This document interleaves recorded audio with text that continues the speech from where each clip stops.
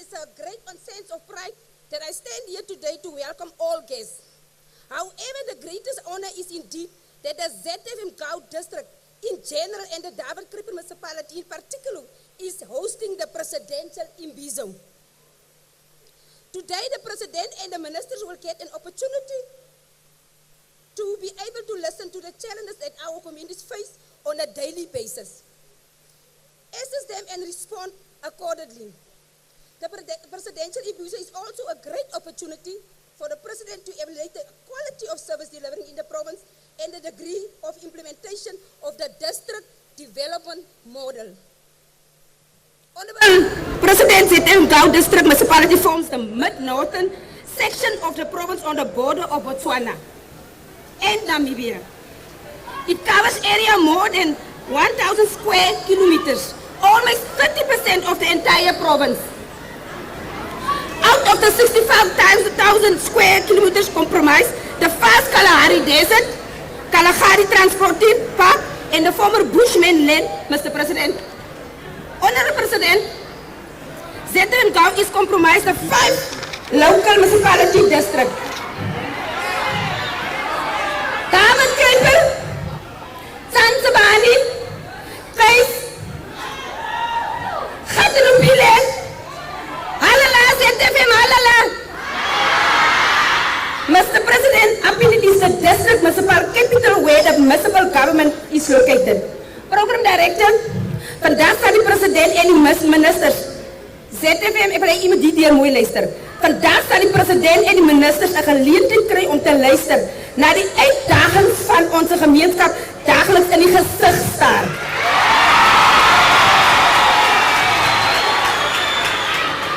Ons is nog niet klaar nie. In die gezicht staar en onmiddellijk te regeren. Voor ik verder ga, wil ik verzetten en vraag ons in het stadium het ons die kansen met de people gehad. Ons is zo bevoorrecht voor de afgelopen maand plus amper 2 maanden. Het is nou die Presidential Excellency zijn kabinet gehad wat ons mensen op de grond gemeten. Is ons gelukkig hier? Weer is halala, ZFM halala.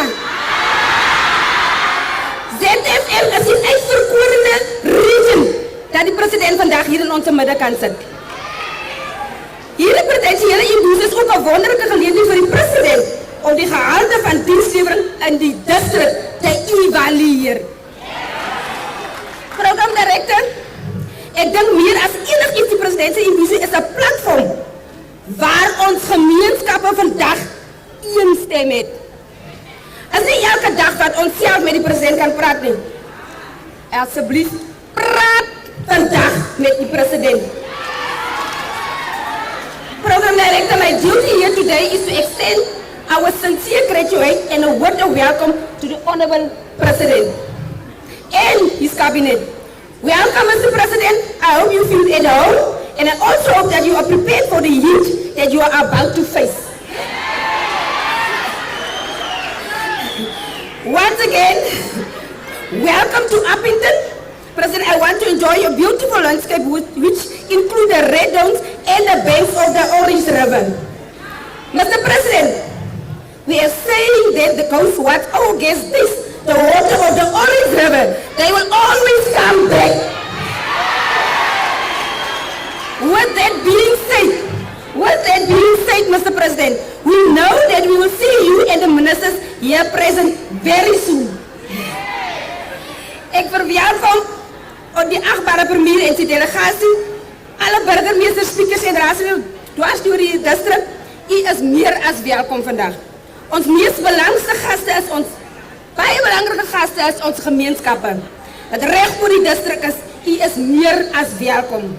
Die platform is vandaag in. Ik wil graag elkeen wat vandaag hier tegenwoordig is verwelkom. Dat is ons eer als die ZFM Gau District Municipality. En vooral in die Dawid Kruiper Municipality om deel van hierdie Imbizo te wees.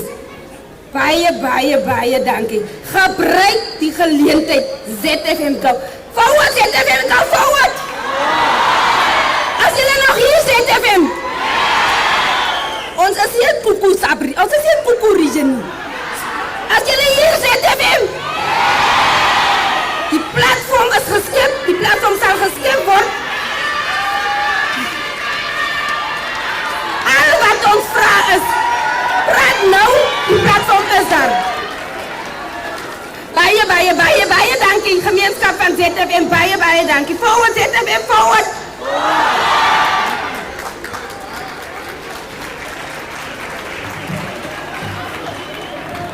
No, thank you very much.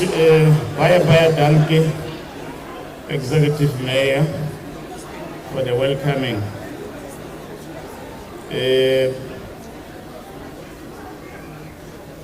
We'll proceed. But before we proceed, let me check whether everybody's here. Dawid Kruiper, are you here? Are you here? Okay. Kelis, are you here? Catalytic, are you here?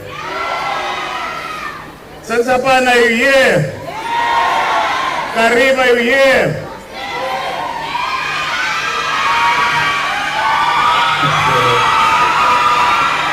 Baya, thank you. All the municipalities present are represented.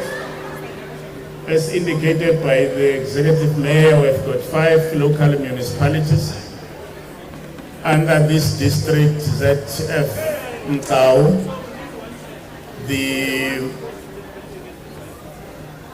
The district is far bigger than Mpumalanga and Gauteng combined. It's bigger than that. You can just imagine, just one district, and it is the third largest district in the country. The 2 largest districts in the country are also here in the Northern Cape, that's Kitsikasam and Namakwa.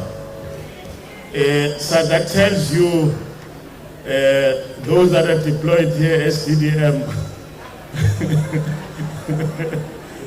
But what is interesting is that out of that size of 102,000 square kilometers, which is, I've indicated, is bigger than Mpumalanga and Gauteng combined, the population is about 282,000, which you have to travel to reach from one community to the next. Thank you very much. Without waste of time, we'll ask the Minister of Human Settlement, Minister Gupai, to come and give the purpose, why are we guthered here. Minister Pai.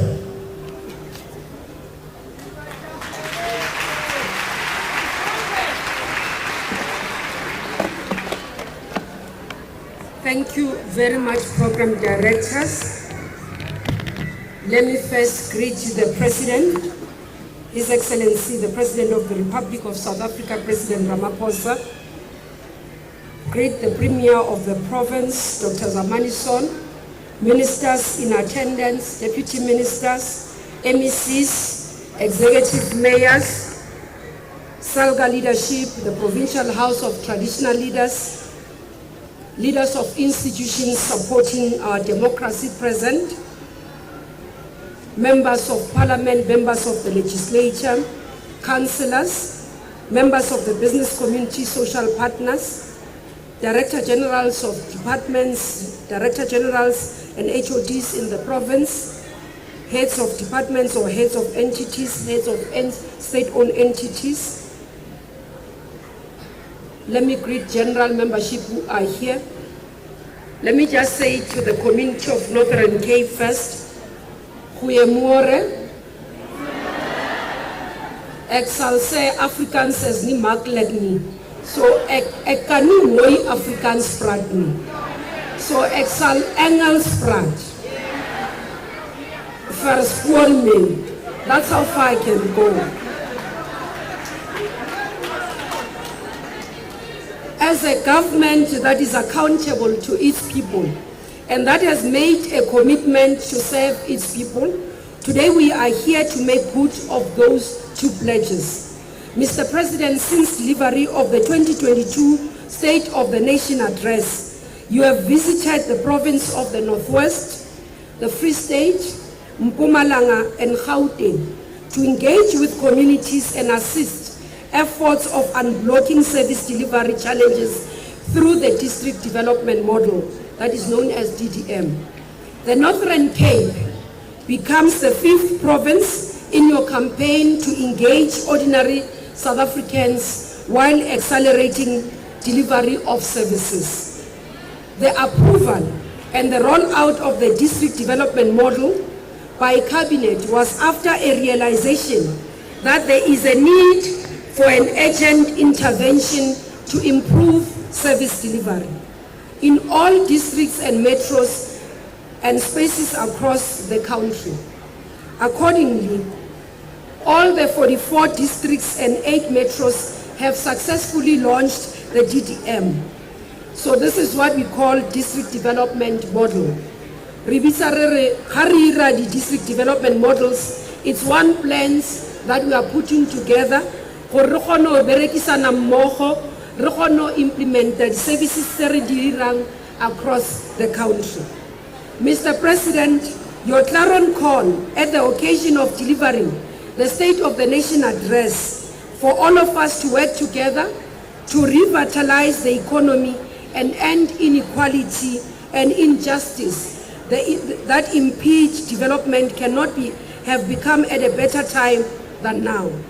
The DDM is an instrument of government that should be used to promote working together towards a common purpose. It is now evident that the DDM creates a conducive environment for implementation of the objectives of the economic reconstruction and recovery plan.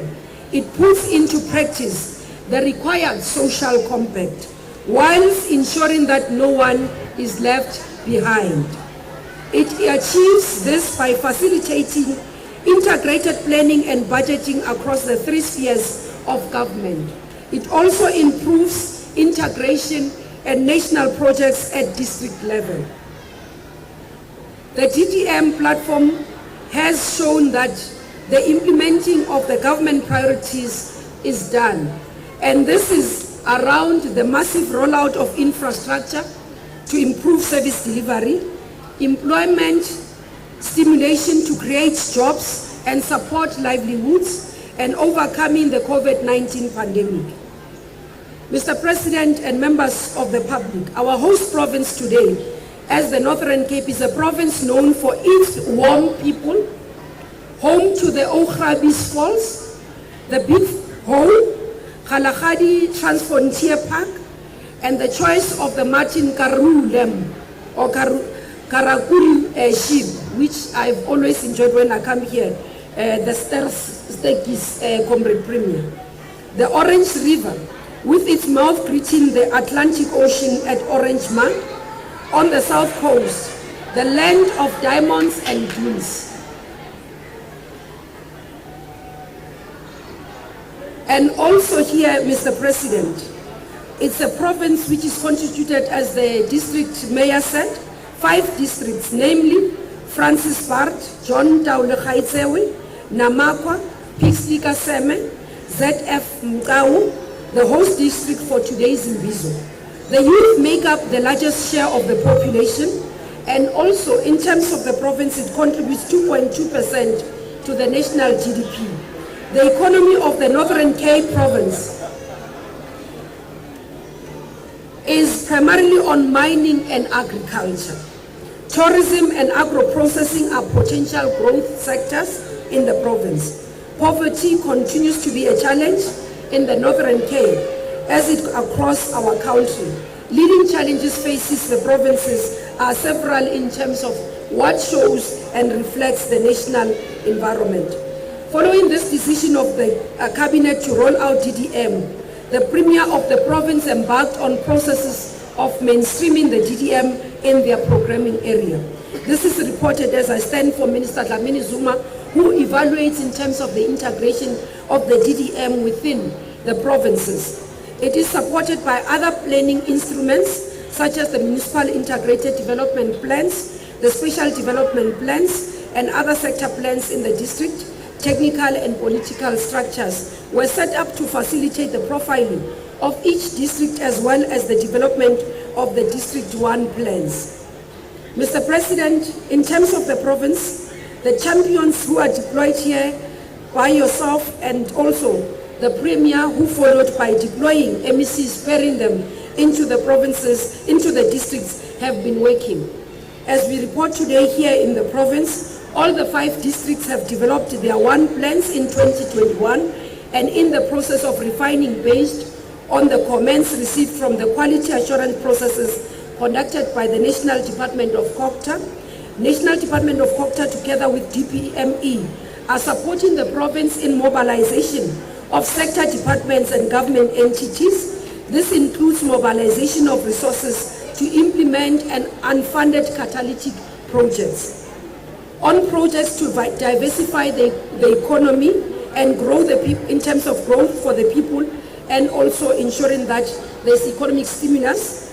There are several catalytic projects that we want to report that the Department of COGTA has been working on in profiling and looking into. The first one is under science and innovation. It's square kilometer array that is known as a scientific research initiative. However, this work its establishment has potential to yield a number of other economic opportunities or spin-offs which are not necessarily related to research and development. This, amongst others, is in terms of tourism and business initiative. The second one, Mr. President, is around Namakwa Special Economic Zone, and the proposed Namakwa SEZ is strategically located along a bulk commodity corridor which runs from a planned port on the Atlantic coast. And through this project, to the large urban, which will move large urban centers of Upington and beyond to the concentrations of iron ore and manganese, which will be able to see this region or the SEZ becoming one of the critical areas. The other catalytic project is Bukwe Bay Deep Sea Port. The Northern Cape is planning a massive harbour development to be located at one of South Africa's few natural deep water sites at Bukwe Bay, on the arid Namakwa land coastal. This is estimated at almost around 40 billion, and this is work that continues together in partnership with the Infrastructure Fund.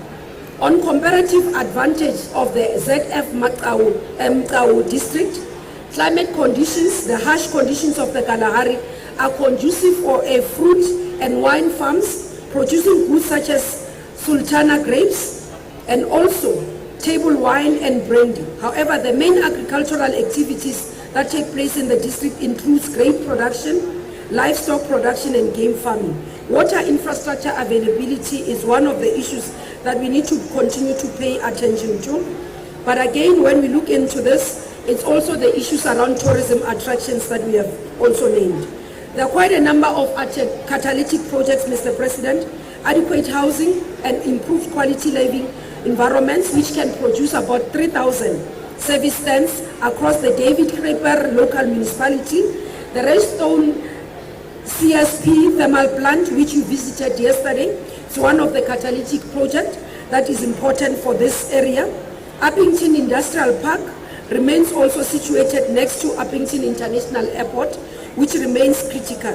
Mr. President, as I conclude, the DDM is an instrument of government that should be used to promote working together towards a common purpose. If implemented, it can yield very good outcomes socially and economically across the country. So as we continue with this Imbizo, it's one of the ways that we give life to the district development model, listening to the people in terms of their feedback on government services, but also being able to integrate our work and show the services that we are able to provide, but also unlock potentials of the economy and also the functioning of our DDM. With that, Mr. President, the Premier, members of the executive, both in national and province and local, that's the intention of why we are here today, led by COGTA, coordinating our district development model and what we call outreach to communities as we give service to the people but also receive feedback. Thank you very much, Program Directors.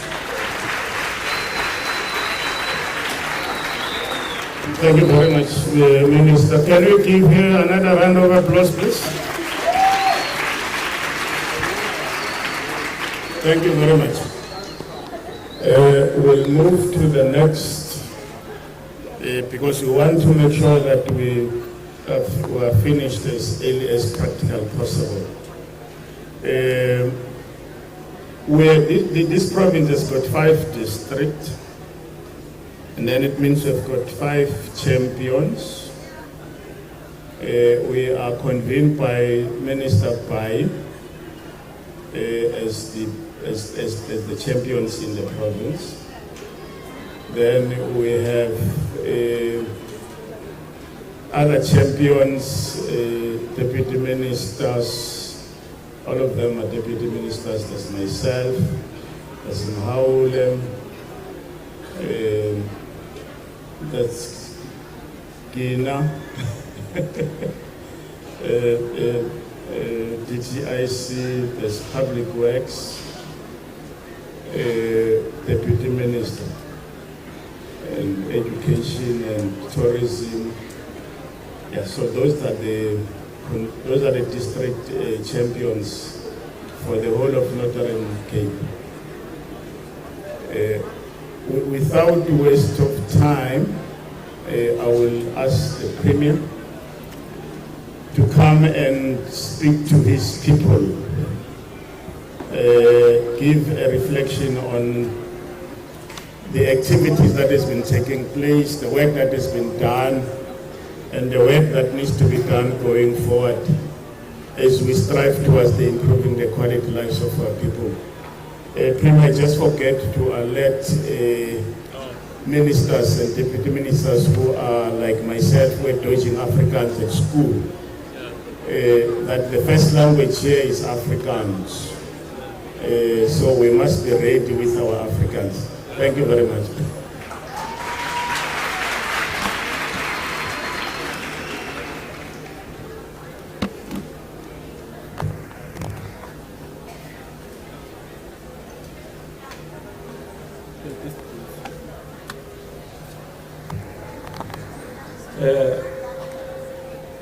Dis nog steeds goeiemôre. En hoe gaan dit Noord-Kaapsters?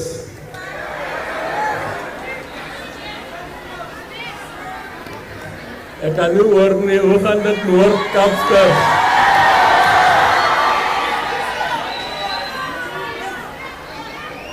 Is ons bly dat die president hier is vandag.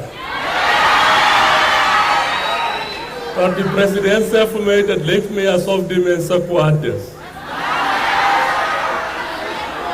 So laat ons die president verwelkom met 'n lekker Noord-Kaap hande klap.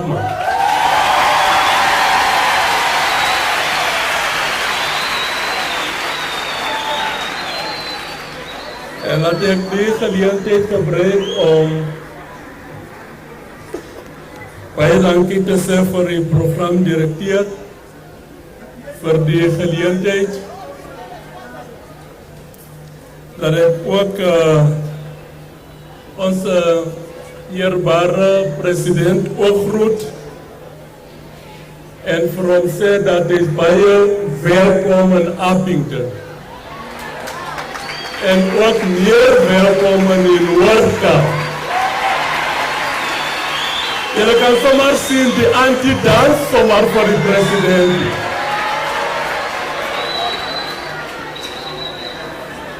Die anti-gooi sommer iets vir die president hier. Dat ek ook onze ministers, leerders van die nasionale kabinet waar hier is, ook groot. Ek het nou 'n opsomming gekry dat ons het 14 van hulle hier. Kan julle dit glo? Ons het 14 ministers met ons hier vandag. In die geskiedenis van die Noord-Kaap en ook die dorp, dit het nog nooit gebeur nie. Dit is die eerste keer in my lewe wat ek met die president en 14 ledes van die kabinet in een gebouw, een saam met die gemeenskap van die Noord-Kaap. Dat het nog nooit gebeur nie. So dis 'n baie belangrike dag vandag, nee. Ons moet stil en luister en ons ding sê. En dit is so nie. Noord-Kaapsters het altyd 'n storie om te vertel. So ons sal vir hulle vandag ons storie vertel. En hulle is almal hier om na ons te kom luister. So mense sal nou geleentheid kry om die Noord-Kaapse storie te vertel. En ons het ook deputy ministers wat ook hier is. En daar's baie van hulle wat hier is. Laat ek die LER's ook groet wat hier is, lede van die uitvoerende raad in die provinsie. Ons is bly dat hulle hier is en ons waardeer die feit dat hulle deel is van die program. Ons het onze burgemeester ook hier van die verskillende municipaliteite hier in die ZF Mkawu district. Ons het speakers, dan het ons municipaliteit ambtenare wat ook hier is en ons is baie bly dat hulle hier is, dat hulle ook om luister wat die gemeenskap het om te sê met die president. En laat ek vir u hulle almal groet wat hier is. Ek weet dat ons het verskillende sektore hier. Ons het verskillende sektore hier. Ons het ons kerkleiers wat ons baie respekteer. Ons het ons besigheidleiers hier. Ons het ook ons leiers van sportsliggame hier in die Noord-Kaap. Ons het verskillende sektore wat hier is. Maar een belangrike ding wat ek vir die president wil sê, is dat hier in die Noord-Kaap, ons sien dit net op die TV, dat daar's mense wat hulle as pastore maak, laat hulle slange eet, gras eet. Pastore wat dans op die mense. Pastore wat verkraag. En pastore wat leuns praat. Ons sien die goede net op die TV hier. Hier in die Noord-Kaap dit gebeur nie. Ons het ordentlike pastore hier in die provinsie. Die goede president, ons sien hulle maar net op die TV. Die pastore by ons kerke, hulle ken die woord. Hulle ken die woord. En hulle doen ordentlike werk. So laat ek vir u hulle almal verwelkom. Geef vir julle self 'n lekker handeklap.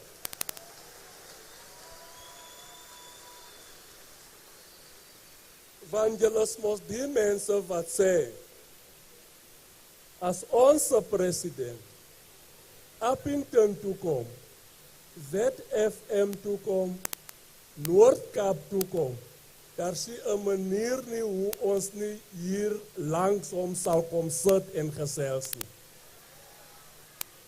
So julle is hier vandag om langs die president te kom sit en gesels. En ons sal vir die president nou die Noord-Kaap storie sê. En laat ek ook ander leerders van parlement wat hier is groet. Ek sien die adjunkvoorsitter van die nasionale huis van die provinsies is ook hier. En ons groet daar en baie bly dat sy ook hier is. Dit waardeer ons baie. Die rede hoekom ons hier is vandag, dis wat hulle noem as President Imbizo. In Afrikaans is dit president samenkomen. Dis president se samenkomen. is uitreik na die gemeenskappe deur die president. Verstaan u julle dit? Dit is president Imbizo, president samenkomen. Die president sê, ek wil uitreik na elke individu in Suid-Afrika. En vandag die geleentheid is vir die gemeenskap van ZFM. Kan julle dit glo? Dat beteken ons het 'n smart president. Ons het 'n ordentlike president hier.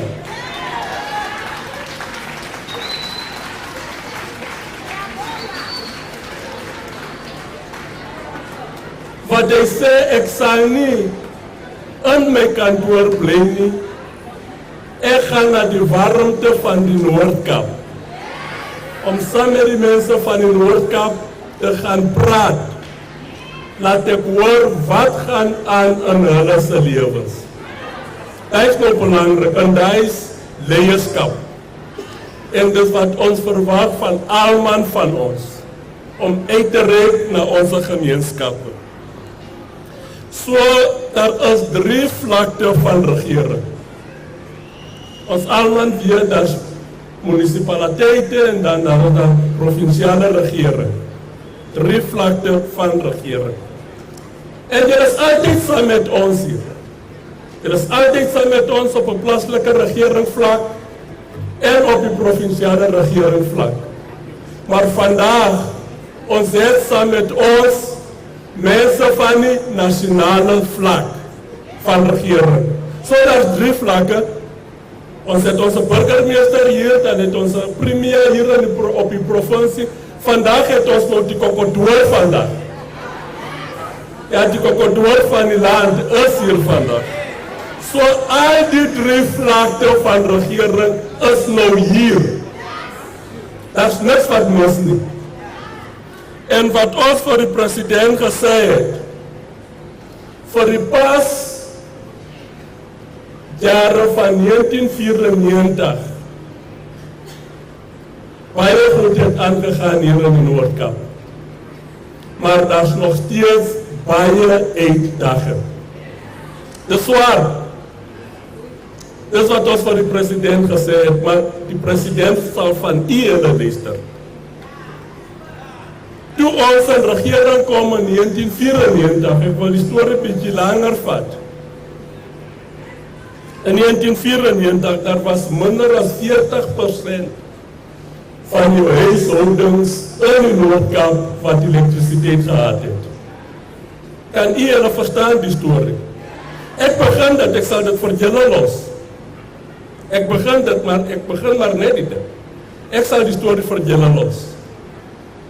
Er was minder as 40% van die huishoudings in die Noord-Kaap wat elektrisiteit gehad het.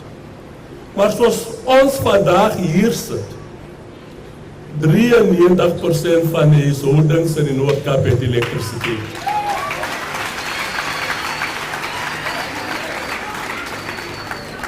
Maar die probleem, die elektrisiteit is bietjie duur, en kom en weggaan. En dat is so nie. Ek kom, dan is hy nou weer weg. Ja. So die president sal die storie beter hoor van julle af. Toe ons in regering gekom het, in 1994, dit was net 37 huishoudings in die Noord-Kaap, wat tepe in die jaar gehad het. 37%. En vandaag 84% van die huishoudings het tepe in die jaar in die Noord-Kaap. Daar is groei daar. Dat is iets wat groeit. En toe ons, zoals ons vandaag hier is, zoals ons vandaag hier sit, 97% van die kinders wat by die skool moet wees in die Noord-Kaap, en is by die skool. En is by die skool. That is a major achievement. 97% of school-going children are at school. That is a major achievement. So, ons het die story van onze de president verteld dat onze economie in die Noord-Kaap is bezig om te groeien. Ik is zeker een paar van jullie wat TV gekeken het gister. Jullie gezien, ik was samen met de president op een van die zonplaatsen. Wat werk scheppen voor die gemeenschap hier. En ook hier in Upington, dat is een paar zonplaatsen hier. Wat dat doen. En dat is geen werken voor onze mensen. Maar met al die, dat is groot uitdagings rondom werkloosheid. Meeste van onze jong mensen werken niet. Groot uitdaging. Meeste van hen maak klaar, hulle is graad 12, dan zitten hulle bij die huis en niks doen niet. So die grootste uitdaging dan is om zeker te maken dat ons krijg werkgeleenthede voor die jong mensen wat die werken. Ik zie meeste van hen als hier. Ons moet ook opleiden cursussen voor hen ook brengen. Er moet gelegenheden geschreven worden dat ons hen kan opleiding geven. Die andere groot probleem wat ons heeft hier in de Noord-Kaap is armoede.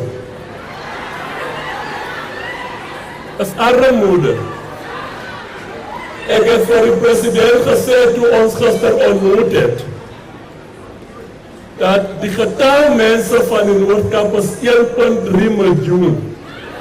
Dat is het getal van ons allemaal nog. Getal van 1,3 miljoen mooie mensen. Mensen van de Noord-Kaap moesten ons baie mooi als die hier in Joburg. Die zien maar net die is een Noord-Kaapster die. Dat is iets wat verschil man. Die mensen moesten mooie mensen man. Ordentelijke mensen met manieren. Dat is hoe ons is moest. Ik zei dat je gaat Kaap toe, je ziet mensen daar, je loopt tussen die kleine mensen daar. Maar je kan zomaar een Noord-Kaapster opleiden. Die is een Noord-Kaapster die. Ons is nog ordentelijke mensen. Zo, uit die 1,3 miljoen mensen wat ons is, 600.000 van hulle krijg toelaat. Verstaan u wat is de implicatie daarop? Van die 1,3 miljoen, 600.000 van hulle ontvang toelaat. Dat betekent amper die helft van onze mensen hier in de Noord-Kaap ontvang toelaat. En dit moet veranderd worden. Dat is iets wat ons moet veranderen. Zo vandaag, dat is niet mijn dag niet. Dat is die dag van de LER's. Dat is jullie dag. Om samen met jullie president te praten. En samen met de ministers te praten. Ons het hooggeachte ambtenaren wat hier is. De directeur-generaal van Nationale is ook hier. Er is niemand wat niet hier is. Als daar een boom hier kan komen, dan doet ons allemaal hier binnen. Dan is die land zonder leiderschap. Weet jullie dat? Ja, als er iets kan gebeuren hier vandaag, dan is die land zonder leiderschap. Van die hele leiderschap van die land is hier. Om samen met die ordentelijke en mooie mensen van Upington, mensen van ZFM en mensen van de Noord-Kaap te komen praten. Met die woorden wil ik voor onze hooggeachte gasten zeggen, je is baie welkom. Trek uit jullie suggesties. Dat is waarom hier. Dat is baie waarom hier. Die is nog niks niet. Het kan ergens. Ik word de 37 vandaag. Als dat 41 geweest is, dat zou beter geweest zijn. Laat hulle voel wat leef ons dier hier. Ons gooi hulle so met 41 grades, laat hulle voel. Hoe voel die Noord-Kaap? Maar met die woorde, almal van julle is baie welkom. En vir die president en sy span. En baie dankie dat u hulle opgedag het. Baie dankie.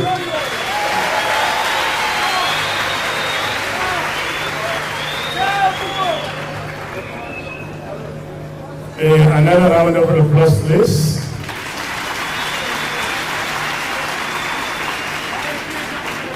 Ja, nou is jou tijd om te praten met de president.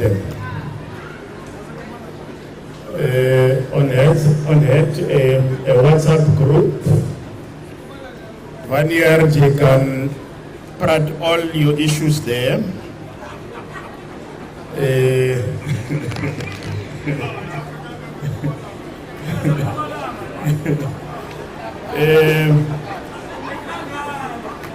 On that WhatsApp group where you will also be given an opportunity to raise your issues there, because it might not be possible for everybody to speak. Can I check where are the mics? Where are the roving mics? I only see one. Where are the roving mics? It's only one. Can't be one.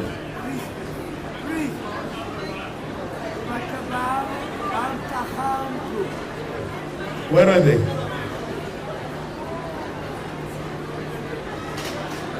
I need the roving mics. Where are they?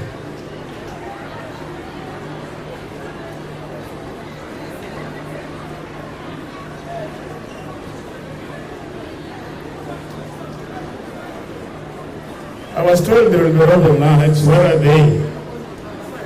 It's only two.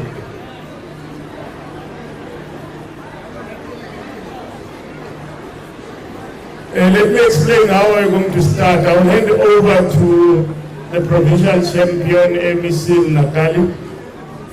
But we'll start with the sectors. Where are the sectors located? We'll call them one by one. And then once we're done, we'll then go to each and every municipality. So we'll go to all the 5 municipalities, we'll get two per municipality. And then once we've done with the sectors, then we go to each municipality, two per municipality. Then we'll give an opportunity for responses. Then we'll go for a second round. If there are still further issues from each municipality, we'll then go back to the municipalities. And then after that, then will be the last, and then we'll close the matter. But for now, let me hand over to the MEC of Education, Provincial Champion, MEC Natal.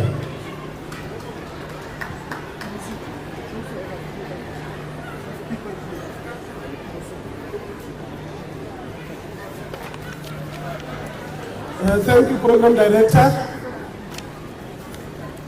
Let me take the opportunity to greet the President, all the ministers present here, Deputy Ministers present, the Premier and all the members of the Executive Council, all the members from the National Parliament, the mayors, the speakers, the councillors, and most importantly, our beautiful people of the Northern Cape.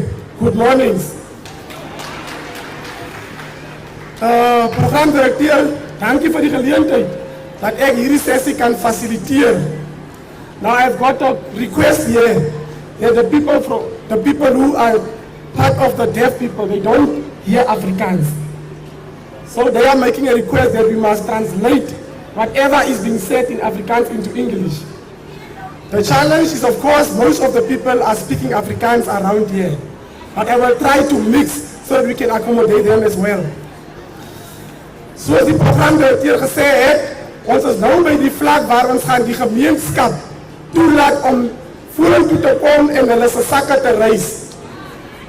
We are going to allow now the different sectors to come and raise their issues.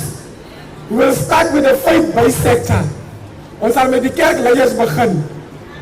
As die kerkleiers kan vorentoe kom, laat hulle se sakke kan kom plaas op die tafel, sodat die president en sy gevolg kan hoor wat is die probleme en die uitdaging van ons kerkleiers.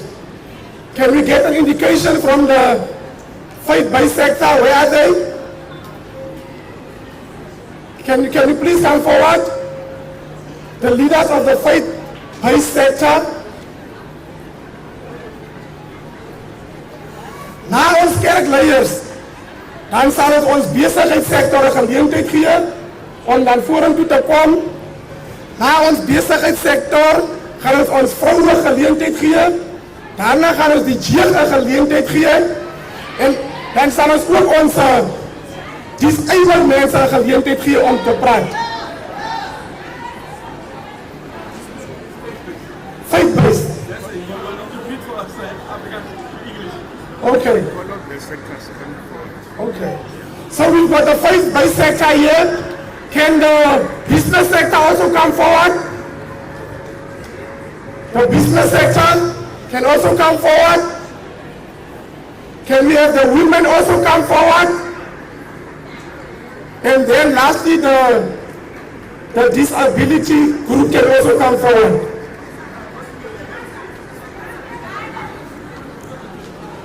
Onze kerkleiers gaan begin. As onze kerkleiers begin, daarna gaan ons die besigheid kry, dan die vroue, dan die jong mense, dan die gestremdes.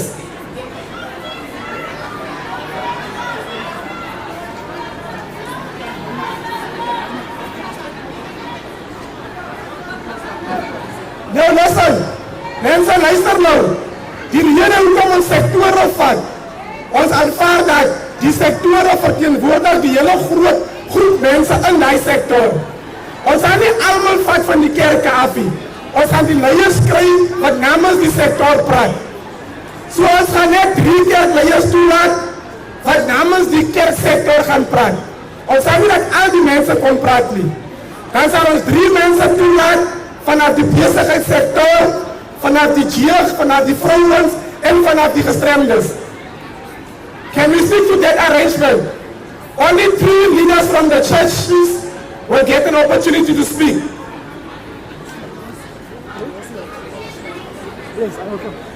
Okay. I will then give over to the leaders of the faith-based sector to speak. Thank you very much. Good morning. Goeiemôre. Ons mense van die Noord-Kaap, ons is dankbaar om hier te wees. En ons verwelkom onze president in die Noord-Kaap. Welkom, president. And the British Union to provide with your family.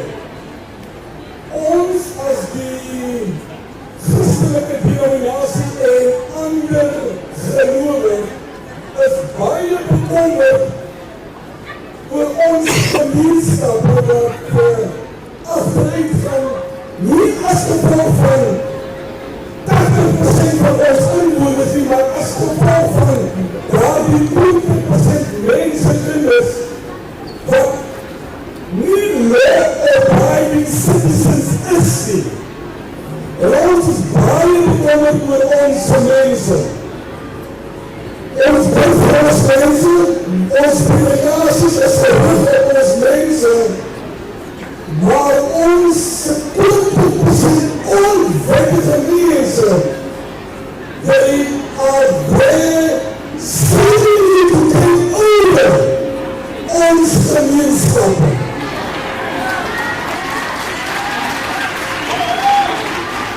Daarom vra ons dat die protocol of die mense wat aangestel is om die wetteloosheid vast te vat, dat daar die mense al meer en meer vorentoe sal kom en saam met ons wet al niet saam met hulle, maar dit wil vir ons voorkom dat dit nie genoeg is. Daarom vra ons die wetse gemeenskap om saam met ons te werk, sodat ons die wetteloosheid kan hofslaan. Die volgende punt is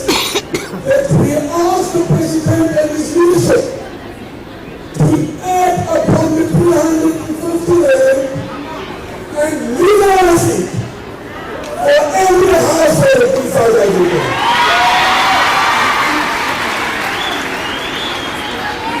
Right now, the most Deputy President of Presidential here for the manner dat die manier waarop hy die COVID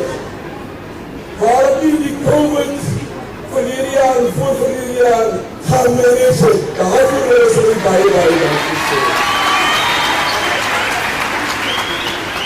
En ten slotte wat ek vir die sê dat Suid-Afrika binne in Suid-Afrika is daar 80 of 90% christene. So ons is Suid-Afrika. Binne in Suid-Afrika is daar mense wat volwaardige lewe lei. Maar as gevolg van die 20% helft individuals maak dit vir ons baie moeilik. I thank you. Baie dankie. Baie dankie. Kan ons nou die orderegeling kry? Ek het gesê ons gaan 3 mense uit die faith-based movement 'n geleentheid gee. En elkeen sal vir 3 minute praat. Nou ek wil nou nie groot mense stop van praat af nie. So kom ons bly in die 3 minute asseblief. As daar mense is wat ander iets het om te sê, ons het 'n WhatsApp lyn waaraan u boodskap kan stuur. Kom ek gee vir die nommer. Our WhatsApp line where you can also report your issues. The WhatsApp line is 064 887 5050. 064 887 5050. You can also put your issues on the WhatsApp line. Thank you very much. Can we also just introduce ourselves when we are speaking? Thank you. Yeah, I just told you. Good day, President.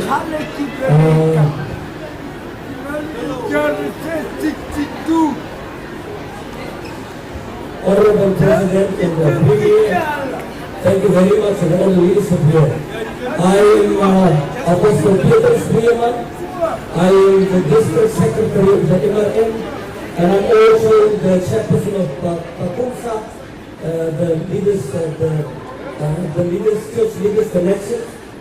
And today I'm just here, I just want to be brief. Thank you, Mr. President, that you are saying that you having a WhatsApp number.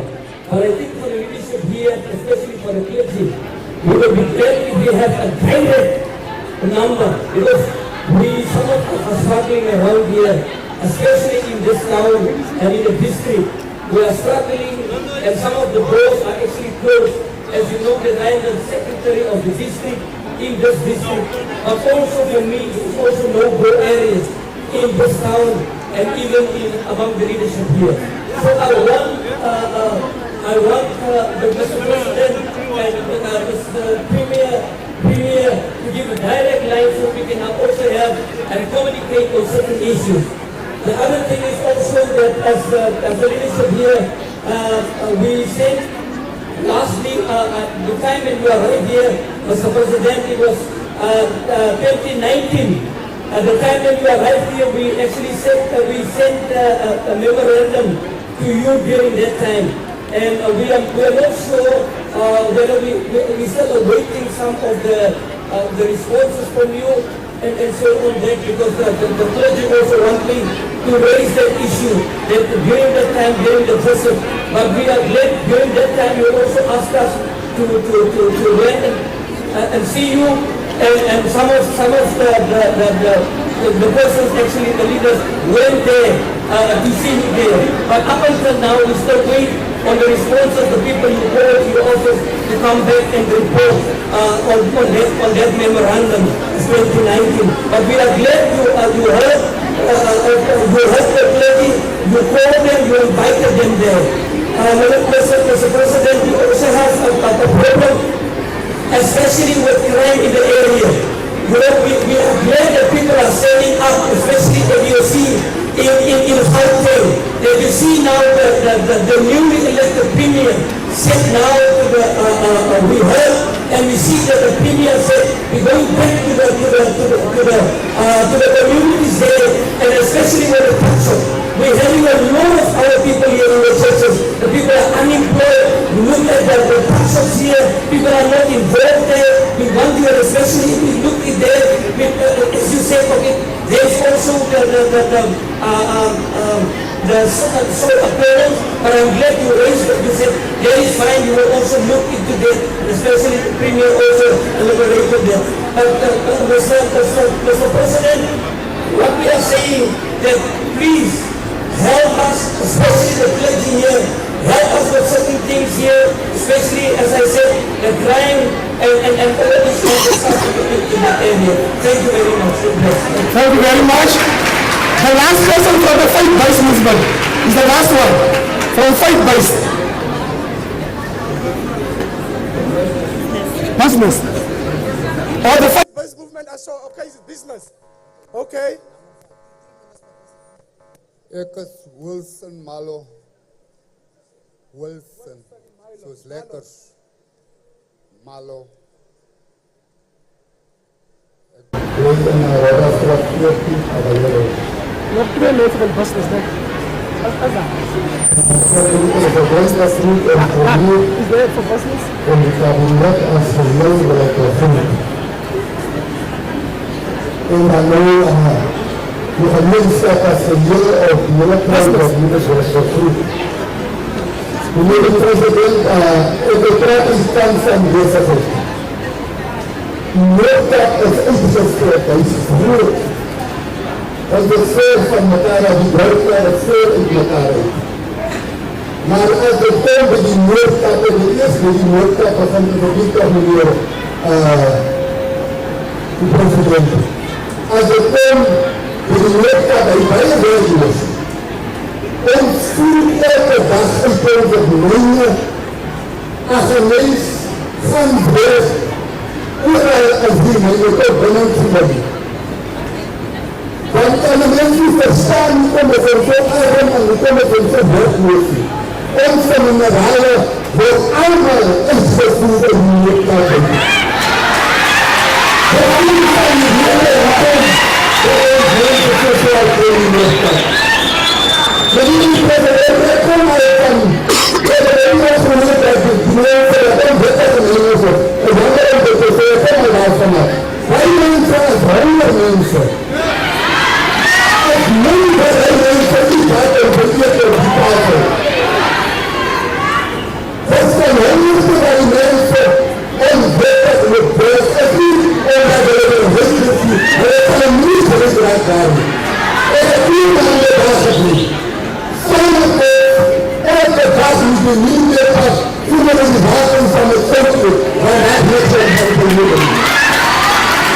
Dat is allemaal die wij omgaan in die media, meneer de president. Hier is die mensen van ons dat ons kan zeggen dat toe en stand is, wat kan anderen helpen, want we hebben ons vlak van. Meneer de president, de compagnie is 6. Punt 15. Vroeg. Hij zegt dat hier, en de 4 maanden om 2015. Mijn company staat nog op graad 1. Ik krijg niet werk, niet andere mannen wat in hoge posities zit. Moet telkens maar mijn company gebruiken, zodat ik kan leven van die tips wat van hulle tafels afval. Ik is een pensioenier. Ik pay pensioengeld, oudmensgeld. Ik betaal voor mijn spalentijd R1.400 van dat oudmensgeld. En die geld wat oor is, moet ik mijn polissen betalen. Mijn kracht blijft permanent gestuurd. En dat weet die municipaliteit. Ik moet betalen om kracht te krijgen. En dan moet ik R500 en opper betalen. Baie dankie meneer president. Baie dankie. Baie dankie.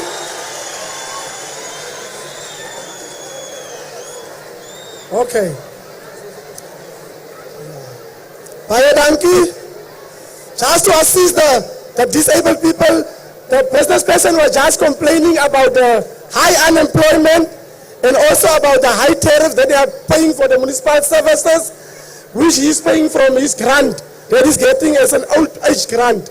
That's basically in short what the person was saying. Thank you very much. Kan ek die volgende besigheidspersoon kry? Ja. 3 minute meneer asseblief. Ek is pastoor Springbok en ek wil die gemeenskap groet. En ek wil die achtbare president en as premier van die Noordkap groet. Ek is so dankbaar om hierdie geleentheid te kry om vanmorgen hier te wees. Maar die vorige spreker het iets genoem. Pastoor Springbok, Esau Springbok. Die vorige spreker het 'n baie belangrike ding genoem. Toe ons na ons 94 elections gewen het ons by die Konkerk gesit en ons het vir die oorlede Vetman Nadal Vetman burgemeester gemaak. En daar het die vorige premier, Manu de Picho vir Vetman Nadal gesê, Vetman, moenie op leerstoele sit in die municipaliteit en goed. Gaan uit, gaan soek beleggers. Gaan haal ons leer, ons minerale, Kaapstad en Joburg, vat baie daarby. Ons minerale gaan, ons is ryk in minerale, maar ons minerale word, ons het die fabrieke in hierdie plekke, geen fabrieke. Ons leer, ons moet skoene van Joburg afdra, kroket en joutsgoed. Ten duurste. Ons handsakke, vrouwense handsakke ten duurste. En wat ek nou wil sê is, ek wil oor die bywette ook praat. Kyk net die premier. Ek was Samadani. Ek wil oor die bywette praat, die bylaws. Die bylaws wat is so diep raak. Die bylaws. En dan wil ek praat hieroor. My 3 minute is amper versteken. Dan wil ek nog hieroor praat, die bylaws en om grond te koop in Upington. Ek 2 jaar terug het ek aansoek gedoen. Nou die markwaarde van grond gaat elke dag op. Nou moet ek hem ten duurste koop. Ten duurste. Ek wil al die grond gekoop het. Hulle hou terug ons klein besigheidsmense. Hulle hou ons terug in Upington. Hulle hou ons terug. Ons sneeuwel hier, ons sneeuwel. Ek het een klein kaarwasplekje, net so oomblik. Klein waskaarplekje. Loadshedding. Reën, weer, enige dinge steen my. Maar ek wil hê, die municipaliteit, ek het reeds 'n appointment met u gemaak by die ANC-kantore, premier. Maar die mense het nog nie deurgekom na my toe nie. En ek wil graag met u sit en praat oor baie dinge. Dankie. Baie dankie, baie dankie.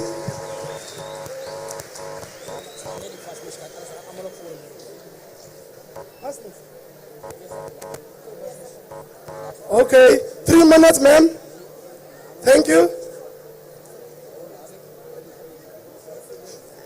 Goeiemiddag, gemeenskap, president, onze landse president, meneer Ramaphosa, onze MEC, Sol Samandi, julle is baie welkom, ons is baie bly. Julle is vanmiddag hier, ons waardeer het opreg. Ek wil oor landbou praat vandag. Ek is 'n jong besigheidsvrou. Uw naam is? Liesel Oranje. Liesel Oranje. Ja. Ek is 'n jong entrepreneur, ek het my besigheid geregistreer, ek is 'n vrou van 43 jaar oud. Ek is ook 'n BE geregistreer in 'n mining permit en ek wil sommer daar by die deur inval. Die permit is besig om te verval. Ons het al hoeveel meetings met DMR en Kimberley gehad. Elke keer as ons daar kom, of die prokureur is nie daar nie, of die bestuurder is nie daar nie, en die meeting word weer uitgestel. En so loop die permit se tyd aan. En julle weet seker vandag, as hy permit vandag verval, dan moet ons oor aansoek doen. Ek wil net by julle vra om net vir my te verduidelik. Ondergrondse regte behoort mos aan die aan die regering. En boergrondse regte behoort mos aan die eienaar. En ons het alles gedoen om op die plaas te gaan myn. Dis maar 5 hektaar. En hulle het tot op hede nog nie vir ons die hekke oopgemaak nie. Die plaas is so 40 kilo's buite Kimberley. So ons se permit gaan nou binne die volgende 3 maande gaan ons se permit verval. En dan is al die waterpermit wat ons moes betaal het, alles wat ons moes betaal het, gaan ons dan verloor. En dan wil ek ook net praat oor die landbou. Die regering koop vir ons plase. En dan gee die regering die plase vir arm boere of vir ons agtergeblewende boere. Maar nou gee jy 'n plaas vir 'n ou wat glad nie diere het nie. Hy vat hy selfe grond die gaan verhuur om terug aan die eienaar wie klaar die grond verkoop het. En ons wat wil boer, se diere moet in die woonbuurt loop. Ek voel dis onregverdig. Jy moet terugkom en vir die regering kom sê, maar ek het nie nou diere nie. Gee so lank vir Sannie die grond. Maar Sannie moet maar in die lokasie boer, so laat die volgende ou kan die grond verder uitverhuur aan die ou wat met sy biljoene. Hy moet gaan aftree, hy klaar geboer. Maar nou kom hy terug en hy kom met ander ouens se beeste en kom sit op ons grond. Ek voel die regering het hy grond vir ons gekoop om landbou te kan doen. Ek voel ons opkomende boere moet opstaan vandag. En kom praat mense, laat ons opstaan vir ons regte, julle vrouens, ons moet landbou en mining, laat die deure vir ons oopgaan, is al wat ek wil sê. Baie dankie dame. We are going over to the disability sector. We are going to the disability sector. Thank you very much. 3 minutes. Goeiedag, alle regeringsamptenare. My naam is Maria Snijders en ek praat namens die persone met gestremdhede in die Noord-Kaap. Meneer die president, ek dank u ken my, ons het verlede keer het ons vir u gekom wys van ons equipment in die, by die library hierso by Sandy present. In die Noord-Kaap is ons gestremde persone met gestremdheid is agtergeblewe persone in geheel. Die rede hoekom ek so sê, as daar enige kursusse of enige funksies of enige iets gedoen word, dan word ons altyd agtergelaat. Ons munisipaliteit in Upington in die ZFMK distrik vergeet van sy gestremde persone met gestremdhede. Ek is 'n lid van DPSA, Disabled People South Africa.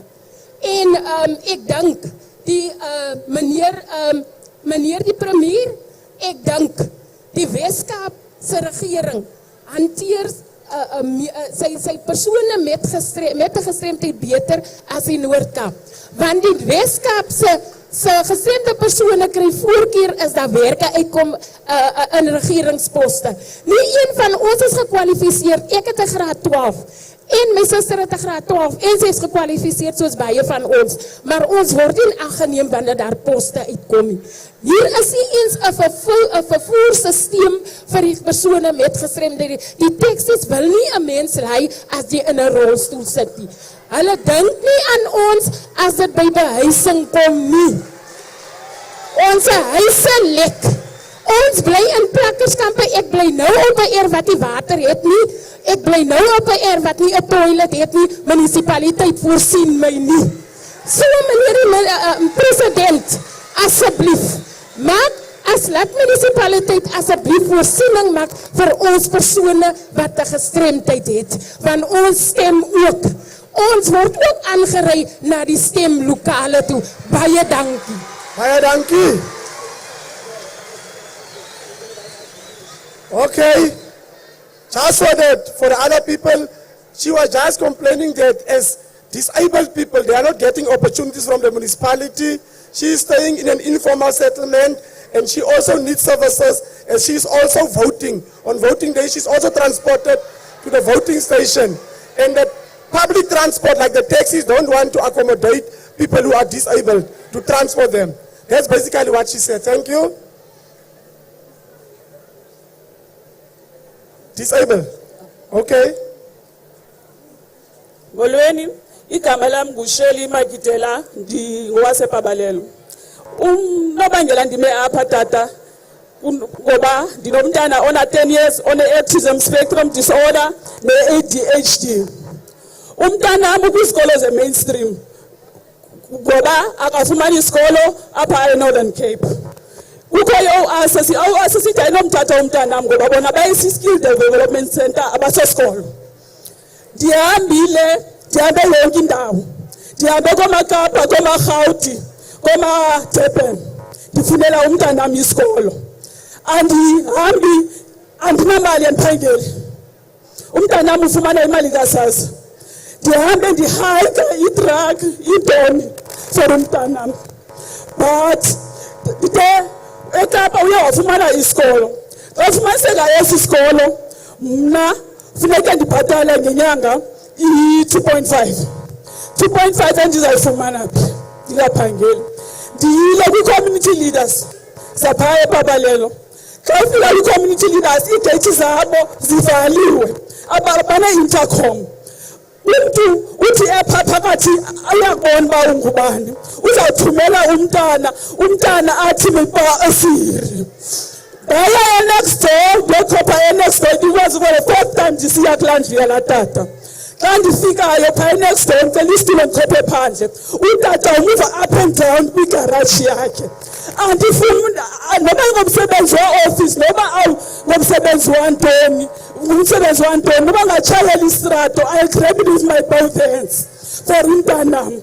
Ndifuna ukuza kumama uEnji Mutshekga, mama ndiyavuya ulapha namhlanje. Ndivuyela ntoni? Abantwana bethu aba-disabled abanasikolo, bazintlekisa kwisikolo ze-mainstream.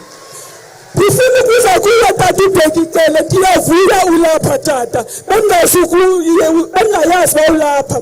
Abantu abadala bayaphela ngabantwana abatshaya ii-drugs. Baphela nje, amapolisa are so much aware of it, but they do nothing about it. Apha sifuna i-business apha etown. Thina abahlali balapha eSouth Africa asinamalungelo kangangoko. Abantu abanamalungelo kakhulu zii-foreign nationals ezithopha phaa, ezenza ngathi zithola abantu, zithengisela abantu bethu ii-drugs. Namhlanje ndifuna ukuthi kuni enkosi. Baie dankie enkosi kakhulu ma. Thank you very much. Thank you very much.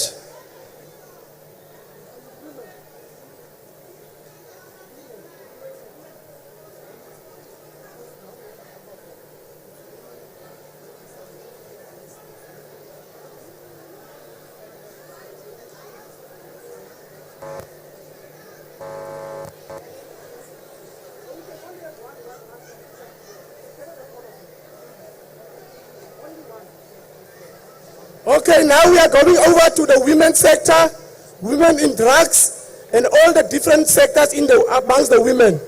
Only 3 minutes. Thank you very much, ma. Goedemiddag, achtbare president van Zuid-Afrika. Ik groet voor u in de naam van de Heer. Premier, ik groet voor u. U is die beste premier in hierdie hele Zuid-Afrika. Ik honor voor u vandaag.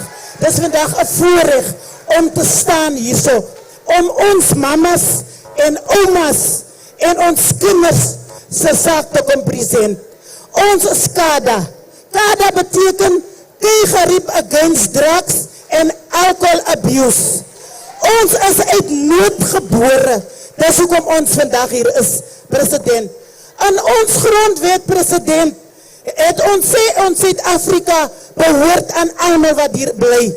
Ons Suid-Afrikaners is goeie mense.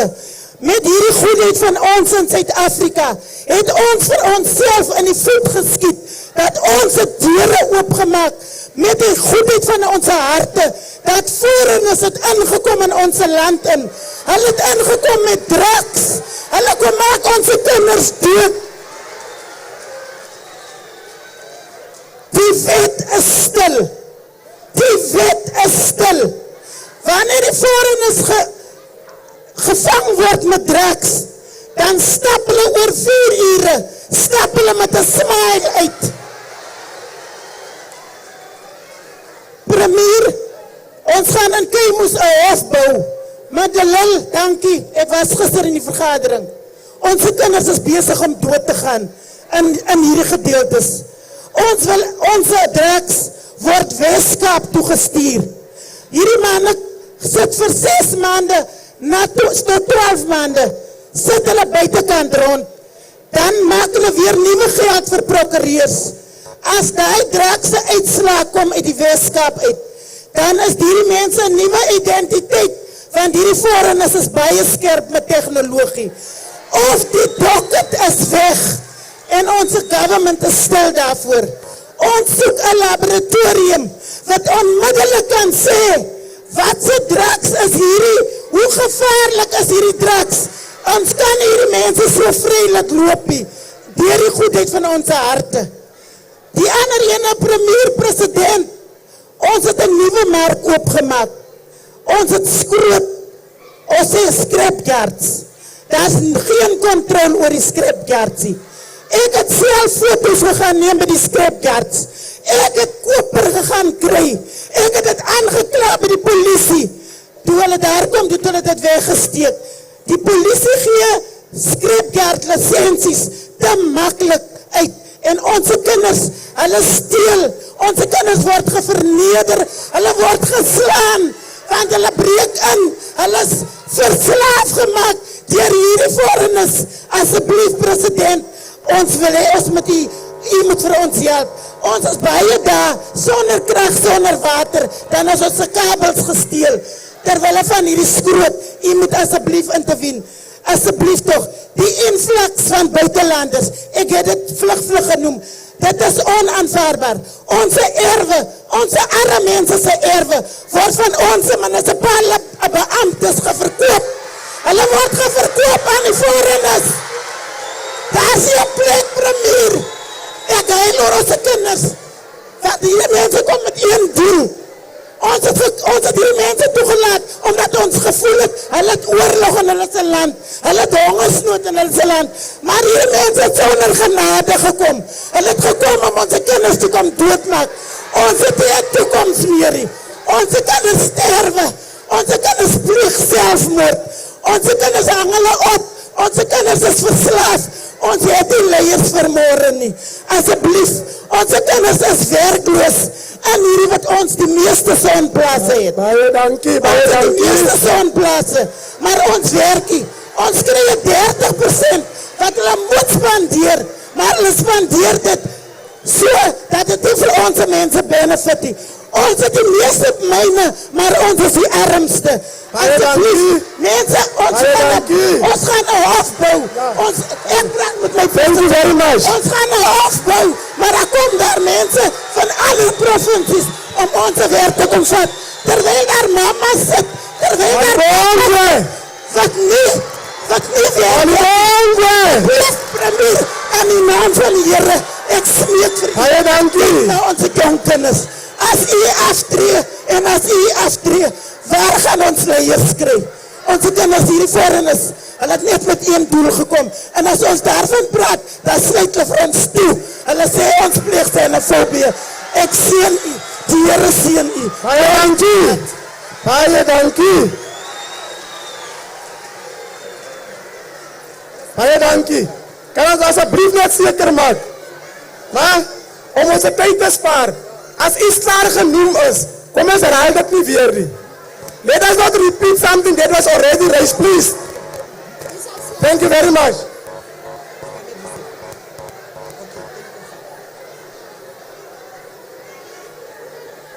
Goeiemiddag alle hooggeplaastes. Ons geagte president, se baie voorreg die vir my. My naam is Anita Botsabi. President, ek het eintlik baie van, maar ek kan die van gee, omdat ek met die van gewerk het, die probleem wat ek nou het. Geagte president, ek het gekom, my kinders het my gestuur, niemand op die aarde kan my help met hierdie probleem nie. My man word in 2008 doodgetrap. En in En in 2011 word ek uitgebetaal aan R90.000 sonder 'n papier. Die prokureur wat my gehelp het, sy naam is Henny Becker. Die probleem wat ek vanmiddag kom, president, my kinders was so klein. My baby was 2 jaar in my borste gedrink. My tweede kind was 7 jaar oud. My oudste seun was 9 jaar oud. Baie swaar gekry, moeilik vir hulle groot gemaak. Meneer president, as het dan nie my reg om te weet, die prokureur laat met 4 papiere inval, waar ons elkeen sy naam op staan. Die prokureur skel my. Hy wil nie my papiere gee. Ek sê dat my kinders is mos klein. Die dag as my kinders groot word, dan soek my kinders antwoorde. Tot hierdie vandag toe my kinders mondig word en groot word, hoe vra die kinders vir my? Nou my ma is daar dan nie beleggings nie. Ek het nie 'n papier wat ek my kinders kan wys nie. Daarvoor kom pleit ek vanmiddag by die president om my te help met hierdie probleem. Jy weet as ek so lê en te dink, so naderheen met my kinders, hoe moeilik gaan dit, en die prokureur het in lewe vandag. Baie dankie president, baie dankie nasionaal. Baie dankie.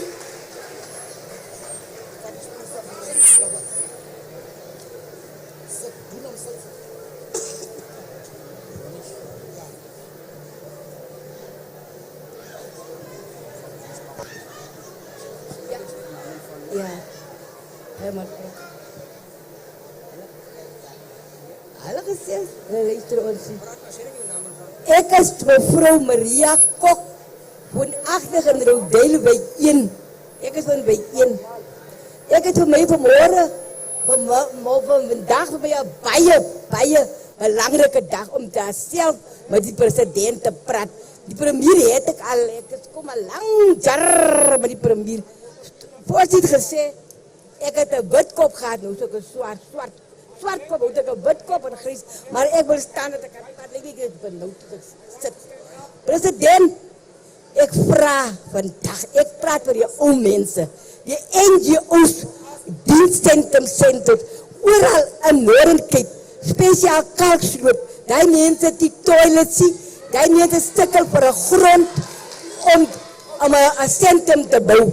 Ek was gelukkig in Rosedale vir die munisipaliteit, het my gekaver om te kom met ek 'n ANC tronk, het ek daar 'n plek vir ons ou mense, maar die belangrikste, die ou mense, al die dienstcentrum, daar is geld nie. Daar is geld die mense, ons het nou by die huise, want ons kyk die mense gaan met sentrum toe oor kos, maar word niks ingebetaal nie. Die bankrekenings van ons is toegemaak, maar word die geld ingebetaal nie. Maar nietemin, ek sê dit vandag vir die president, dat iemand aandag gee aan die ou mense. Hierdie jeug wat hierdie man nou praat van jeug, die jeug was nie in die strakkel nie. Dit was ons, ek ken vir Upington, ek het gebore hier, ons het swaar gekry. Ek kan met jou praat soos jy wil, president. Ons het in 1 jaar gebore, ons het vir 10 jaar en jy is ewe oud. So is my voorrecht vandag om te kan praat. Ek wil as 2 belangrike goed wat ek vandag, kun jy lag my reina, hulle weet ek smaak so. Hier is 'n man die soos was 'n youthnik, I was there, vandag is hy premier. Ek is hier, ek sien die NGO's ook hier, die president van die vrouwelijk, ek is by, ek het 2 probleme. Ja, ons weet 1 betier, ek kan praat wat ek wil, nie te man nie, maar ons weet 1 jaar gebore, 1 kerk het ons gedoop, Lutherhane, die Lutherse kerk. Toe man is toe jou kerk vir jou kerk toe van youth niet af. Maar vandag wil ek praat, hierdie man wat er 'n mens stop, dat ons kyk jou mens so te praat. Nou wil ek praat, as 2 goeie dinge, ons jeug het nie werk nie. Ek het 2 matrikulante wat klaar geleerd het, die een is oud, die een het nou Joburg toegegaan, hy het daar weer terug, hy sal nie werk nie, ek weet. En die ene het ek gestel op Keizer, maar by Pep, hy het geswat, sy kundige, toe die beers opgekom en gebetaal nie. Nou het ek maar weer beersvorms gevat en te kyk, strong uitsies. Ek is baie breedjes vandag, die luister toch en skryf, ek gaan nie WhatsApp nie, want WhatsApp en die goed net word nie geantwoord nie. Die word nie geantwoord nie. Die goed wat die premier gepraat het, ek was daar, het die rechte goed gepraat, die waarheid tot ek je ANC, back to the rules. Daar is nog niks gemaakt en ek jou vertel los man. Ek wil aan die minister van onderwijs sê, ek het 'n baie groot probleem. Ek was 11 jaar op de governing body van de SABC. Ik was daar.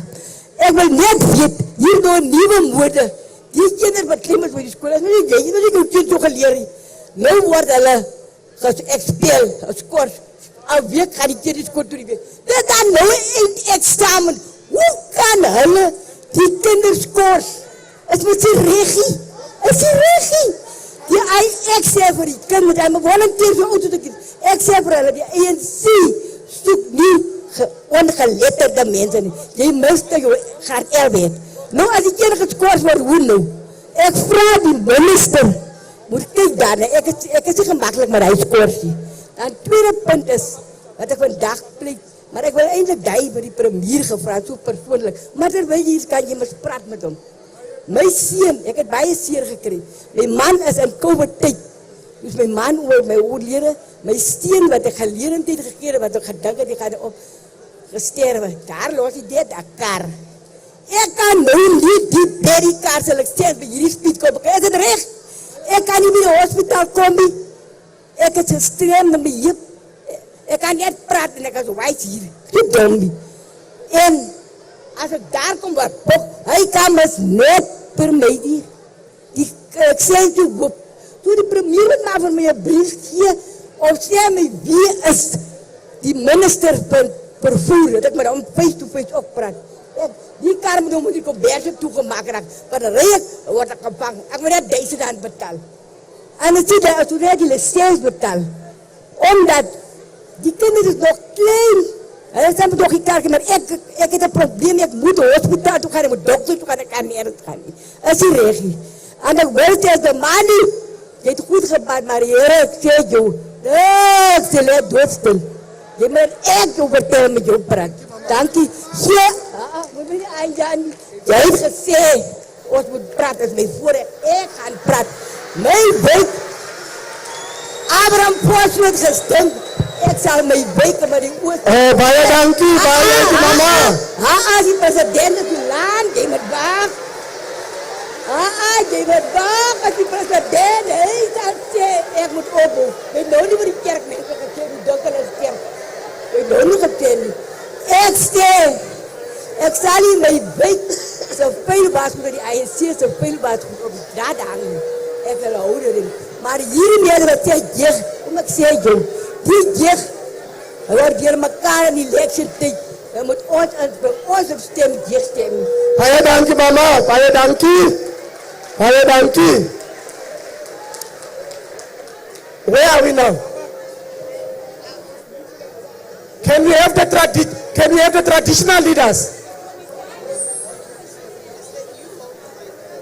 The traditional leaders. Okay, traditional leaders. Traditional leaders. Yeah, thank you. Traditional leaders. 3 minutes. Just identify yourself. Baie dankie, traditional leaders.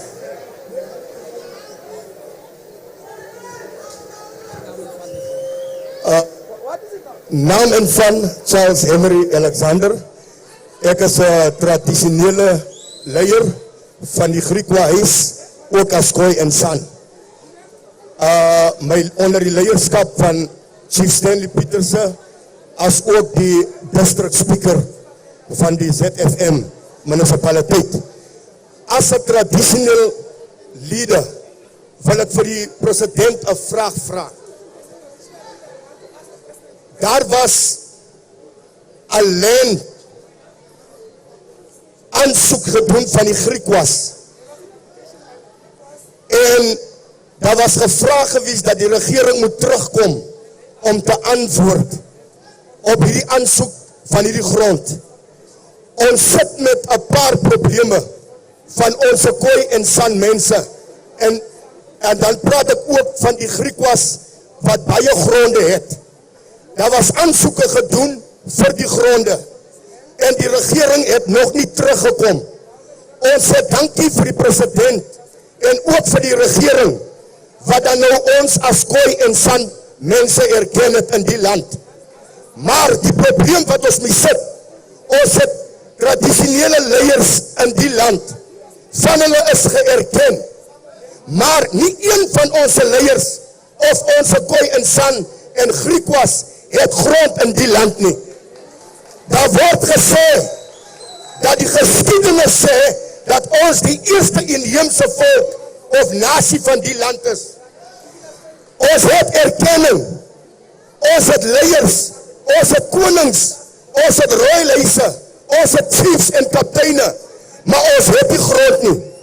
Hoe word jy 'n koning, 'n chief? Hoe het jy 'n volk en 'n nasie, maar jy het die grond nie?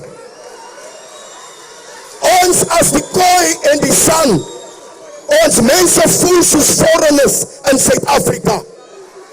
Ons is die enigste mense in die land wat die agtergeblewenes is.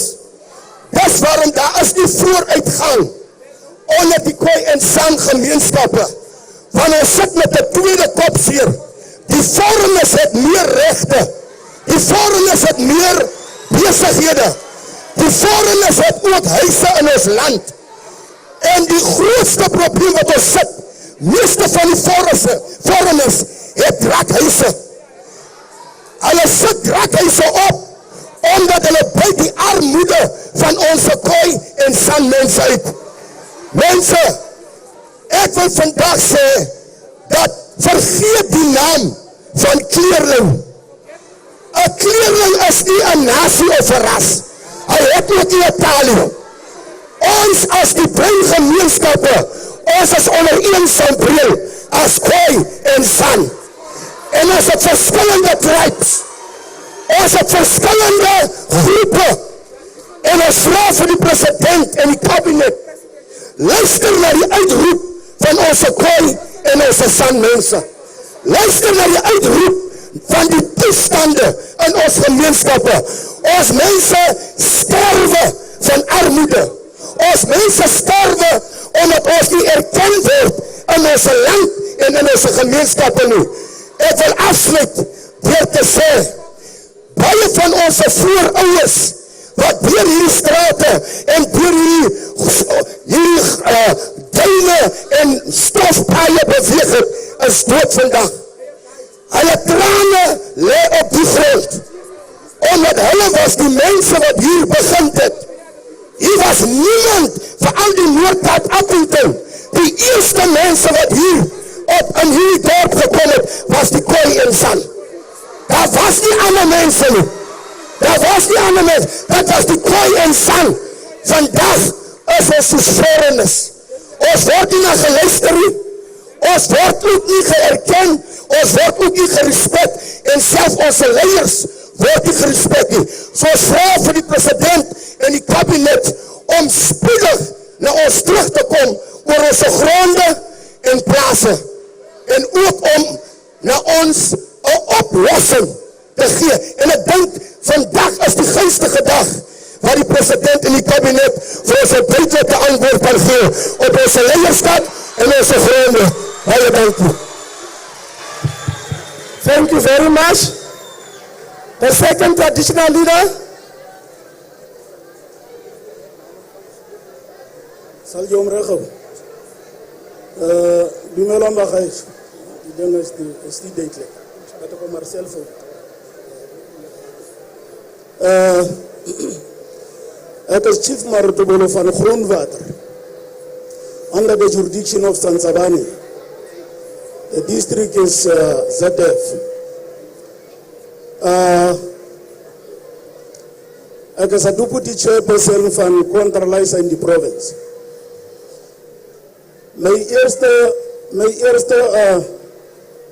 swaarlike punt. My first challenge. As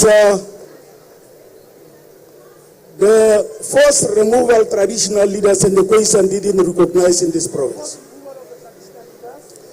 Onze traditionele leiders hier zo wat van die Noordwest afkomen, wat geïncorporeerd is in de Noordkap.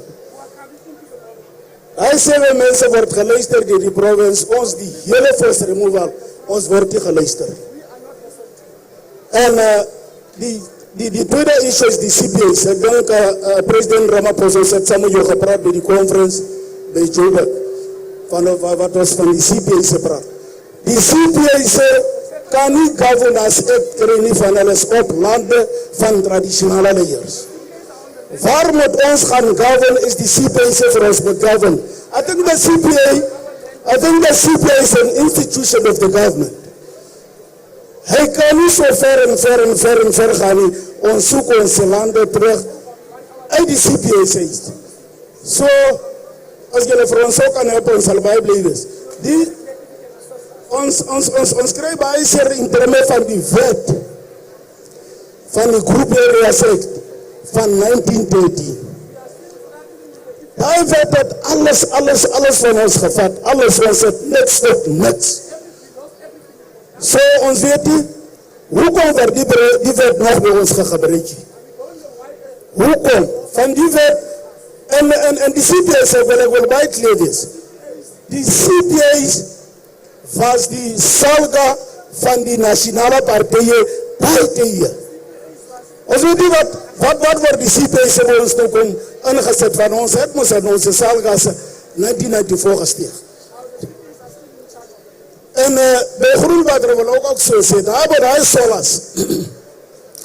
Daar 3 solas wat daar zo is op Groenwaterse plek. Ons heeft die hele documenten. Dus ook om die tijd wat ons Groenwater te trekken, ons heeft die dat plek geclaimd van ons weet, hij was deel van Groenwater. Ons heeft dat niet geclaimd. Dat is bij areas wat ons niet geclaimd heeft van weer. Die tijd van die volksremolen, ons was door elkaar gemaakt daar zo en weggevat van ons land af. Ons heeft die plekje getreden, zo. Ons zoekt die plekje terug. En die boer wat daar bij die plaats is, hij benefit alleenig. En ons zal die ding toelaten. Die tijd van die poor, president die poor, premier die poor, daar hij die project opmaakt. Ons was daar.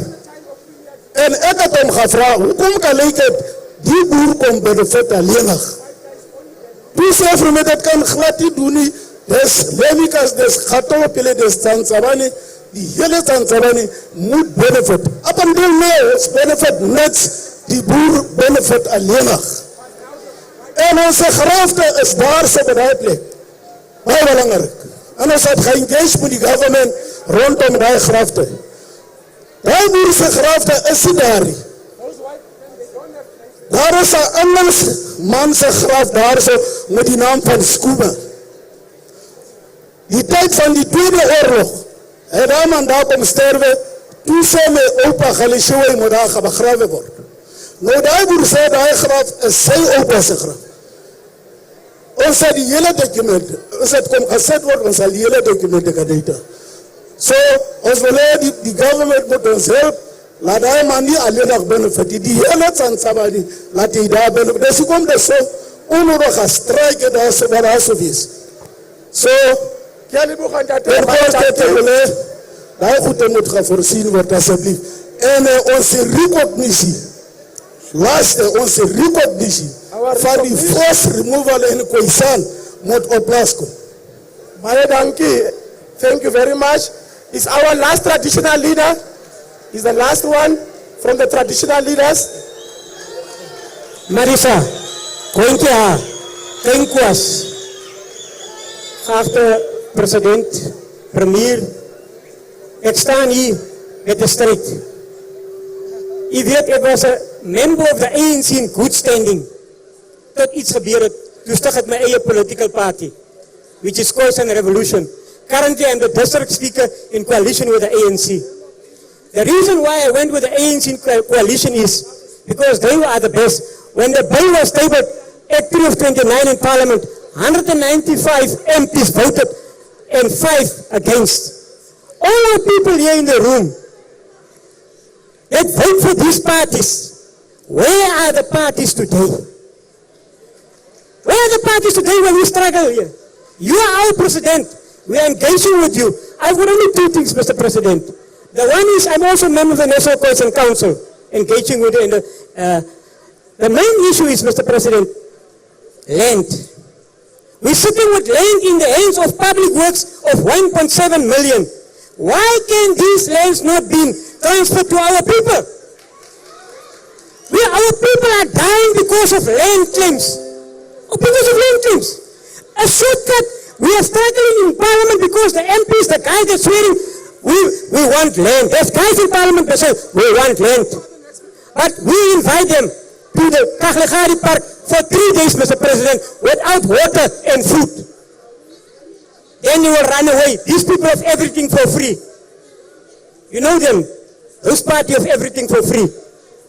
We said as Khoisan, Mr. President, remember last year, if the Khoisan revolution didn't stand here in Upington, the ANC should have lost the entire district in the municipality. But I stood firm with them all these years. All I'm asking is, address the land issue, Mr. President. Because this is a very important thing. You sitting in Upington. I'm staying in a place called Khoisan Valley in Upington, Mr. President. There's no school. There's no hall. There's no development. There's nothing. Around us, there's EPWP projects. But I'm in coalition with you, and there's nothing there. So I really need us to address these things. Otherwise, Mr. President, I want to invite all the political parties to come to ZFM and see what is a coalition. We have a good coalition. We don't fight over positions. We want service delivery for our people. Thank you very much.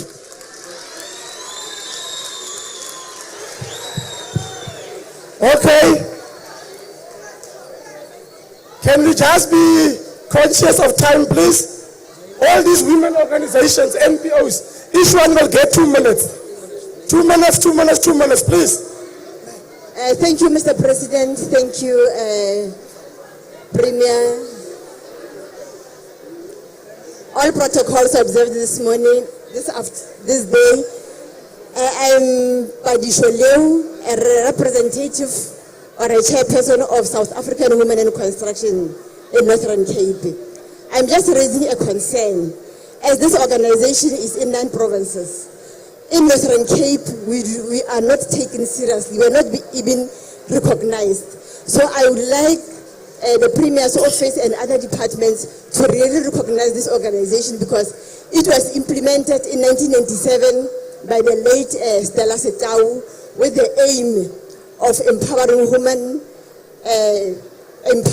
for training in finances. So we really don't want this to die, because even during August, that is the Women's Month, we were not even recognized or maybe honored as women in Northern Cape. My concern again is that in other provinces, Sawik is really being recognized. It's only in Northern Cape. So by this gathering, I would really like Sawik Northern Cape to be highly recognized as from today. Thank you very much. Thank you very much.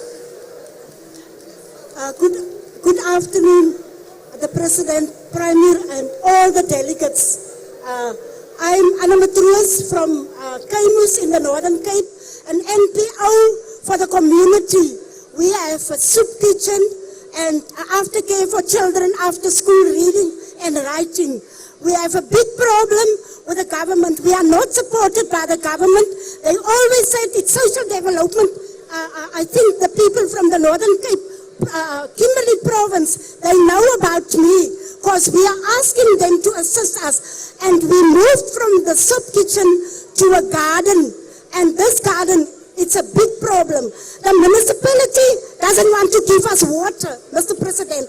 We are waiting, and the sponsors are there. They gave us, KALK gave us a load of seed. They gave us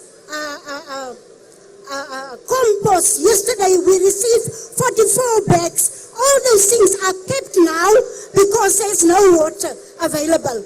Now, can you please assist us? We have a lot of problems there in Kaimus. Please come. Also with these foreigners and with the youth, can you please look after a place here in Northern Cape, Upington Social Development, where you please see that there must be a place for the children after school to go, that they can learn some things. Thank you very much.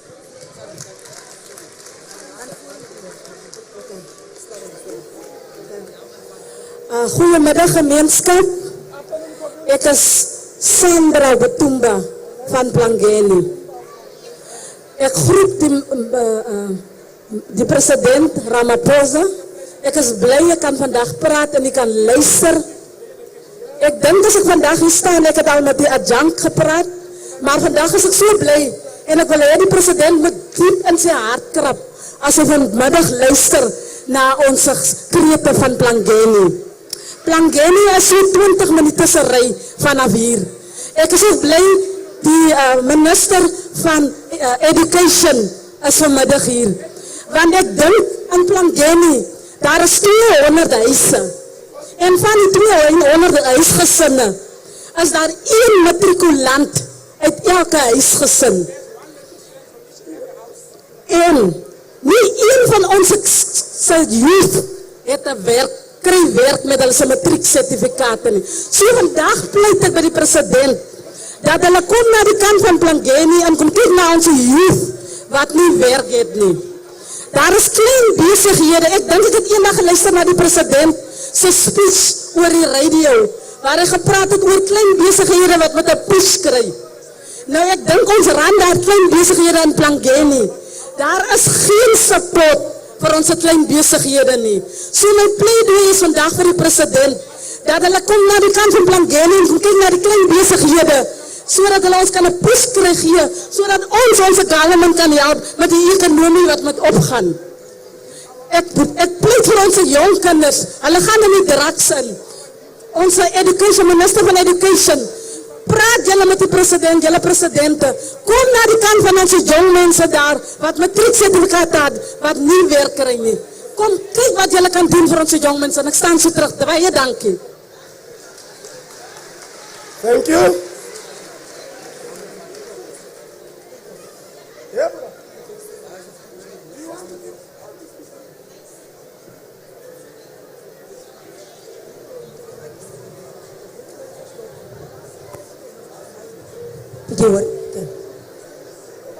Goedemorgen. All protocols observed. Ik wil speciaal goedemorgen zeggen aan die president. I feel this morning like Esther coming. Yeah. My name is Sophia Basson. My maiden name is Maya, born in Umtata, but actually married in this area of Rimfasmak. And it is wonderful to be part of these people around. So my business is Health Revival Clinic and Trading, but what I'm doing today, I'm actually presenting Women in Tourism. I'm the Deputy Chair of Women in Tourism for the Northern Cape, and then I'm the Chairperson for the ZF Ngau area. Then I'm also the Deputy Chair for the forum, the local Dawid Kruiper Business Forum. Then I'm also the ambassador for the She Trade International Women in Business. And I think for some people it's really a surprise today that I'm actually not known. Maybe Premier, did you know that is the areas that I'm in? Okay. The need that the ladies has, honestly, it is funding. Apparently they say that the Northern Cape doesn't apply. And there is really ladies, even if SIDA can support me in this, they did supply for funding. The problem is when it gets to the national, or maybe I don't know if it's province, but it seems like our business plans are maybe just checked through the financials, but it doesn't read the business plan. And that is what I experienced through my business application. And the other problem is, if I am not being recognized or supported in business, because all my compliances is there. If it's the tax clearance, if it's all the webinars, it's all the trainings, I do the trainings, I didn't receive any funding. The only funding that I received was from economic development, which I'm really thankful for economic development. With the 200,000 that they gave me, I could buy my machineries, and with that, I can actually help and support the people that I have to employ. And the painful thing that I have to explain today, Mr. President, during the COVID time, I actually trained 40 students for nursing. And that 40 students, we need a venue. So the venue, Public Works actually gave it to us, and there was a contract that was supposed to be settled. Mr. Victor passed away because of COVID. So the public people from here, Mr. Temba came from the district, from the province. And then what he said to me is, they're going to take this building and they're going to give it for economic development. But I said to them, I need to train this 40 people because Yalsito wants to pay for them. And this 40 people, I'm going to use it to give to Surti Hospital, Kakamas Hospital, and then also to Kaimus Hospital. I'm a professional from profession. I've got a practice number. I've got a license for pharmacy. I have to talk to the president about this. So the problem is that one, it's still hanging. So they gave me a building that is the old TB hospital at Cordonia. So that hospital, there's no plumbing, there's no electricity. So that means I can't train them because I didn't receive any funding from nowhere. I applied also now for the TTF fund, which I said to them while the minister was here of tourism, when she came in 2020. I said to her, the COVID pandemic that we have here, the Northern Cape is open. That means I can do we do scanning and we do blood circulation and we do laser treatment. So that means we can reverse the symptoms of COVID. We can also heal it, and that is products that people can use at home. So we can see into the products. We can even support the Department of Health. So that is my need that I want to support the Department of the Health. So the ladies, the president really needs you. Women, but the president needs you. They need your prayers.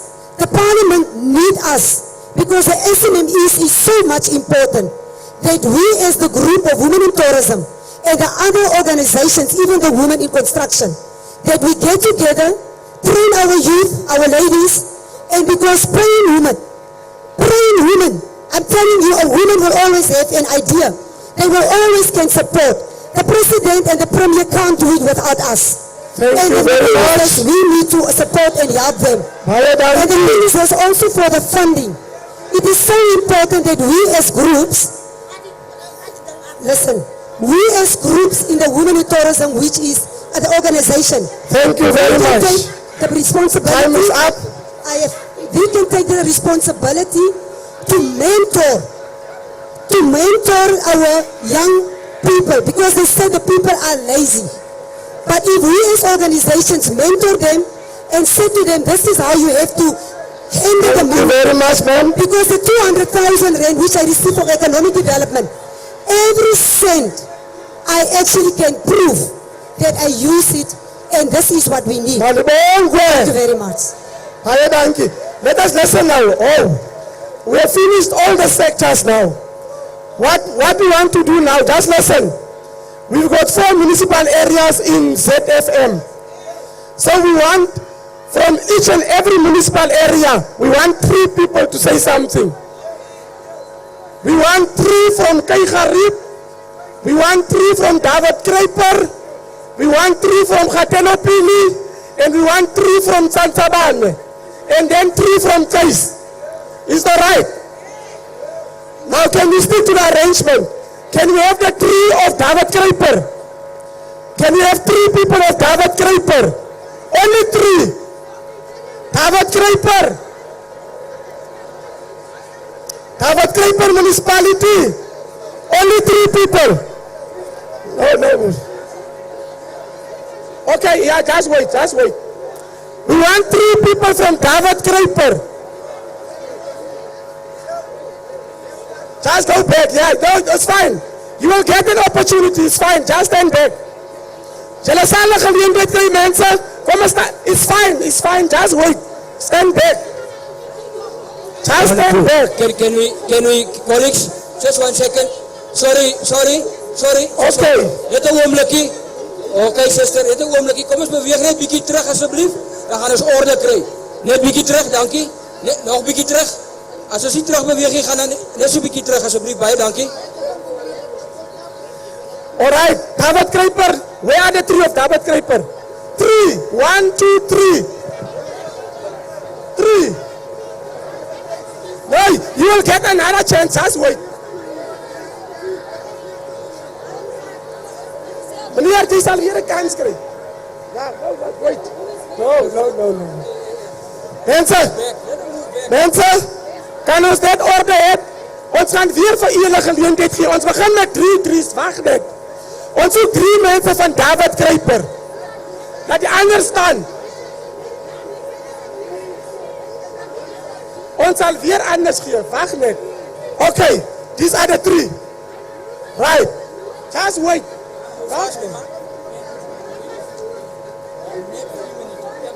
Okay.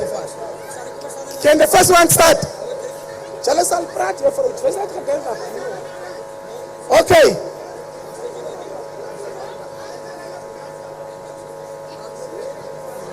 Okay, you can speak. Praat maar. Goeiemiddag, achtbare president. Dit is vir my 'n baie voorreg om in u midde te wees. Dit is vir my 'n voorreg om in u midde te wees, president. Ek is Katrina Jobson.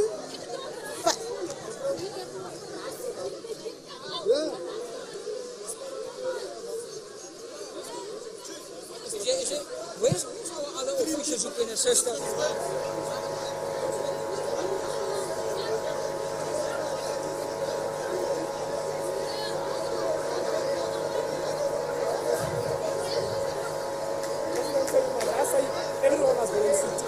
Yeah, that's what I wanted to do. Can everybody go and sit down?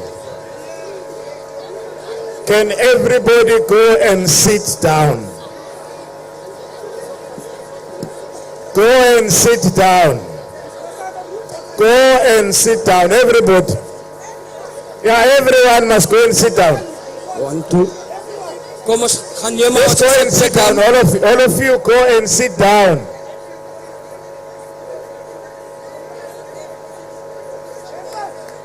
All of you go and sit down. Everybody go and sit down. Go and sit down. We are not going to proceed until you sit down. Go and sit down, everybody. Go and sit down. We are not going to proceed. Go and sit down.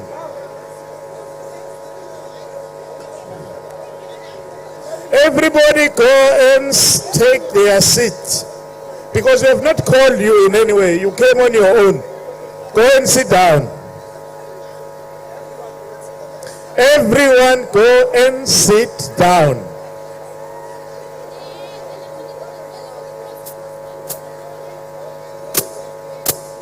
Can we request, where are the speakers of the municipalities? Where are the speakers of the municipalities? Because we've agreed with them that they must manage the speaking people. Speakers of the municipalities, where are you? Dawid Kruiper, where is the speaker? Where is the speaker? Dawid Kruiper.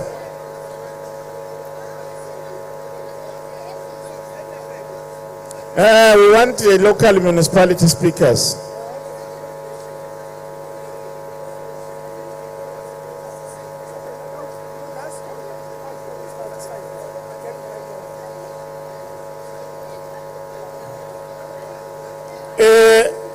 Can you sit down, everybody?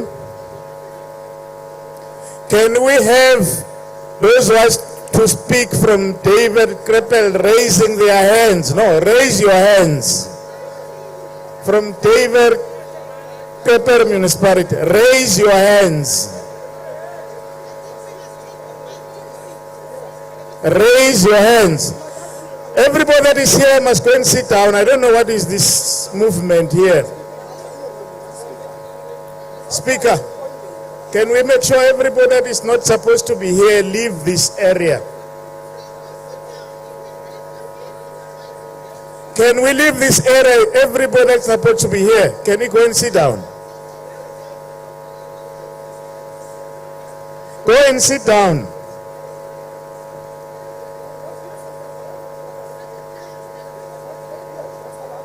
Okay, I'll hand over to you, MEC. We'll take 4 from no, let's we'll take 4 from Dawid Kruiper. No, you don't stand up. If you don't stand up, we're not going to recognize you. If you stand up, we said raise your hands, not stand with your feet. Raise your hands. If you are standing, we're not going to recognize you. Proceed. Okay, just raise your hand. Where you are sitting, just sit there and raise your hand. I will recognize you. Leg net your hand up as half your geleentheid here. Can we go with the mic to the person that I'm pointing? Can we go to the person? There's number 1. Just look at me. Can you go? There's number 1. Can you go to her? That one is number 1. And I want to spread it as far as possible. There's number 2. The lady with the white. And then we've got number 3. I'm coming that side. Number 3 is the guy with the white cap. Is number 3. And then we come this side. Number 4. And then also groot man daar met die blou overall, number 5 with the specs. Those are the 5 from Dawid Kruiper. In that order. 1, 2, 3, 4, 5. Okay, you can start.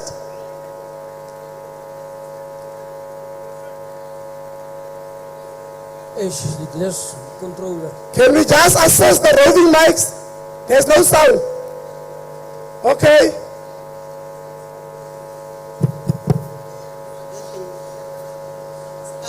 Goedemiddag, achtbare president.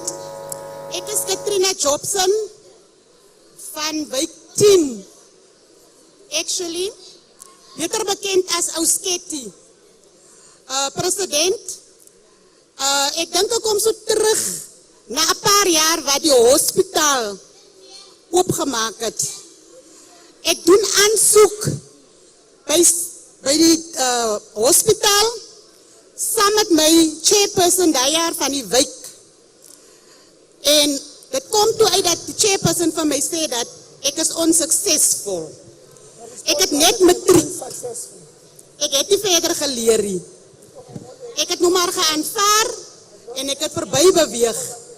Daar komt posten uit bij het departement onderwijs, die scholen. Ik ga voor 6 interviews bij verschillende scholen zo ver als Booplas. En bij een van die scholen word ik als een doodgewone schoonmaker geërkend het liefst. En dan kom ik terug. Ik aanvaar weer. Ik ga aan.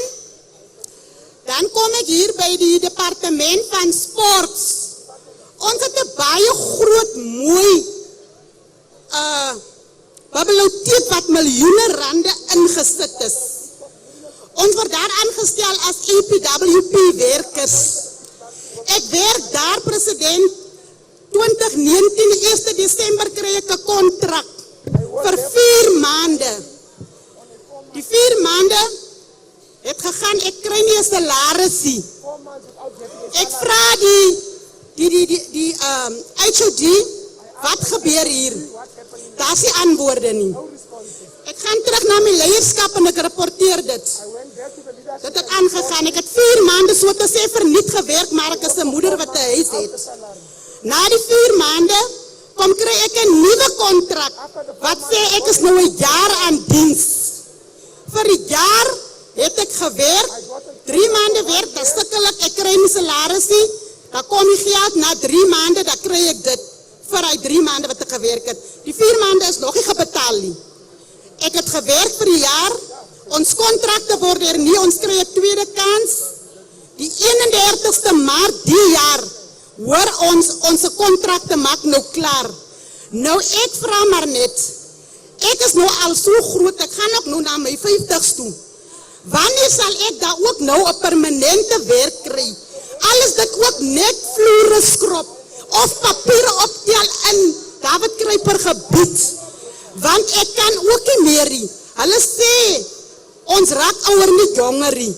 Nou môre word dit mos vir my gesê, ek kan jou nie meer aanstel nie want jy's te oud. So ek wil nou weet, president, wanneer kry ek die geleentheid om ook 'n persaalnommer te kan hê? Baie dankie. Baie dankie. Kan ons haas nommer 2? Kan ons net ons vrae beperk tot 2 vrae asseblief? Kan ons net ons insette beperk tot 2 vrae? Baie dankie.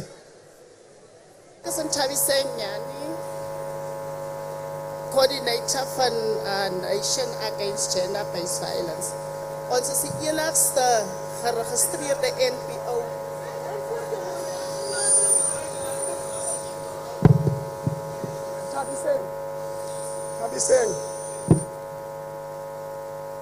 Ntabiseng. We don't hear you. Thank you. Ek is Ntabiseng Nyani. Okay, Pedimont. Okay, thank you. So, okay. Ek is Ntabiseng Nyani, coordinator van Nation Against Gender-Based Violence. Ons is die enigste geregistreerde NPO in die Dawid Kruiper Municipality. Mr. President, ons sukkel om office space te kry. Ons het al 50 briewe geskryf. Op die oomblik operate ons van my huis af. As ons kliënte sien dat met my kind uitgaan, is ook 'n gevaar vir haar buite. Ons sukkel om funding te kry.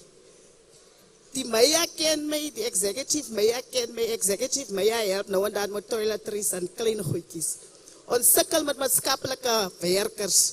Na uur is daar die maatskaplike werkers beskikbaar, want hulle val 4 uur uit. Na weke kry jy totaal nie 'n maatskaplike werker nie, want hulle is nie aan diens, hulle werk oor tyd nie. So Mr. President, GBV het immers as 'n second pandemic verklaar op nasionale TV. Maar ons is die enigste geregistreerde NPO in die ZFM in Gouwstreek, maar ons het niks vir die afgelope 2 jaar nie. So moet ons aangaan om die gemeenskap te help sonder niks, want ons is ook werkloos.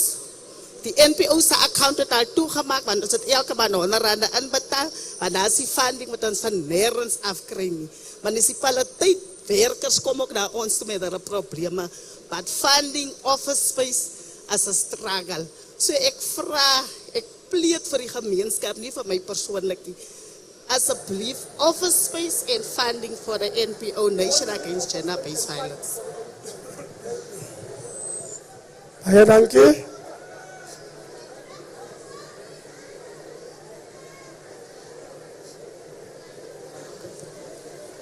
Ek is Reinhold Brandt.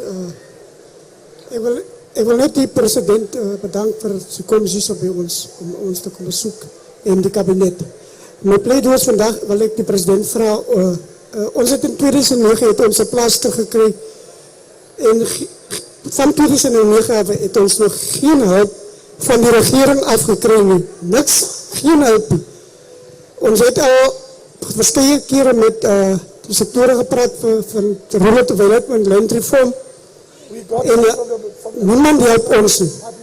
So wat je kreeg plaats, je kreeg niks, geen hulp van de staat af. En dat was een grond is wat in 1957 een naloopnemers en ons het hem ingezet in 1994. En dat was succesvol afgegeven onze plaats. So ik vraag, omdat de minister van Rural Development en Land Reform hier, vandaag hier is, vraag ik de president om voor ons te helpen alsjeblieft. To assist us with the fund. Thank you. Thank you very much.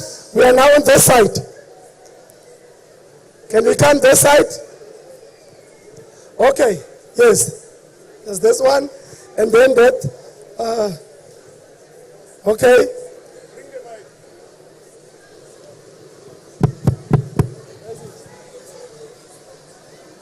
Here's the next one.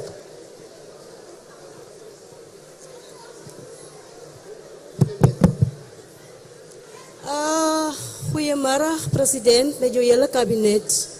Ndifuna ukuthi tata ngumntanakho ndisemncinci. Igama lami ndinguNatasha Mbovana. I'm a CHW, community healthcare worker. And we have been doing this job. Others from Afrikaans.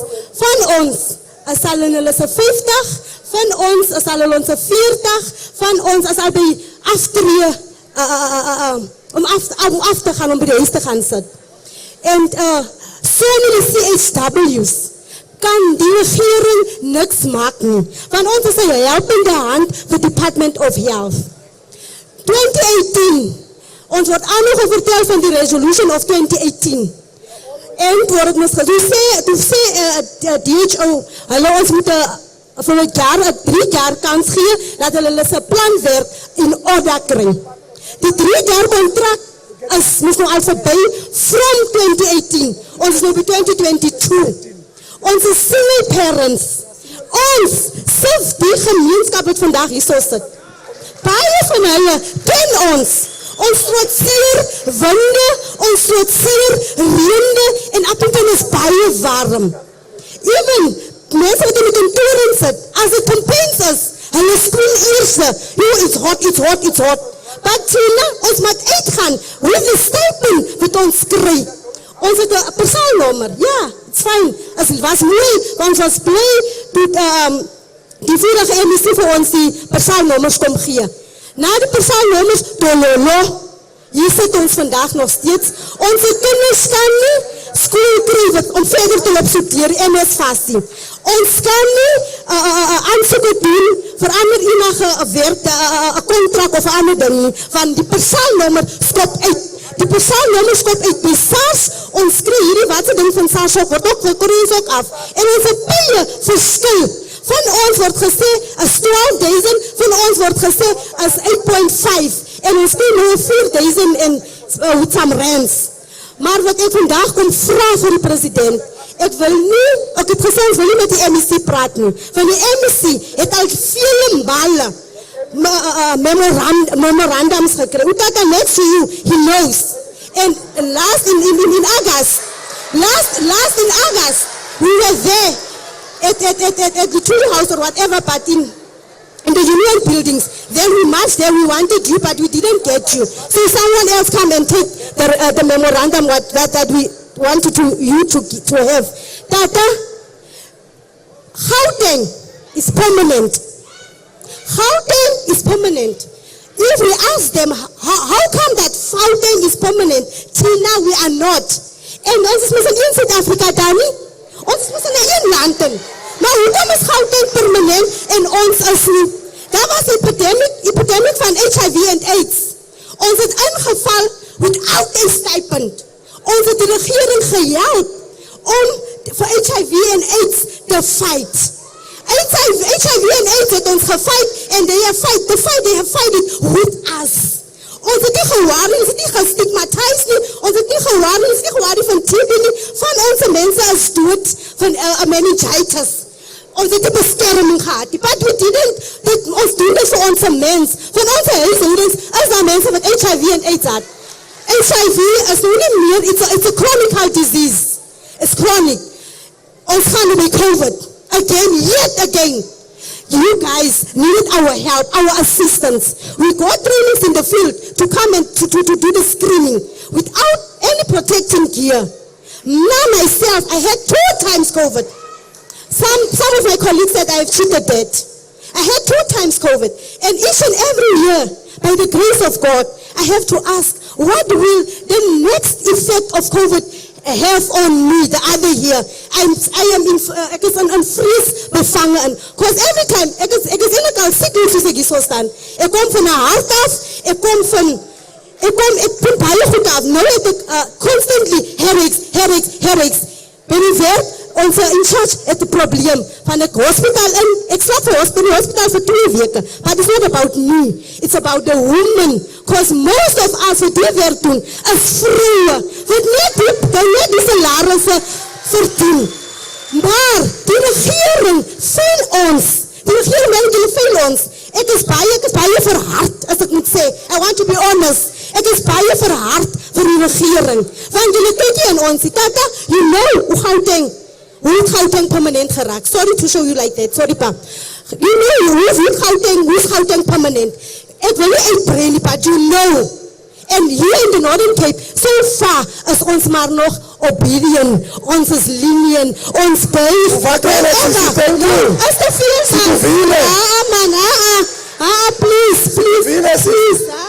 please, unless you guys said, me and the president and we put next to him must have our private discussion so that he can hear our pain. This thing is very painful. Onze kinders gaan nie leer, onze kinders gaan ons veld bevat van is 4,000 rand. Mense, is het reg? Die leierskap wat hier so sit. Die MS's en die goed, is het reg? Is het reg? Kan het reg is? Ons lewe van die hand na die mond toe. Die vader 4,000, what is the 4,000? What is the 4,000 really? What is the 4,000? Ons is dankbaar, ons sê dankie. Ons word gesê, jy moet dankbaar is, jy kan op meel koop, want daar is wat jy het. Kan jy sulke antwoorde kry? Ons het gehelp met die COVID, ons het gehelp met HIV en AIDS, daar gaan weer siekte kom. How many shares W's has passed on from COVID? Voor het geken? Nee. Is there a memorial service for them? No. Is there a flower for them? No. Is there any benefits when they're on the ground for their children? We got nothing, not even a thank you. Many of the CSW's het ingestapt in die werk en in die klinieken toe het veilig dood. Maar is daar iets gehou? Niks. Daar is niks voor iemand is bij jou gesteer, president. Asseblief, jou kela dat aan jou kela.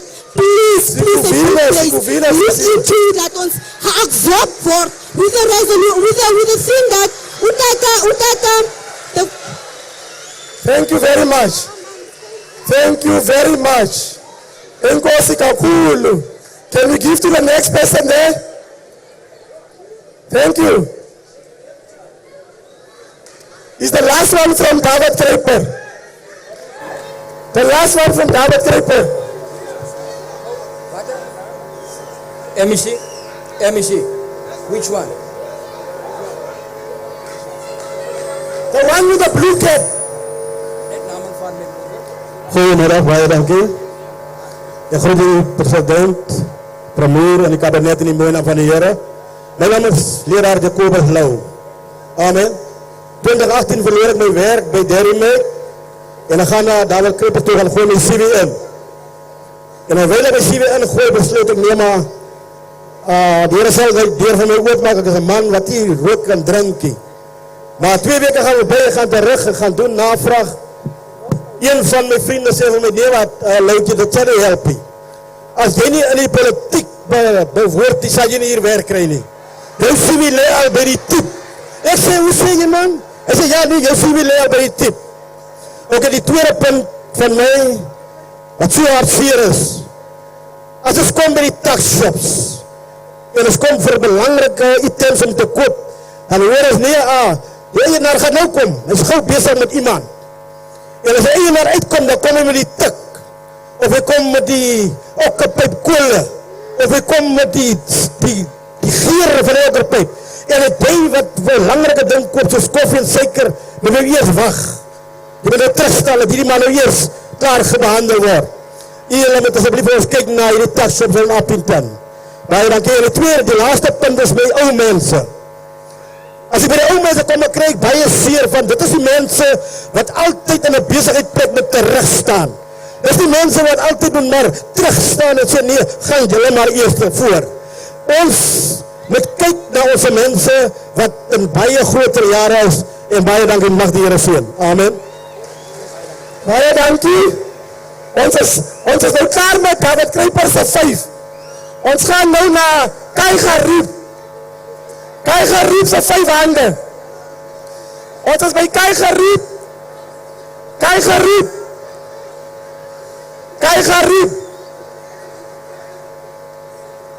Let me see hands of Kruiper. 1. Here's the one of Kruiper. Daar is nummer 2, daar achter wat so spring. Kruiper. Daar is nummer 3. Vir Kruiper. Daar is nummer 4. Kan ons daar die 4 geleentheid gee van Kruiper? Ons sal weer vir Dawid Kruiper gee. Ons nou by Kruiper. Kai Garib. Kai Garib. Okay. Nomor 1. Kan ons praat? Kai Garib. Mike, please. Baie dankie vir die geleentheid. Thank you for the opportunity. Baie dankie vir die geleentheid wat ek kry.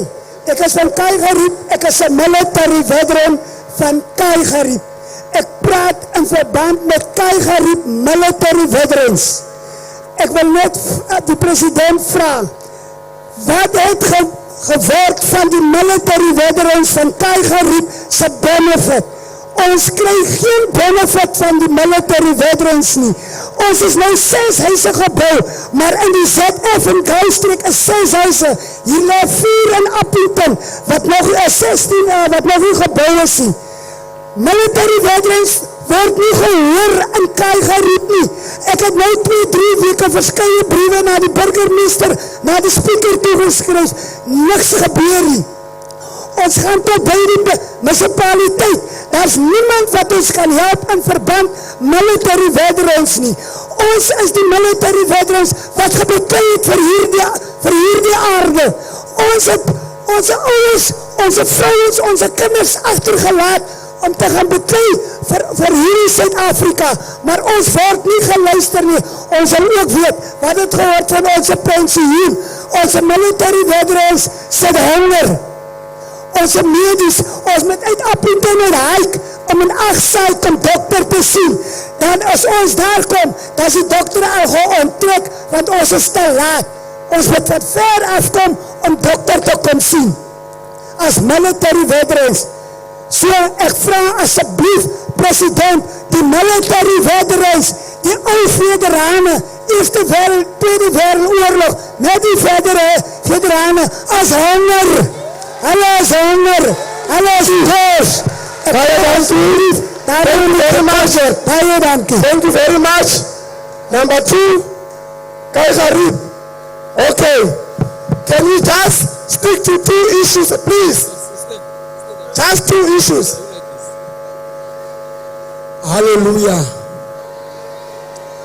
Ek is 'n welverdiende sondaar gered deur die genadehand van die Here.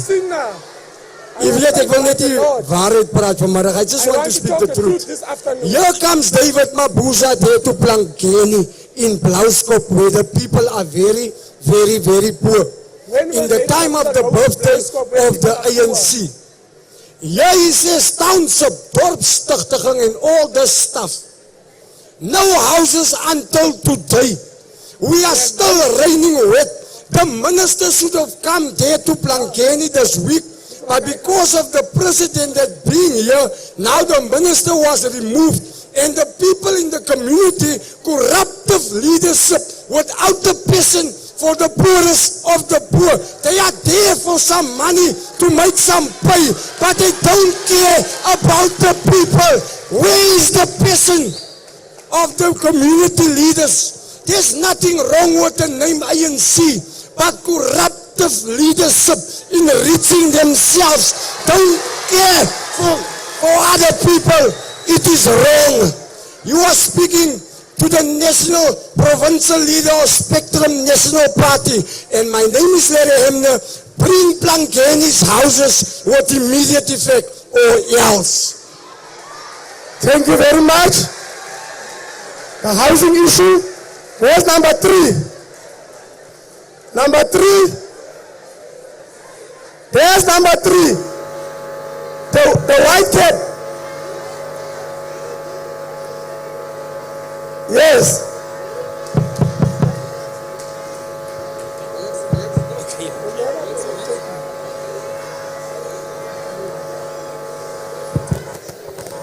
I thank you for the opportunity.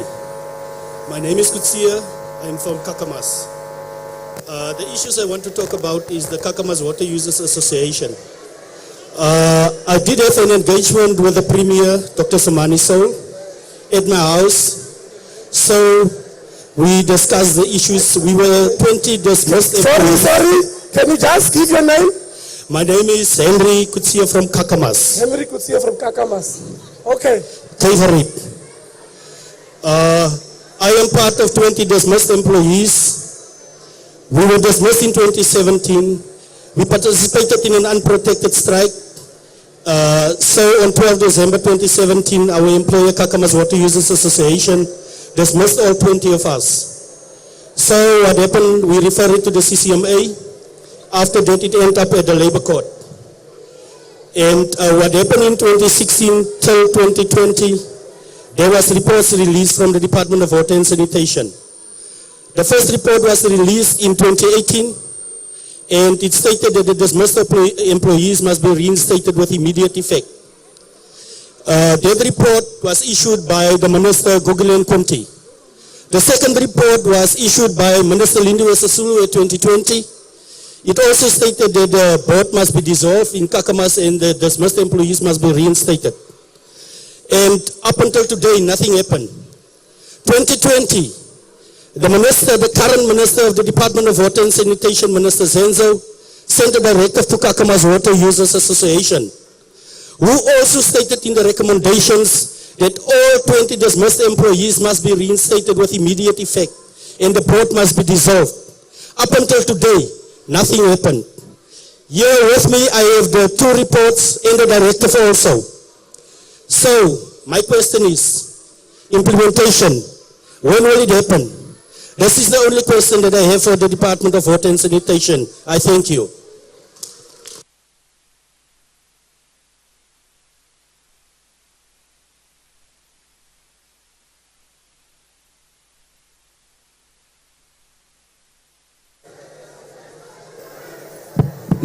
Yes, number 3, on my left hand side. Thank you. Molweni, igama lam ndingusandiswa Mvumvu. This is for the President and the Premier. Mr. President, umama wam went to exile in 1975. She's here from the Northern Cape. Umama wasweleka 1999. What happens, umama wam was in exile. She went to Freedom Mahlangu College. Even I was also born in exile. The very sad part is, Mr. President, oko ndizamunika abantu information kamama. Nobody is coming back with me with an info. Ndihleli ne-history kamama. Abantu, their names are over estratweni. People have got tombstones. People have been celebrated. But mna engathi ndihleli njenge-information. Ndihleli with every evidence. Uba umama went to exile. Umama strive for this freedom. But today it seems like andihoyekanga. Ndifuna ukubuza namhlanje kumbutho walapha kwe-Northern Cape. Kutheni ndizawuhlala le-history kamama wam? Nobody ondihoyileyo. Mr. President, ndisokole mna njendime apha. Ndiku-level 3 e-social development ngondihleli apha. Umama wam went to exile, but today I can recognize one. 1975, I've got it in black and white. Mla ndizalelwe khona. Umama wam was deployed in Germany by the very ANC. She came back in 1992. And then in 2013, I got a chance to meet with Uvuyiswa Thomas, where she wrote a biography about Umama Wam. And I got to meet Opitz Olibua, who were also in exile that time. Since then, Ndiazama, the very same organization that my mother worked for,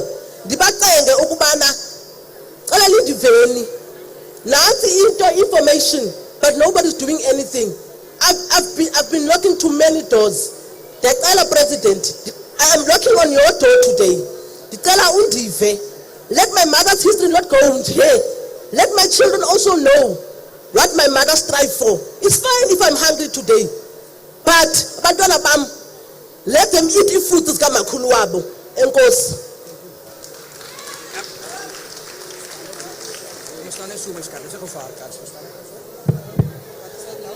That's the last person van Keigerriep, nummer 5. Well, okay. Baie dankie. Luister mensen, al die andere mensen wat nou nie kans kry nie, daar is 'n tafel op die linkerkant. Jy kan jou sakke daar gaan afgee. Jy kan jou complaints daar by die tafel gaan afgee. Baie dankie.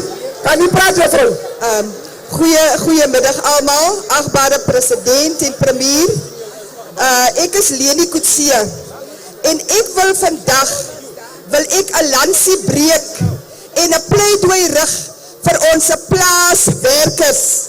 Ek weet nie hoeveel plaaswerkers is vandag hier nie, maar hulle is ook die mense wat kos op ons tafel sit, want hulle werk op die landerye by die kommersiële boere. En dit is ook hulle wat altyd aan die kortste intrek. Dit is die vroue wat seisonale werk doen gedurende die oestyd. Dan het hulle net 'n inkomste vir 3 maande. En dan is hulle afhanklik van hulle se kindertoelaag. So die pleidooi wat ons vanmiddag wil rig, is dat ons plaaswerkers werk hulle lewe lang op die plase. En as hulle oud is, hulle is sieklik, dan word hulle van die plase afgesit.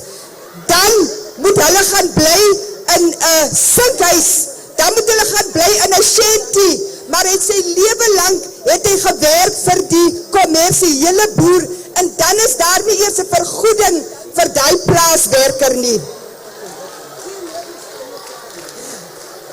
Dit is ons ouers wat gewerk het, en dan kom hulle se kinders en hulle se kinders, met ander woorde die siklus gaan aan. En ek werk vir die organisasie Women on Farms Project. En ek wil vandag vra, president en premier, kan ons nie vir ons seisonale werkers ten minste 'n income grant gee, dat hulle nie gedurende die tyd wat hulle nie werk nie, dat hulle moet so swaar kry. Women on Farms support die 350, die COVID fund het ons mense baie gehelp. Maar nou is daar nie meer vir hulle 'n inkomste nie, so hulle kry van vooraf swaar. Wat ons ook vra is, gee vir hulle 1 woman, 1 hectare, dat hulle grond het om hulle eie groente te verbou, want dit sal maak dat hulle nie meer honger kry nie. Die laaste, maar nie die minste nie. Asseblief, onze achtbare premier en president, laat onze plaaswerkers, hulle kom uit Kuruman uit, hulle kom uit verskillende provinsies uit, maar ek kan vir u vandag sê, dat wanneer hulle hier kom om te kom werk, dan word hulle se dignity aangetast, want hulle moet in compounds gaan bly, waar hulle 7, 10, 11, 12 in 1 kamer slaap. Laat ons na daardie goed kyk. Hulle kom vir 'n inkomste, maar dan word hulle se dignity totally afgebreek. Baie dankie. Thank you very much. Mense, ons beweeg nou na Tsansabane toe. Ons beweeg nou na die mense van Tsansabane toe. Ek herhaal weer onze WhatsApp-lijn. Mensen wat hulle se issues wil op die WhatsApp deurgee, onze WhatsApp-lijn is oop.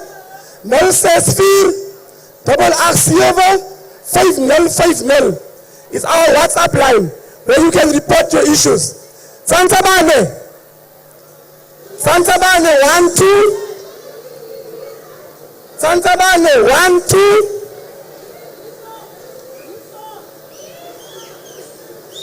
3 4 5. Right, those are the 5. Okay, baie dankie, ons kan begin.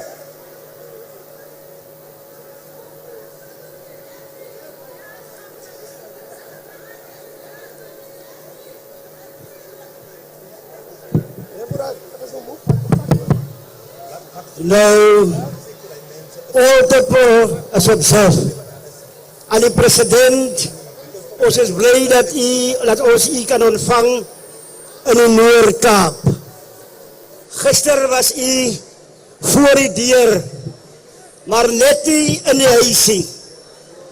En Tsansabanse mense sê, ek moet aan u die boodskap gee. Ons verwag vir u in Tsansaban. My eerste punt is, laasweek in Saterdag het ons 'n geweldige accident gehad, waar die drankdealer die jongman aan die kar gesleep het en wil opgehang het. En ons het na die drankdealer se huis toe gegaan en ons het vir hom gesê, vandag pak jou goed en trek verherig. Meneer die president, ons in Postmasburg, die polisie, is op die payroll van die draakdealer. As ons hulp wil hê, dan moet ons Upington skakel, sodat Upington polisie kan deurstuur na Tsanseban of vir ons te kom help met die draakdealers. Meneer die president, ons het 'n geweldige issue in Postmasburg en die gemeenskap Sondag besluit. Ons gaan Postmasburg se polisiestasie gaan ons afblok, ons gaan sy deur toesluit. Meneer die president in Postmasburg het ons nie 'n hospitaal nie. Ons hospitaal lê plat. Ons het nie 'n ambulansie. Meneer die president, ons in Postmasburg, ons vuisnet, korrupsie amptenare is daar. Die sonpanele wat iets gister was, hulle doen niks towards die gemeenskap. 40 myne rondom en binne Postmasburg. Geen samenwerking in Postmasburg. Die oud president meneer Nelson Mandela sy visie was better life for all. Daar in Postmasburg bly die mense in shanties. Die rykes bly in huise. Die rykes kry die RTP grond en daarop bou hulle tuindakhuise. En die man wat sit in poverty kan nie eers 'n sentie oprig nie, want hy sit in poverty. Meneer die president, kyk toch na corruption in die land. Better life for all. Thank you. Better life for all. Thank you very much. A better life for all. Thank you very much. Number 2. Tsantsabane number 2. Tsantsabane number 2.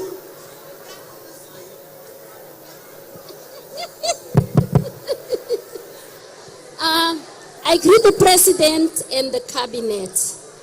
I'm very emotional. I want to start with municipality. Don't put it. I'm the one. Can you please give us your name? I'm Miss Bartman, a retired teacher from Pabalelo High School. Miss Bartman, a retired teacher from Pabalelo. Yes. Thank you. My name, everybody's facing me. Me. I let people chased away from municipality. I only know of one person, but it's painful. Okay. Okay, ma'am. If I'm killed, you will remember. Just wait. We said we are giving to the people of Tsantsabane. Pabalelo is in Dawid Kruiper. We'll come back to you, ma'am. We'll come back to you. Can we just finish Tsantsabane? We'll come back to you. Come, Tsantsabane.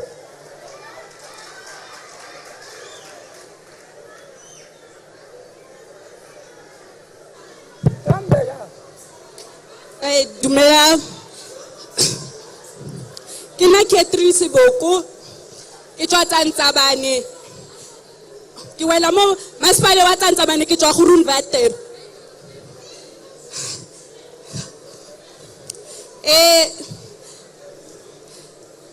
Sale ke le volunteer la ANC ke na le 16 years.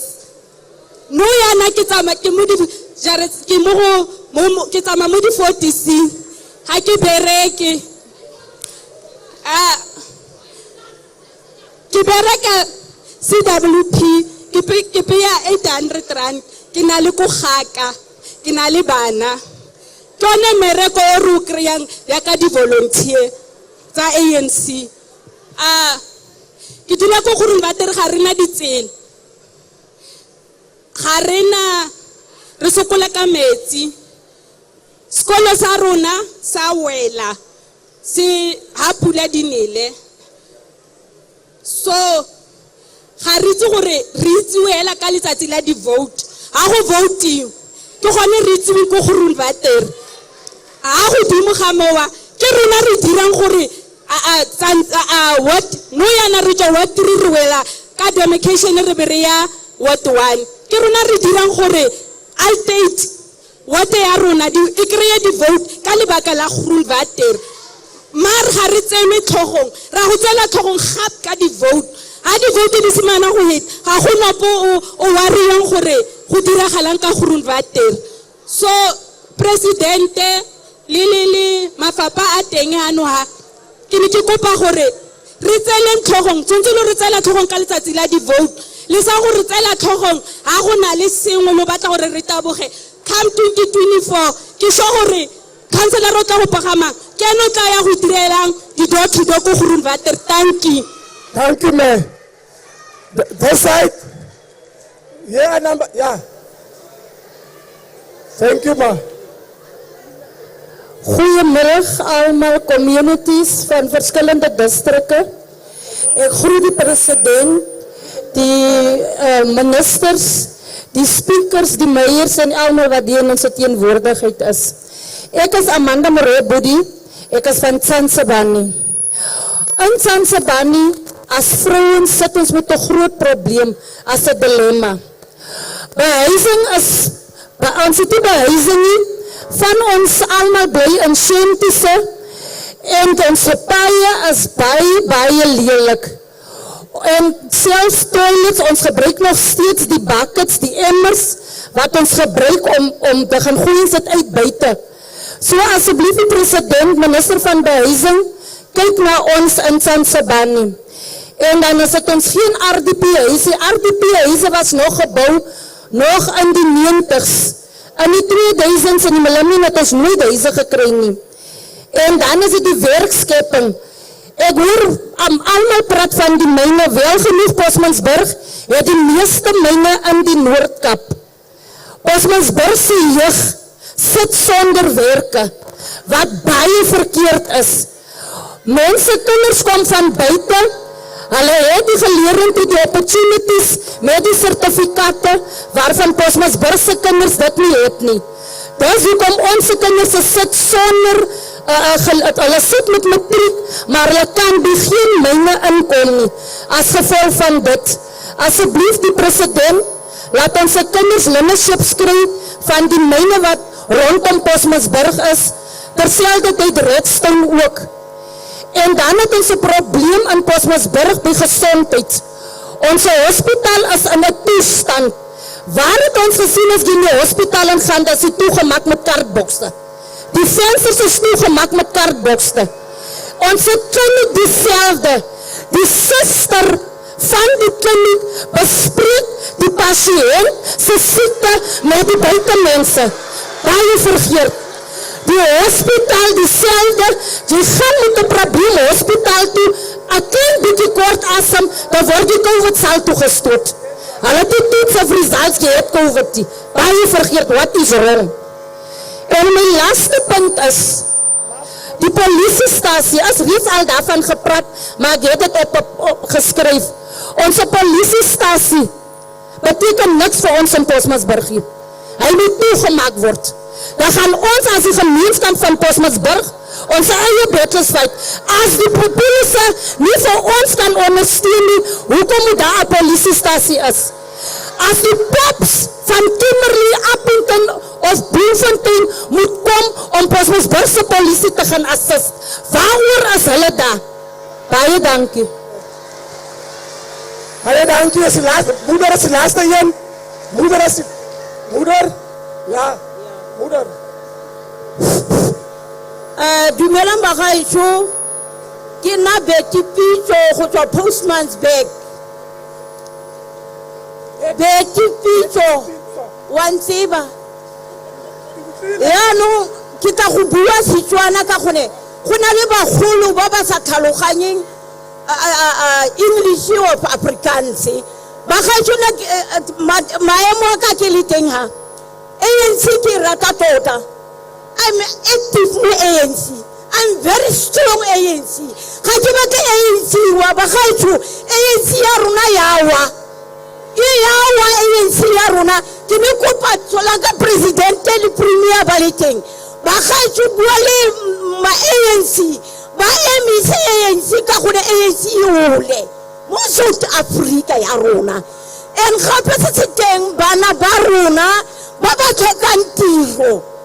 Bana ba rona ba di volunteer na ke ho committee na wa bona ke tshwetse jang mara ke batla ANC wela hatsi di hot committee tse di tla wela hatsi di hoti bana ba rona ba tla dula ba sa volunteer ba gatso ANC tle gowa mo South Africa ikano ba gatso nna ke ne kopa president ka re bereka mo fluru re sebetse bana ba rona le bone ba kire mmereko o siameng bana ba rona ba dusi ba dirisa di drugs re be blame bana ka gone bana bone ga ba kire opportunity kai le nna ke batla opportunity president ke batla opportunity I ke na le 63 marna ke batla opportunity ya go tswa 1994 ke direla ANC and 90 ke wela hatsi ke digela ANC hatsi president gompieno re ntse di tlagte mo go wena go bana o na le sekuku ka kakaretso ya le hatsi tse re dipetseng gore le wena o ne motlotlo jane go re tla go diga mara gantsi tla re go diga di volunteer ba gaitso ba ne mmereko gore bana ba ele mo bitse obstan le bone ba bereke ba tlhokomele di councilor tsa bone ba tlhokomele di mayor tsa bone nna se teng ke batla ya ka ya bohelo president ke ne kopa gore di volunteer di tselo tlhogong bana ba ba bereka mo tsatsi. Thank you, ma. Thank you very much. The last one from Sansabane, Mother with the is the last one from Sansabane, and we'll go to taste. We'll go to taste. We are going to taste. She's not staying in Sansabane. Sansabane, the last one. Last one from Sansabane. Hello, Amo. Regina Isaac van Sansabane, Bosesburg. Mr. President, ek het nie baie om te sê nie. Maar as ek nou praat van Sansabane, wil ek hier reg uitrekkie. Ons volunteer door to door every day. Maar as het kom by werkskepping, dan kry ons EPWP, wat net vir 3 maande is. En after 3 months ons sit weer, vir elke 5 jaar bly ons net EPWP, ons het kinders, en by die myne het ons 'n probleem, want education, ons is ouers wat hoor die 35 jaar is, maar as jy hoor die myne praat van is, van 18 tot 35, jy kan nie apply en jy nie kwalifikasies het nie, maar ons het hande wat ons kan voorwerk, dat is die tweede punt. Derde punt, ek bly in Sansabane, Maranteng het ons 'n groot probleem. Die plek is geontwikkel, dit was die eerste plek in Bosesburg, toe word dit vir Postdien, Newtown Pichok gemaakt. Maar as ons sien, hoe lyk Maranteng, ons sit is in neppies, ons vullis word nie opgetel nie, ons het 'n waterkrisis wat ons groot mense nie eens water kry nie. Ons lokasie is so, Munisipaliteitse werkers het ons vullis op nie. Even Munisipaliteitse werkers is elke dag dronk by die werk, waarvan ons goed te sien. En ons as volunteers moet elke tydjie uitgaan na die gemeenskap toe om te sê wat vir ANC vir 'n beter lewe. Dan kry ons die vullis in ons gesigte waarvan groot mense ons met die netjies gooi. Ons het nie straat in Maranteng nie, ons het nie straatname nie, ons het niks in Maranteng nie. Ons lewe is heel agteruit. As ek dink wat vir jare het ons nog 'n community meeting gehad.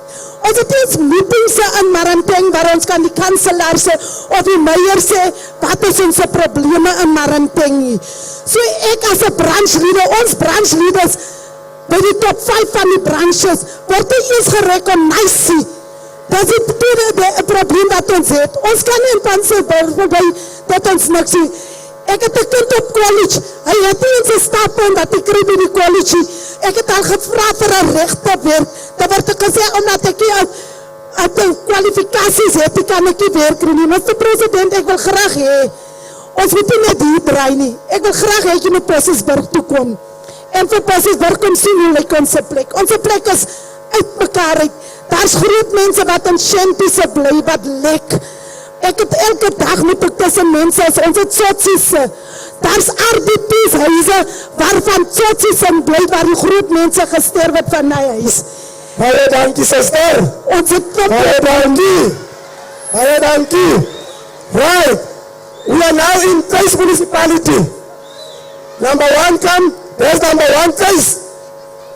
Groblershoop Kuis. There's number 1. Kuis. Abantu abahlala eGroblershoop. Okay, there's number 1. Just stand there. Number 2. Kuis. Number 3.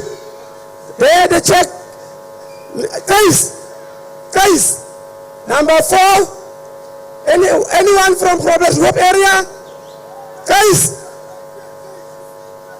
number 5.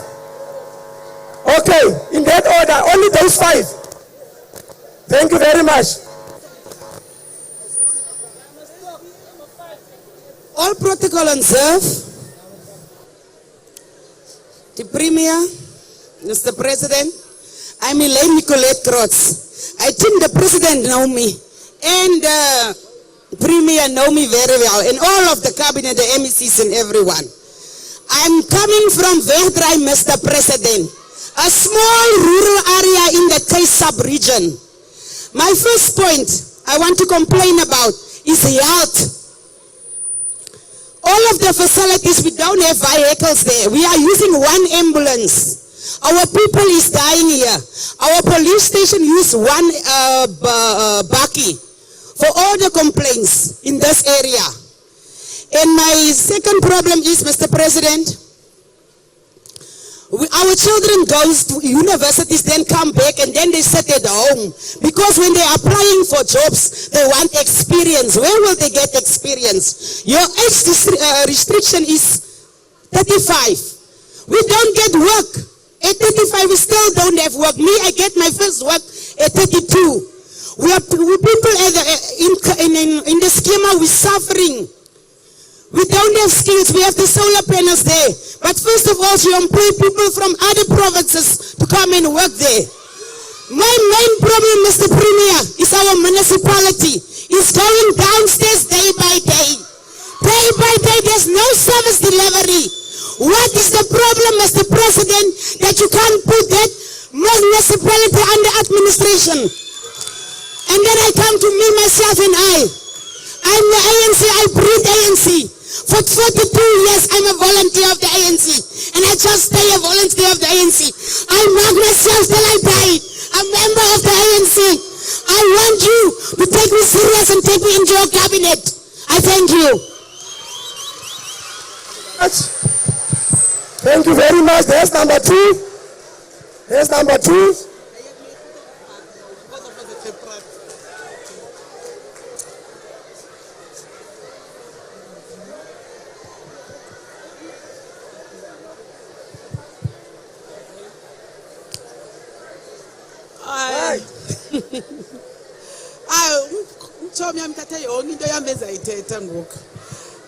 Bendizawucela utata upresident akasijongele torho. Hey tata, kunzima eSouth Africa tata, kunzima tata. Kuthiwa siki freedom. Kodwa nje okay. Hello, igama lakho sisi please. Uthanda kufundisa mpande. Kufundisa mpande tata thethayo. Tata, bendizocela kuwe tata, especially kule nto yomsebenzi. Hey, sibethwa kule nto xa kuphuma ipost tata kuthiwe 18 to 35. And kule 1835 tata iyabetha kakhulu ebantwini, because after 35 years abantu bazawusebenza phi ta? Bazawusebenza phi? Where they must apply it after 35. Because because there is no job after 35. So siyacela tata khayijonge because naseparlamente sithi xa sijonga sifumaniseka kukho abantu abana-60 tata but bayakwazi ungena eparlamente. How come abantu bangakwazi uaplya after 35? So siyacela tata, siyacela khasijongele tata, khawujonge tata.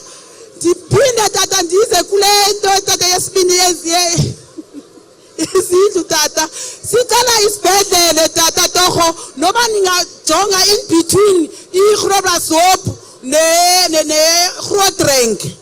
Sine challenge enkulu, sine ambulance eyi-1 eGroblersdorp which is isupplya zonke ezaa ndawo, oma-Grootdrink, oma-Boegoebergie, oma-Wegdraai, oma-Opwag.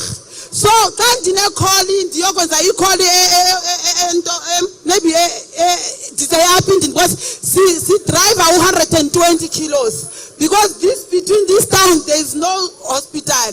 So ndiyacela tata torho khanijongeni nalapho torho noba ningasisa kwi-center isibhedlele.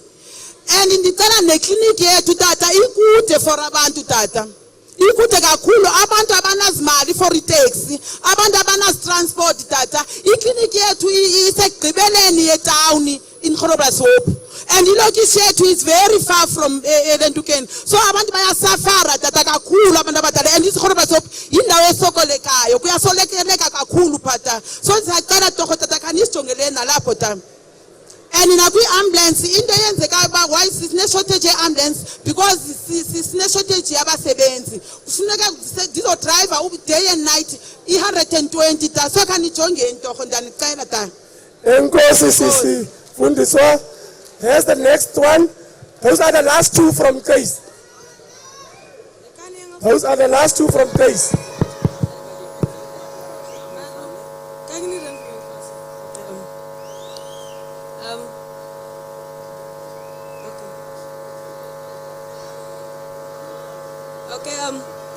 Goeiemiddag aan almal, die president en sy medelede. Ek is Bianca Goliath van Wegdraai. Ek is seker of die dierbare ken waar Wegdraai is, maar ja. Bianca Goliath. Bianca. Ja. Nou, let toe, okay.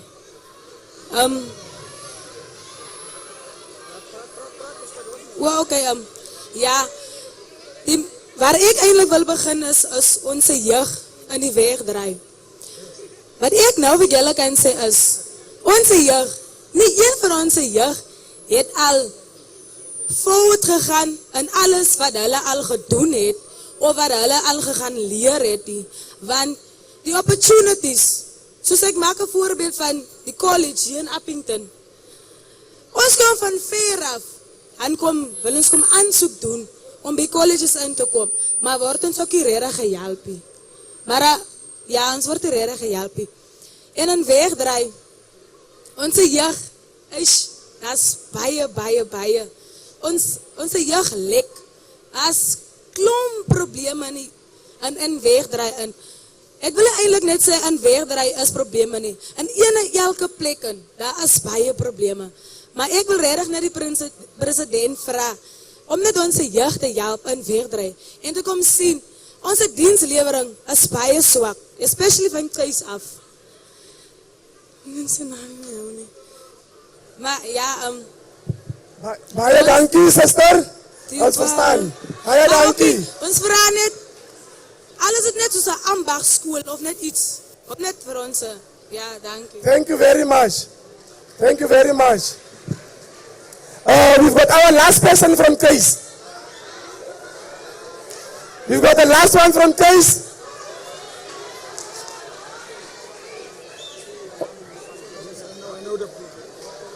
Head to the blue. Okay. Good afternoon, Mr. President. My name is Richard Jano Opperman from the Case Municipality District in Ward 2.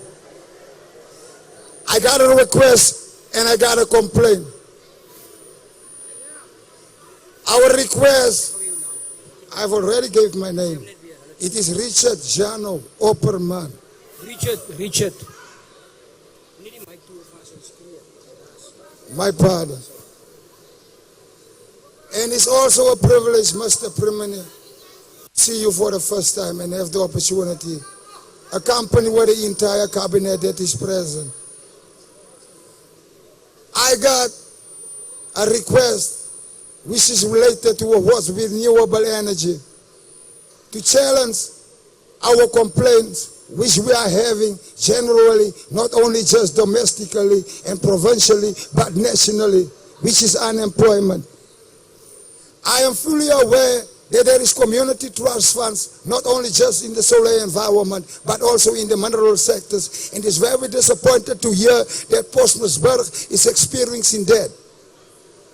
And I am also fully aware that the social challenges which we are having, Minister from the Department of Police, Mr. Honorable, Mr. Becky, it's true.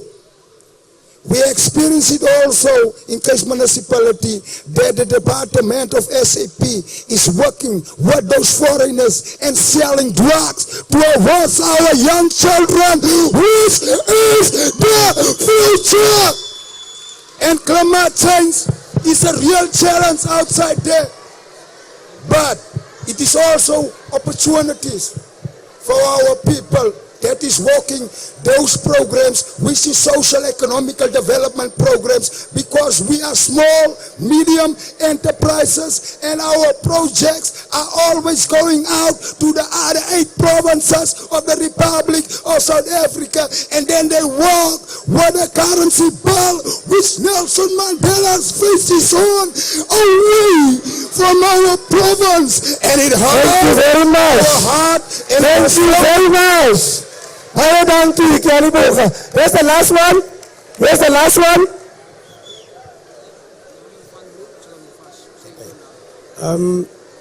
Goeiedag, Mr. President, is Petrus oor in Keis. Petrus oor Keis. Eerste vraag is, Mr. President, ons bly 7 kilo's aan de kant, 9 kilo's aan de kant groter, en ek het met Valeria's verkiesing het ek my kop breek gedraf oor om ANC te wen, en ek het. Nou vraag ek asseblief, President, ons het een pad wat moet gedoen word, een grondpad, wat 3 keer per jaar geskrap word. En onze kinders ry daar op elke dag school toe, as gevolg daarvan breek die taxis wat hulle school toe ry. Nou vraag ek asseblief, kan die pad gedoen word, dan kom ek, nou, hier is ons pa, vader van die huis. Ons bly in riedhuise. Mense raak siek daardoor, die wind waai en baie mense sal dood door die riedhuise. So asseblief, President, kyk na ons huisomgewing ook. En dan die laaste is, ons het ook erwe. Soos plase, onze dieren is al weg. Daar is niks grond te skry om onze dieren te bevorderen. Die mannen steel onze eie goed. So help ons daarmee ook verwijding. Baie dankie. Baie dankie. Ek dink ons het onze vraag gevra. Ek wil die mense aanmoedig. Die wat nog wil... Luister asseblief. Die mense wat nog vraag het, kom ons gebruik onze WhatsApp-lijn asseblief. Die andere mensen kan naar die tafel toe gaan. Luister net. Ons zal nou eerst een gelegenheid geven, laat ons die vraag antwoord. Ons gaan weer terugkomen met die andere vraag. Ik geef oor voor mijn collega, the Deputy Minister, to continue with the program. Thank you very much.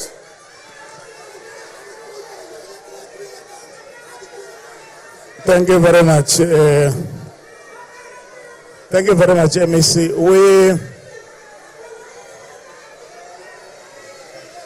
We want to give this opportunity to the President now.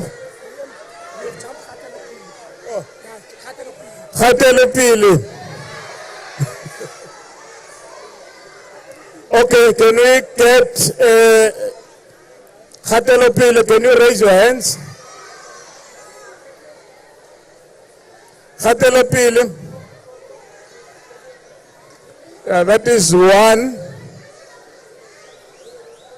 2. Yeah.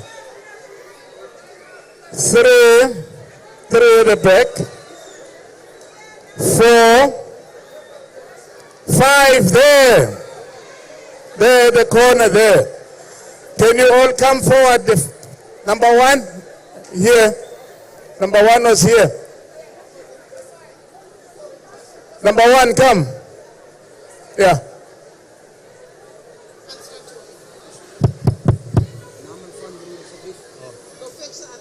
Okay, thank you. You raised 2 issues, 2 minutes. Yes. Thank you, Program Director, to acknowledging Catalytic as a sub-region part of this ZF Magau district. My name is Jimmy Boysen. I'm residing in Catalytic Municipality. I just want to bring my concern before the attention of our President. Where are we coming from? We are situated with mines. And therefore, those mines, as they operate, our people become very ill because of air pollution, because of water decontamination, because of they bring people outside, crime is raiding up. We speak with employers to assist the communities via social labor plan. We see non-commitment of the companies when it comes to social labor plan. As organized labor, from where I'm coming from, we have pushed employer to a point where CCMA must intervene. And CCMA says to us that the issue of social labor plan, Mr. President, does not have a jurisdiction within CCMA. Remember, social labor plan, it comes with section 10 of mining charter, where it deals about the granting and duration of a mining operation. Through that process, there are commitments that are made between the mine bosses and the community that are surrounded there. Today, Mr. President, we need your advice to say that organized labor is bringing their part to the level of arbitration, and the CCMA says that its matter is out of their jurisdiction. So where do we have to take this matter? Remember, according to the mining charter, as a community that are around the mining, we're supposed to benefit 5%. We're supposed to get the 5% after every 5 years. And where we are coming from, those mines, 3 of them, 2 open cast and 1 underground, they have been operating more than 50 years of them. But we don't have the fruitful, something that we can see, yes, we are being treated as stakeholders here. So we are asking Mr. President, where should we take this non-compliance of the companies in terms of social labor plan?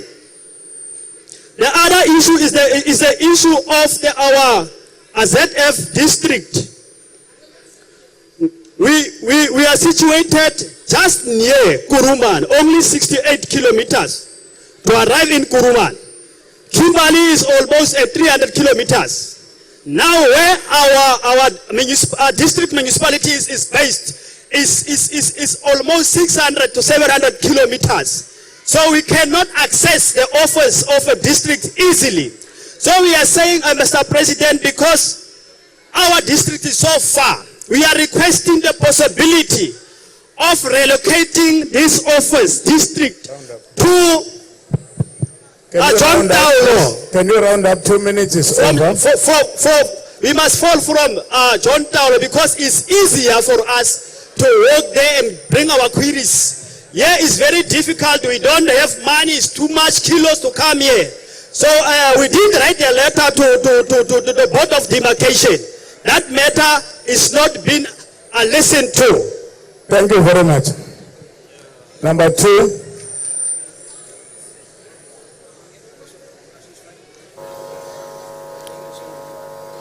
Goedemiddag allemaal. Goedemiddag Mr. President. Ik is Leslie en Fanny van Daniel Scale. Ik is vanmiddag hier om onze issues te address van Daniel Scale. Ons het baie issues in Daniel Scale. Ik kan een boek schrijven over Daniel Scale's issues. Dat is baie daar en dat is hartverskeurend. Ons het 3 myne in Daniel Scale in. Ons het matrieks wat daar rondloop. Hulle verdrink in die draaksin. Want wanneer die poste uitkom, dan was daar is 'n Engelse woord wat sê 2 years experience. Waar gaan 'n matriekkind wat gister die matriek klaar gemaak het experience kry as hy nie gehuur word dat hy daai experience binne kan die company gaan kry nie. Dis waarom ons se jeug so vergaan. Die kleinste kind wat 10 jaar is ook al besig met drugs in dan 'n skeel in. Die jeug het geen fasiliteite wat hulle mee kan besig hou nie, net om dronk te raak en drugs te gebruik. Ons het ook 'n probleem met ons ambulans. Ons moet eers Upington bel om 'n ambulans te kry. En wanneer 'n ambulans uitkom, dan het die mense al gesterf. Of die hoor die ambulans is nie daar is die ambulansie. Ek wil vra Mr. President dat aan 'n skeel sy eie call center kry. Dat ons bel of ons stap tot daar en sê ons kort ambulans. Ons het ook nie polisiebakkies daar nie. Ons moet by posman leen as ons nou 'n probleem het en ons soek die polisie. Ons huise word dageliks ingebreek terwille van die drugs. Elke huis in elke straat is daar 'n drugdealer. Ons jong mense verkoop hulle aan die inkomers, aan die Nigerians, om aan die lewe te bly omdat hulle nie werke kry nie. Onze school, onze laerskool, daar is 42 kinders in 1 klas. Mr. President, ons vra asseblief dat Mr. President ons help dat ons nog 'n laerskool kry in Danielsskeel. Last one. Ons het ook 'n probleem aan behuising. By elke lokasie, soos dit daar in Danielsskeel is daar shanties. Daai shanties is onwettig. Die mense vat hulle gaan bou, hulle besluit, hulle gaan bou nie teen die stop. Dan gaan bou 'n shanty daar. Want ons kry nie weer RDP's in Danielsskeel nie.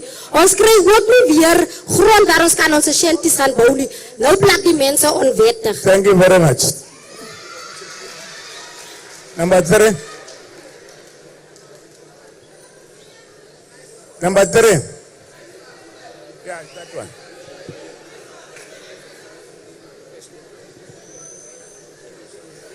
Proceed, sis. Mr. President, my name is Dineo Ramil. Excuse me, Mr. President, can you look at me so that we can understand each other? Okay. Proceed, sis. The president is looking at you.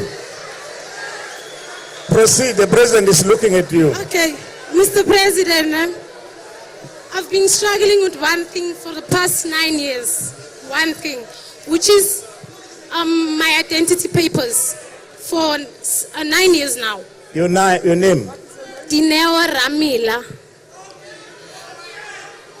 Okay, Mr. President, Upper Home Affairs, I go and I even walk to Home Affairs with my friend. Every single day, they say they're gonna call. They've been calling for the past 9 years. I heard people saying there's no jobs and so on. I see opportunities, I see jobs, but this thing is stopping me from moving forward, which is my identity paper, because you cannot go anywhere without it. I'm not complaining with no jobs. I can see opportunities, I'll go. Identity papers, which is an ID document. I provided papers. They asked for mom's papers, my dad's papers. I provided everything I had, even though I don't know my mom and dad. It's no excuse. I know how to make a life for myself, but how can I make a life for myself if I don't have what I need? So please go to the Home Affairs and speak to them. And by the way, I'm not from Tlhabane or something. I'm from Papalelo, but I took this opportunity because I know no one will listen to me. You have been very opportunistic. I'm Edson Sabane, number 3. Come in, number 3.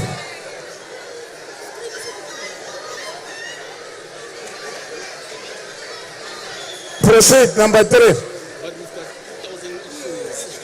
Proceed. Good afternoon, Honorable Premier, Honorable President, and the rest of the Cabinet. My name is Huitsione, surname is Moreki. I am born and bred of Catalytic in Danielsskeel from Catalytic in Ward 1. It's a pity, President, that we came late and we are not given enough time to address heart-burning issues. The previous deal with those. The previous speakers basically, apart from the lady from Pabalelo, has touched base on heart-burning issues. But let me start with this one, Honorable President. the unemployment rate of Catalytic, Daniel Scale, as the municipality, leaves a lot to desire, in a sense that whenever we have to face this, has led to alcohol abuse, drugs and alcohol abuse, basically. In a sense that, you know, we are in a situation in Daniel Scale that we have resorted to drugs, where now drugs becomes business for us as residents. So currently we sell drugs as residents now because of we see it as inspiral as possible, because of now is the easy way to make money. We have 3 mines surrounding us that has been there for the past I don't know how long, because if I was born and bred there, I grew up seeing those mines there. What is the criteria of government to make sure that they can fund us as locals to buy in and have ownership within those mines? Because of it cannot be correct for us to have mines whereas we only preach certain things. We want ownership of those mines. How can we be part? Apart from being laborers, because of laborers has been there for past years. The last issue. We have the issue of the 3 solar plants. It's a pity yesterday it was not up for questions. The issue of the solar plants there in Groenwater, we need a platform where we can discuss such platforms. You know, Honorable President, let me touch this. I'm not here to campaign for the ANC as a member of the ANC, but I need to bring this to the attention of the Premier and the Honorable President. If the ANC wants to win the upcoming elections locally, so it needs to do better. Why? Because of we've got leadership who are pursuing their own personal interest. Currently we are in coalition partnership with a political party that pursues their interest and campaign with the effort of the ANC. And the cadre deployment has not been practiced to the latter. As we seated here, we have a challenge where the political party we are in coalition partnership with is doing their utmost best to see that the ANC will not win the upcoming elections. Thank you very much. And that note is being taken serious. Thank you very much. Thank you very much. No, thank you very much. 2 minutes is gone. I've added even 30 seconds. I thought it was 10 minutes, Honorable. I need more than that because of, remember the campaigning strategy of the ANC. It's 2 minutes, we're done, comrades. Let's get number 4. We need to address this issue of the ANC in local government. Yeah, let's get the where we are not taken serious. That. Number 4. The ANC is going to lose vote leadership if ever we don't address this matter. Number 4. No, it's not from Catalytic. They are not from Catalytic. Number 4, 2 minutes, guys. You will follow those ones.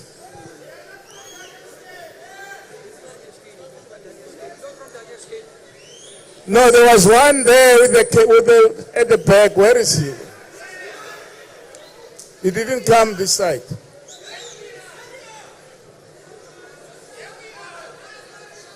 Catalytic. There was somebody there. Okay, no, he has disappeared. Can we get the last one? The last one, that side, is a volunteer. You will speak on their behalf, all of them. 2 minutes. My name is Cassius Afrikaner. I'm from Keigarib.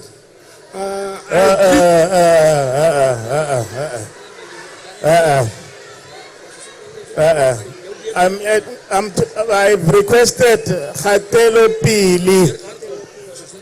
Now, if there's none, then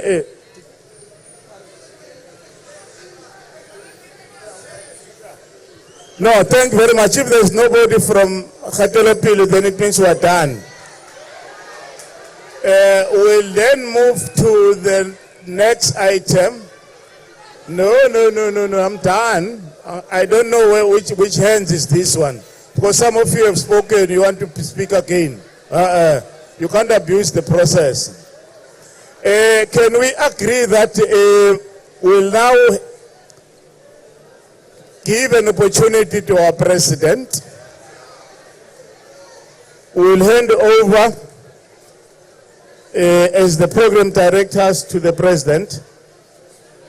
The President will then drive the last process of ministers and MECs and mayors and everybody else to come to the floor and to respond. Honorable President.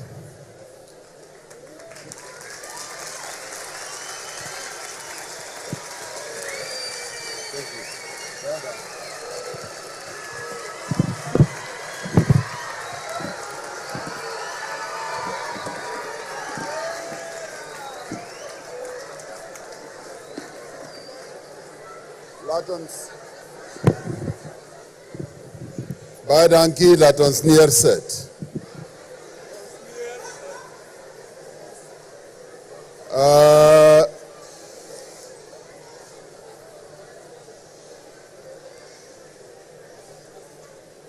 Goeiedag. Sanbonani. Dumelang. Good afternoon. Absheni. Absheni. Demasiari. Demasiari. Baie goed, baie goed. Ek is baie bly om hier te wees. En ek is ook baie bly om die mense van die Noord-Kaap vandag te sien. Julle praat sommer so lekker. En 'n paar van julle word baie emotional and motivated. En 'n paar van julle as julle praat, julle dans ook. And some of you turn around and show us your back so that we can see. En baie van julle is baie mooi. Al die vroumense is baie mooi hier. Maar ek kan nie so sê vir die manne nie.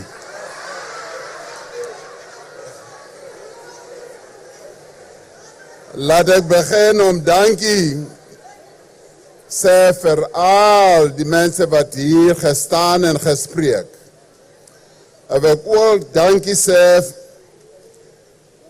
vir ons premier en die hele leierskap van hierdie provinsie.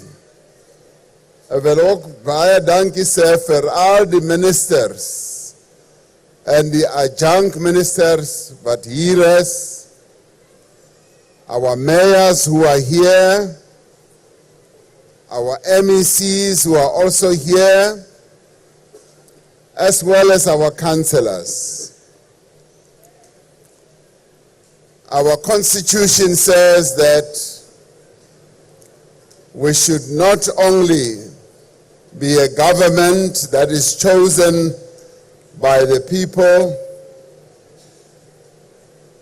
maar ons moet 'n regering word wat kan luister, wat kan mooi luister. 'n Paar van julle het hier gestaan en gesê, president, kyk my in die oë. En ek het baie mooi geluister. And a young lady came here, she thought I was not looking at her. But I was looking at her in the TV screen. Maar sy wil hê ek moet haar mooi sien. En ek het haar gesien. En baie mooi geluister. We are a government that listens to our people. Ons luister en baie van al die wat julle gesê het hier has been written down, not only on WhatsApp. I have taken notes. The ministers whom I'm going to call have also taken notes because you have raised important issues. Many issues that are of a concern to you. And as we often say, we are a government that has taken as a policy position that no one must be left behind. Niemand moet achtergelaat word nie. And that is what we have decided to do. And of course, when the father of our democracy started off, he said, a better life for all. And yes, we are still basing everything that we do on a better life for all. But we are also saying no one must be left behind. In other words, whatever we do must be inclusive, it must involve our people, and sometimes we don't do as well as we want to because of the challenges that we have. And some of you have touched on all those challenges. The shortage of resources is one of the big challenges, but you've also touched on the very big problems, the unemployment that is very, very big here in the Northern Cape. Want baie van ons mense hier in die Noord-Kaap werk nie, hulle is werkeloos. Ons weet dit.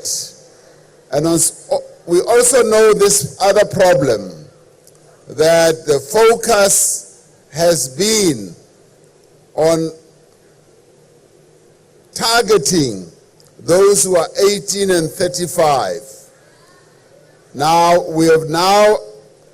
it's now been made clear to us that we cannot just target those who are 18 and 35, we must go beyond 35 as well. That has become very clear to us, and we've started with the program 18 to 35, want baie mense wat nie werk nie, as die jeug van ons land. Up to 64% of those who don't work, as the mense who are between 18 and 35. But at the same time, those who are 36 and above are also unemployed. So they must also be targeted. So our programs for unemployment, therefore, have to touch on everyone so that we don't leave anyone behind.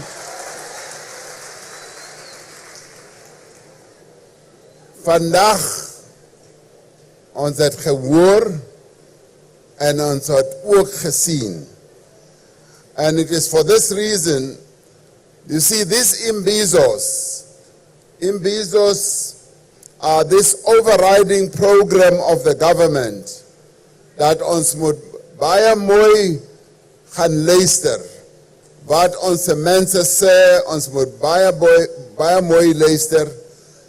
And as we listen, we may not provide answers to everything that has been identified. Ons het antwoorde, maar ons vind dat baie van ons mense have many ideas, many suggestions, en hulle het ook antwoorde. So daarom is dit belangrik vir ons om mooi te luister. Ukuthi size apha phakathi kwenu sizawunimamela. Sizofumana futhi nokuthi ningasicebisa kanjani na. Ngoba nani ninazo impendulo. Kodwa uhulumeni nguye ofana ukuthi aninike impendulo kulobunzima eniphila phansi kwabo. Angithi kunjalo? Biano Kitlobitsa matona a sebetsang le nna ba ntse ba mametse sentle ele baya mooi geluister. The ministers and the adjunct ministers wat hier is, ek gaan hulle roep sodat hulle kan antwoorde gee hier en daar op 'n paar van al die dinges wat julle gesê het hier. Ons premier sal ook 'n kans kry om 'n paar van die dinge kan antwoord, because as the leader of our government here, he is alive to many of the issues. What I can say is that yes, there are answers to many of the issues.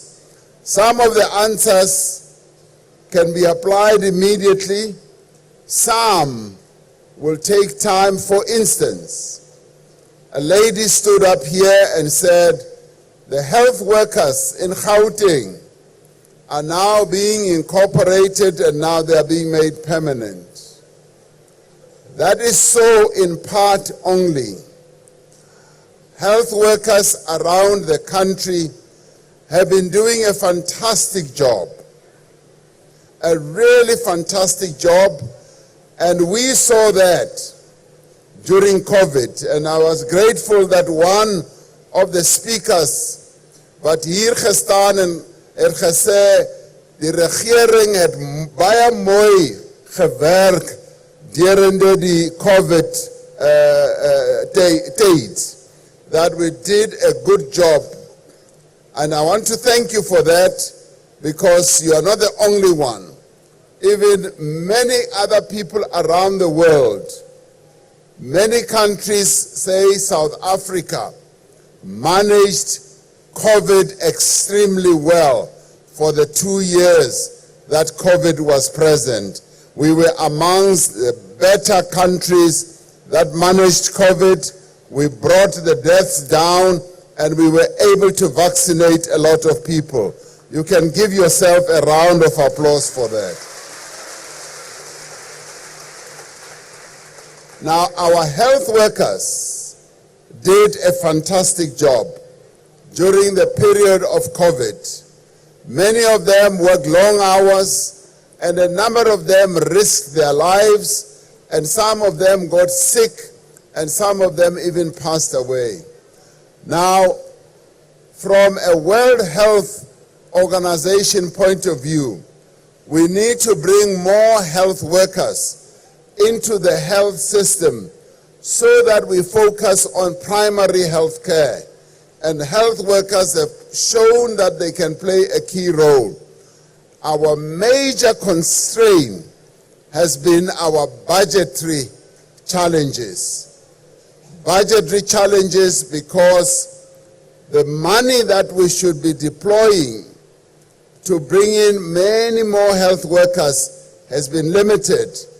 But we are beginning to see, as our economy is growing, that our revenues are going up a little, and the Minister of Finance will outline all that next week. And as the revenues grow, we will be able to do many more things.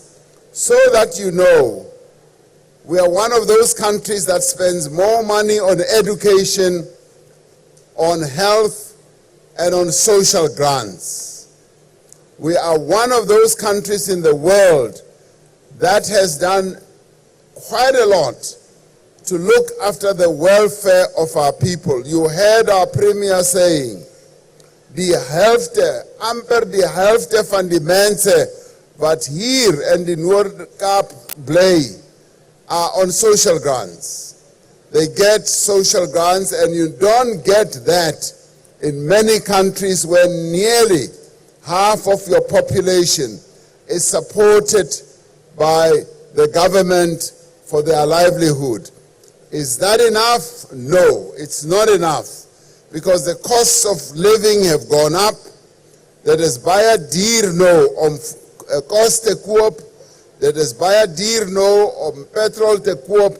Elke ding gaan op al die tyd. So we need to do more. But I would like to appreciate the manner in which many of you, and we counted up to 55 people came to ask questions here. In other Imbizos, we only go up to 30. Now here we've had 55 people who've come to ask questions, and ons kan nie almal praat nie. Ons weet dit, ons kan nie almal praat nie, maar ons het 55 mense wat hier opgestaan het and asked questions. And now we appreciate that. I also appreciate the fact that this is one of the best Imbizos that we have had in our Imbizo program. We more or less started on time, and we've done very well in allowing people to come forward and put their questions. I am now going to ask our various ministers who would have listened very carefully on a variety of issues. For instance, I'd like the Minister of Police to come forward, because a number of people spoke about crime. There's a lot of crime here, so that Minister Cele can outline precisely what our approach is on crime. One of my sisters who stood up to speak here said they are now wanting to go and close down a police station because they are unhappy with the way the police station is responding to this issue of crime. And also, many of you have raised the problem of drugs, that there are many people who are selling drugs and many people who are on drugs, who smoke drugs, particularly young people. Just so that he can just give a few issues here and how our police service is also focusing on those key challenges. So Minister Cele will come forward, and thereafter I'll ask another minister who will, where is Minister Cele? Oh, here he is. Come forward, Minister Cele.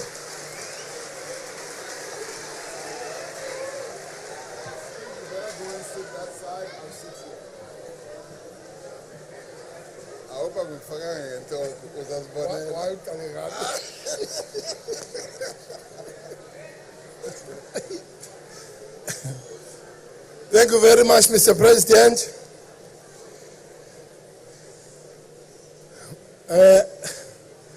I thought there would be not many questions here on crime. When I spoke to Premier said crime is in Kuruman. So I didn't know that there is also crime. Mr. President, we brought the acting national commissioner,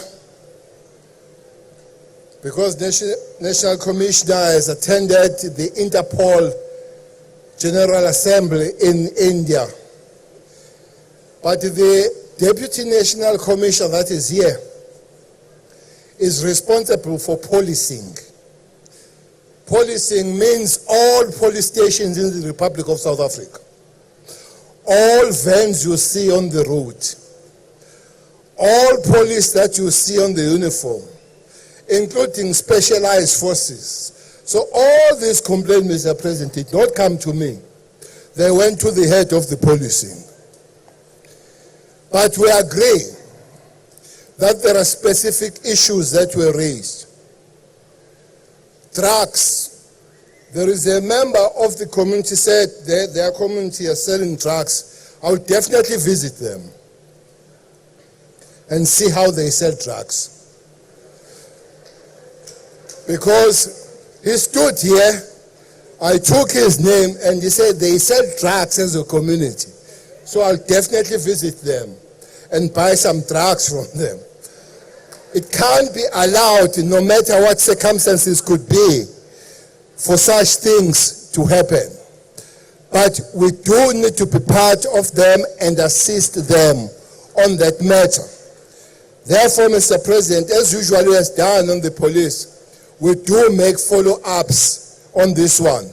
So this place was explained as a vast area, maybe together with the municipality and the provincial government, we'll see which place will be central for us to come and speak back on those matters. But before even we come back, there is this police Stasi. Everybody speaks about is a postman spec. Looks like everybody speaks about. As from Monday, acting national commissioner, or provincial commissioner will have to be there before Wednesday.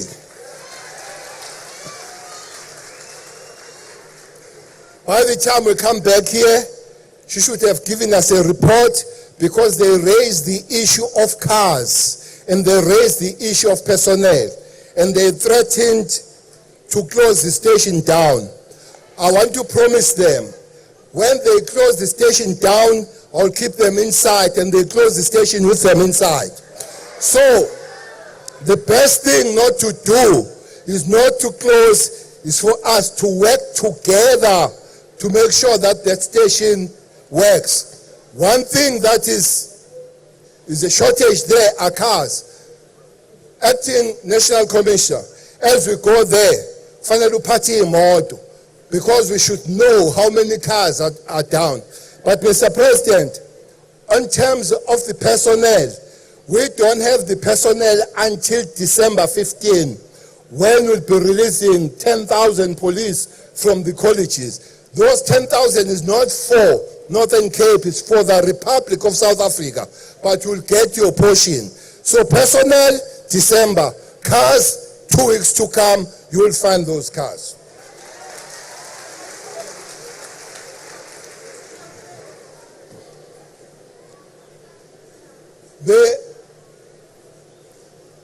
Not everything that will come and agree with. It was not raised here, Mr. President. There is a place called Louis Villa.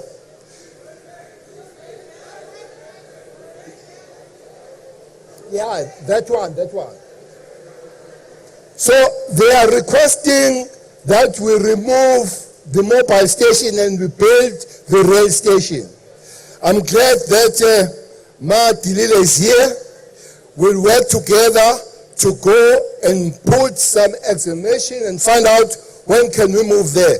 But there are things that we agree to do to work on building that police station, but there are things that we can't agree with. For instance, you say it should be only your children that work in that police station. It cannot be. Police members are children of the Republic of South Africa. So indeed, they must get their portion.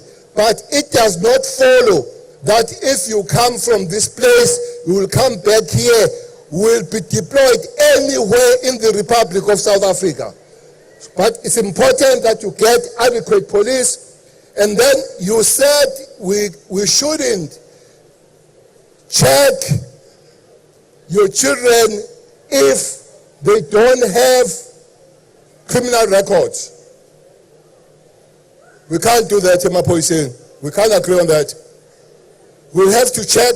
There are 6 things that we'll have to do if we are going to be member of the Republic of South Africa. Mr. President, the last point is the point you raised.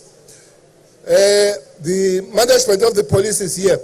We take South Africans between 18 and 30, not even 35, because you need to be jumpy. You need to be healthy, you need to run, but President talks about up to 35. We may come back to look at that, Mr. President, as it becomes the policy of the country. If you are a member of the South African police, you retire at 60. If we are on ground, you retire at 60. So if we take you at 40, at 50, which means you're going to spend lifetime, and most of the police, you don't, as you're young, you don't spend your life inside. You spend your life outdoors. So it's important that you must be healthy, You must be fit, you must be young, you must be jump bog, you must run around. But as the president says, look at this up to 35, that's what we'll do. But Mr. President, usually we take 3 weeks to come back. We'll still commit to that 3 weeks to come back to this community so that we work on particular and specific issues they've raised. Thanks, Mr. President.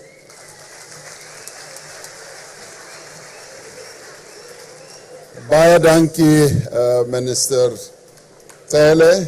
Baie dankie. I now want to move on to another issue that was raised quite prominently here. And it was about jobs. Dat baie mense wat hier bly is werkeloos. I'm going to ask Minister Nxesi to come forward and address some of the challenges and how we are going about with regard to jobs and how we are going about addressing some of them, but also to address some of the problems that workers in the mining industry are also confronting here. As there was a complaint even yesterday when we were in Postmansberg about how workers are being treated in one of the facilities that we visited. Minister Nxesi.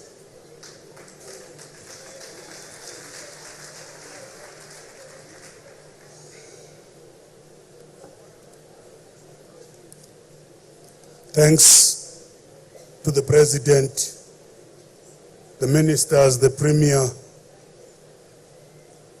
the MECs, Mayor and everybody who is here.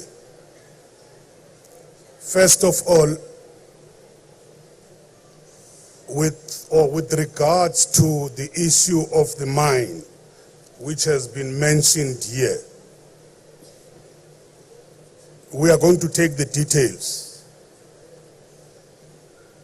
so that we can be able to dispatch our inspectors into that particular mine. But we are going to be working with the inspectorate from the mine and find out exactly what are the issues and why that is happening, and we sit with the employer in trying to deal with those issues. Secondly,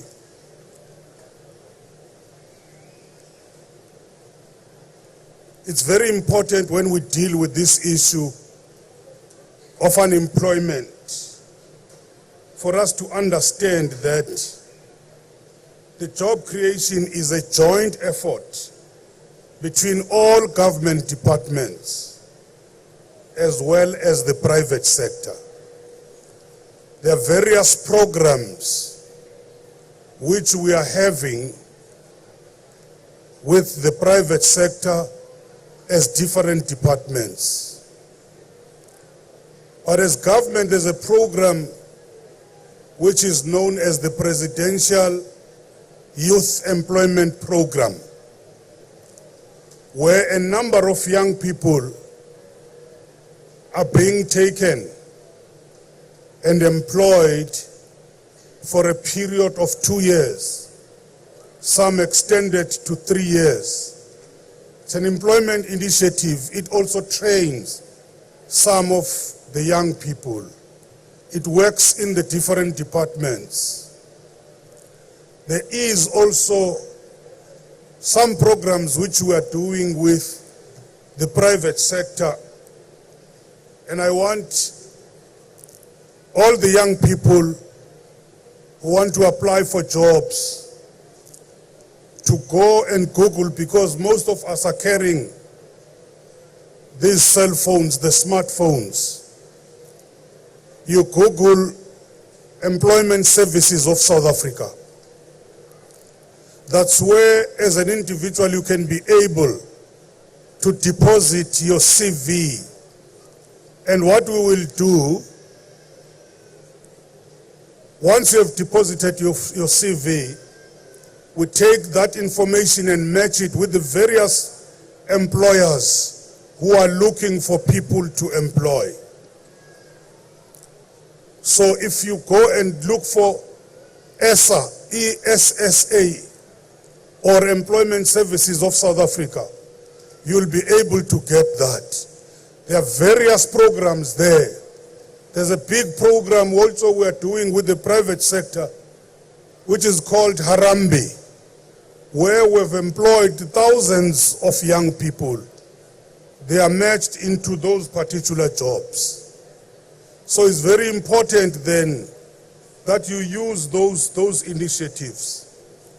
But over and above that, the President unveiled a program in 2020, which is known as the Economic Recovery and Reconstruction Plan, where we're talking about different sub-programs.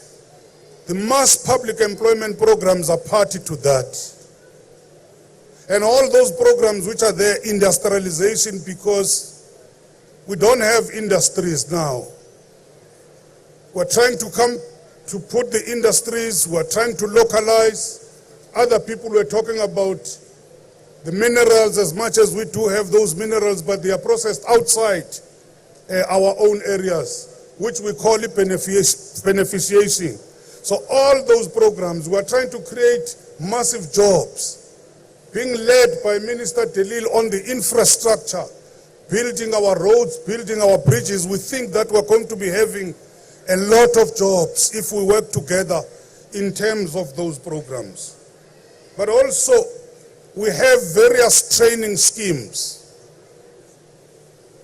There's a very important training scheme which is known as, or is happening under the Labor Activation Program, under the Unemployment Insurance Fund, which is targeting both the young people and those workers who are above 35. And I'm going to request and invite all the mayors here, together with their MMs, to get in touch with us. We can come back in a visit to come and talk about what will be the joint projects which we will do together. And our training, it's not just to give a lot of money and then after 3 months those kids are not employed. We train them and we want them to be placed in the jobs. So I'm inviting all the local municipalities in these areas. I will come with my officials and we talk about the programs they will propose in order to be able to help the young people. But also, we want to say we are also training those who have been retrenched, who have lost jobs in some of the areas. You can see that we have massive employment as a result of the retrenchments. We therefore, working together with the Department of Higher Education, we bring the money from LAP, they bring the money from the SETAs, and we retrain and upskill some of the workers and refocus them and give them the new skills so that they are employable in terms of the demand of the labor market. And lastly, Mr. President, I want to talk about the Unemployment Insurance Fund. Given the fact that a lot of people are losing jobs, others are getting injured at work, there has been a complaint about the accessibility of the unemployment or the Unemployment Insurance Fund and even the compensation fund. Unemployment for the workers who want to access the money as a relief during that period they are unemployed. Compensation fund is the workers who get dumped when they are injured.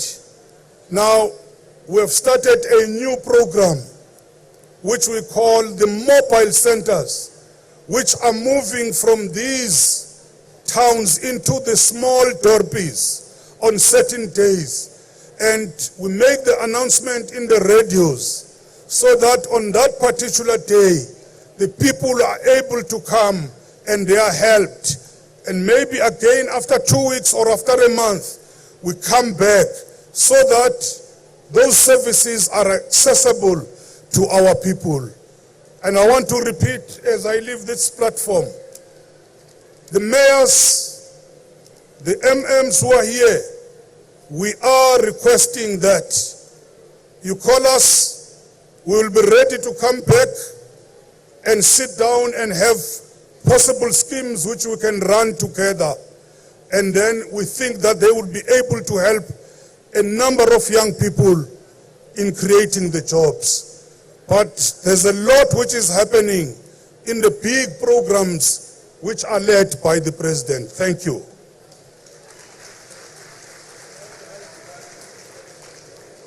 Baie dankie Minister Nesi. 'n Paar van die mense wat hier gepraat het die topic van grond oorgepraat. Particularly in saying onze mense het nie grond nie. En onze mense wil grond kry. But one of them then said, a lot of the land also here in the Northern Cape is owned by the Department of Public Works. I'm now going to ask Minister Patricia de Lille om voor te kom, om ons verduidelik wat gebeur hier.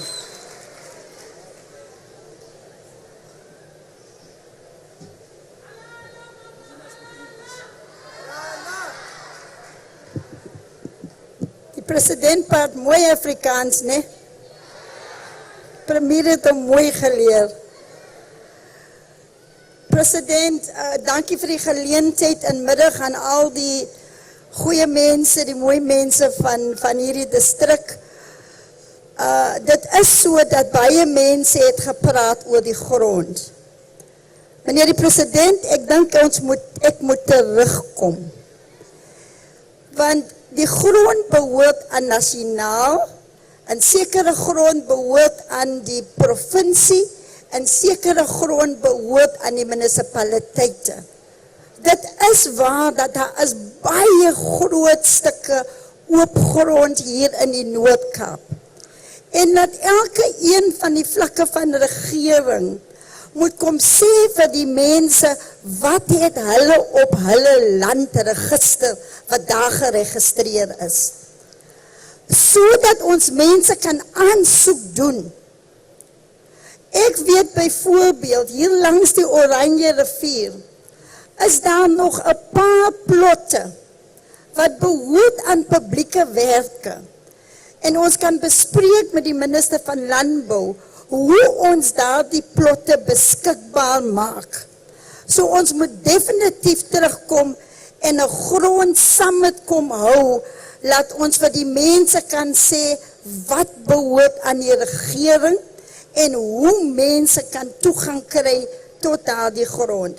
So ons sal definitely terugkom, ek sal praat met die premier en ons kan daardie summit reël so gou as moontlik. Die president het ook gepraat van die ouderdom van 35. Dit is so dat die EPWP ouderdom beperking is 35. Maar alreeds 'n maand gelede in die kabinetsligotla as ek gevra om daardie ouderdom te hersien en om dit weg te haal, sodat baie meer mense kan werk vind by EPWP. So, ek moet dan 'n verslag vat in die kabinet, maar ons is besig om die beleid te hersien, om seker te maak dat ons nie baie mense uitskakel nie. Die laaste punt, president, is dat gister was ons in Keimus. Ons het begin die beplanning en die tender gaan uit die einde van November om 'n nuwe hof te bou daar. Net langs aan die polisiestasie. Maar die mense van Kymoed en daardie distrik, julle moet betrokke wees by daardie projek. Ek het gister gevra dat daar moet 'n projeksteringkomitee gestig word, sodat publieke werke, public works kan gereeld skakel en vir die mense sê, wat is die voordele in daardie tender vir hulle? Hoeveel werke gaan gegee word aan plaaslike gemeenskappe en plaaslike besighede? So ons het al ons eerste social facilitation gehad, maar ons wag nou vir die mense van Kymoed om daardie komitee te stig so gou as moontlik. Maar onthou as julle gekies word op die komitee om jou organisasie te verteenwoordig. Julle moet ook terugvoering gaan gee aan enige organisasie wat julle aan behoort. Want julle kom nie daar om julle jackets te kom verteenwoordig, en julle kom daar om die mense te verteenwoordig. So, ons moet seker maak dat die mense in Kymoed munisipaliteit altyd die waarheid weet en wat is die voordele vir al die mense daar. Maar daar is te veel grondeise wat ook nog uitstaande is.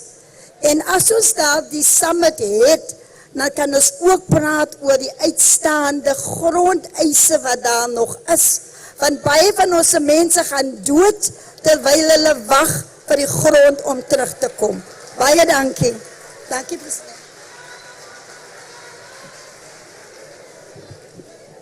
Baie dankie, minister De Lille. Ek is baie bly om te hoor dat jy sal 'n grond summit reël, sodat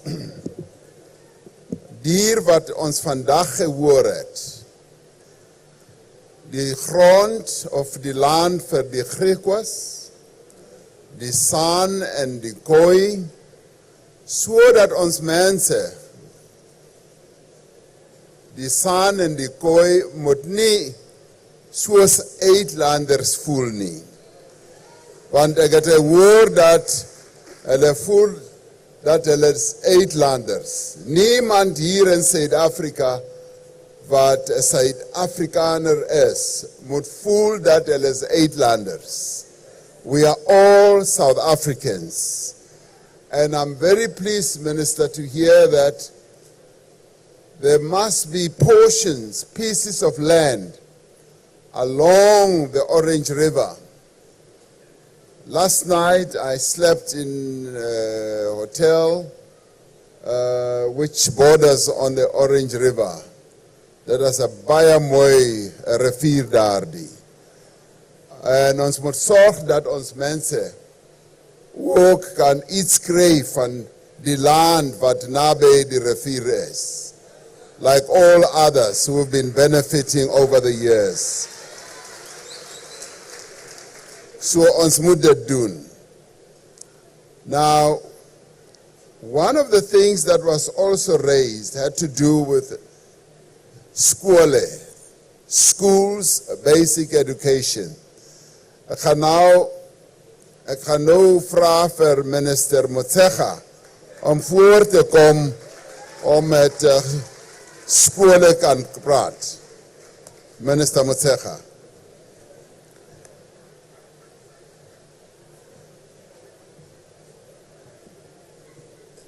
Thank you very much, President, and good afternoon to all the members here. President, the main question was really around special schools, which was a very emotional one.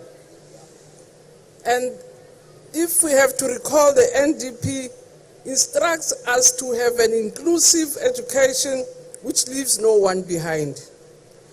And I'll be the first to admit, President, that that is one area that we are not where we should be. And that's why the presentation was this emotional, because it is a major problem. In 2018, I even declared 2018 a year of special education because there are major challenges. And early this year, I convened a national conference to assess our progress in the past 3 years since 2018. And amongst other things we picked up, President, was that indeed we have made lots of progress from where we are, but major challenges remain. But what is also very helpful that after 2018, Treasury started allocating money for us to deal with special education. But other things that came from the January Likhota, it's a question of skills around the area of special education, because it's not an area that we had developed very well as a country. So there were the shortages of skills for people to deal with special education. We have very few teachers who can sign language. We have very few teachers who can really deal with all sorts of disabilities and even the serious ones. But the advantage is that we have a budget. But what also came, which is another area of underspending, because whilst we assessed and have the resources, our plans were, in some provinces, were not picking up very well because of those legacies. And that's why the lady who spoke here said she could only find a child a place in Cape Town. Because the only provinces that are able to cope, it's Gauteng and Western Cape. And simply because historically they've always had schools for special education, especially with serious disabilities. So what, based also on, because as you could see, President, it's a very emotional subject for parents because it brings enormous pains to families. I'm going to speak with my colleagues that when we go to cabinet, I think because we have the money, the problem is that we're even underspending because the other provinces are not able to put quickly the programs that needs to be put in place because of skills, resources, and all sorts of things. And I'll speak with my colleague here, the MEC, that I think when we go back to CEM, it's to request to make a proposal to Treasury that they allow us to redesign our financial plan so that children who come from Northern Cape, if they find space in the Western Cape or Gauteng, they can be subsidized by their provinces, because those provinces will be unable to subsidize them if their home provinces are not paying. So I think it's something we have to do, because these other provinces continue to underspend because there's no capacity and the problem is huge. So I thought we'll deal with that, and I think MEC Monakali will support me on that one. But we'll continue to monitor and admit that it's an area of great concern, and it's an area, President, to report myself to yourself, that it's an area we're struggling. We're not performing at the level we should be performing. There was also information about, and I think that's advice, what we should do with boarding schools. And I don't think we can really say, yes, indeed, when schools close, we will not ask kids to go home. It really is a logistic issue. We note it as a matter that we'll discuss. There was also a point about aftercare, and I was whispering to Minister Zulu that ourselves actually need those aftercare programs, so that when kids leave school, there are receiving centers where they can do all sorts of things, which we have to run together. They can do reading, they can do homeworks, they can do sports, they can do arts, and it will be very helpful to support that initiative that the lady has raised. But it's something that we should run with social development, we should run also with sports, we should run also with the Department of Arts, and that we are taking.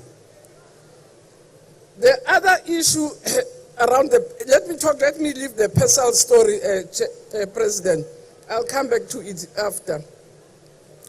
Just as a side, you see this young chap who's sitting in front of the president. When I came here, I saw all these young ones under 10. I said, my children, this time of the day, we're here with you. What do you want? They said, Minister, we'll go to school on Monday. Today we're coming to see the president. It will never happen in our lives that we see the president. And this one has been standing here to say, the police won't allow me to come forward. Just quickly take a picture so that I come out with the president. So those people here, President, their shop steward said, please don't chase us. It will never happen in our time that we are with the president at the same place. And I really felt that I should leave them. As I closed, also about job opportunities, without promising people, I think it's very, and we've been doing road shows as a Department of Basic Education. We've inherited ECD from social development. And it's another huge area of growth, President. More than 5 million children are outside the net. So which means we have to train thousands of young people. So I hear the story about matriculants. But our starting point is people should not come if they don't want to teach or to be with children. And in the sector, we are saying to be on PESAL. It takes 4 years training. You can't be on PESAL in education if you don't have 4 years training. So those matriculants should prepare themselves to be ECD practitioners with 4 years training in all economies that beat us in education. Their ECD practitioners are the most educated and have been trained longer than even high school teachers. So there's going to be a huge opportunity, and we'll be recruiting those young matriculants. But please, if you don't like children, don't waste time. It's going to frustrate you. But there's another area of huge potential for job creation. So, President, those are the ones that I picked up really around special education and aftercare programs for reading. So those are the ones. I hope I've not missed anything.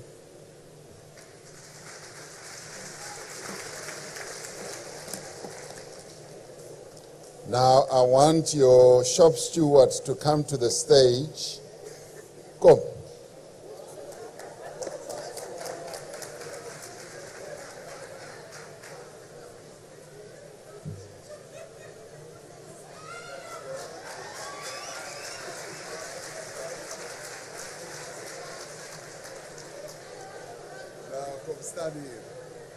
Nou, hierdie is die laaste dag wat jy nie skool toe gaan nie. Jy het nou die president gesien, maar op maandag, waar gaan jy? Skool toe. Baie goed, baie goed.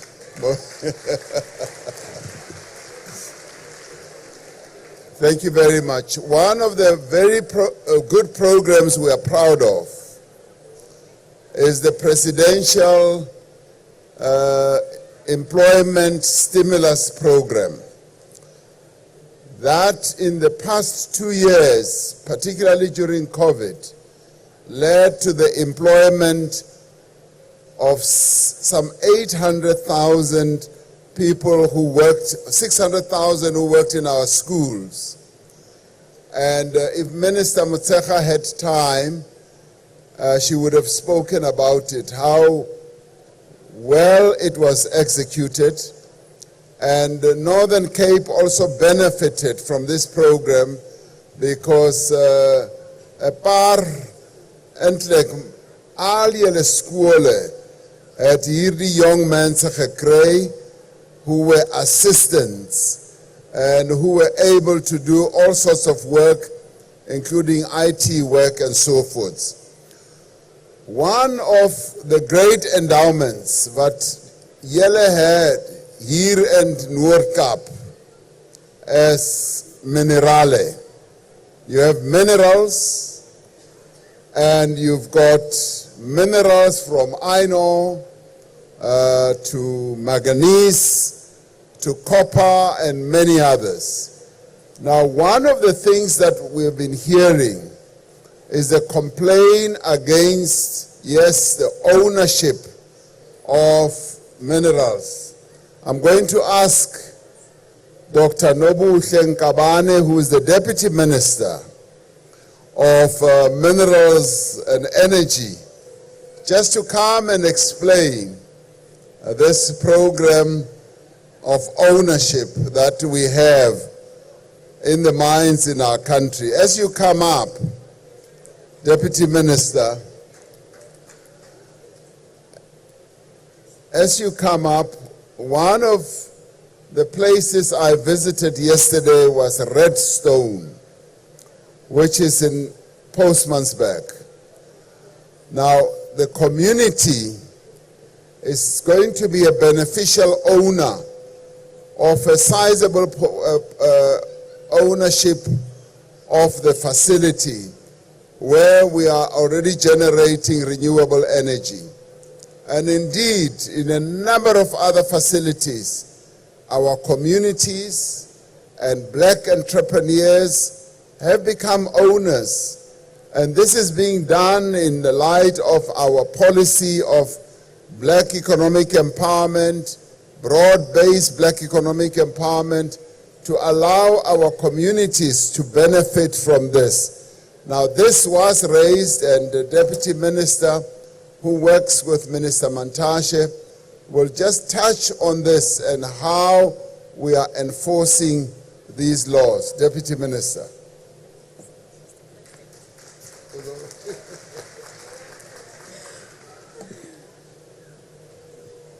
No, thank you so much, Mr. President. I'm going to greet the community of Upington. I'm not sure whether I'm pronouncing the area correctly. It's Upington, yes. Yeah.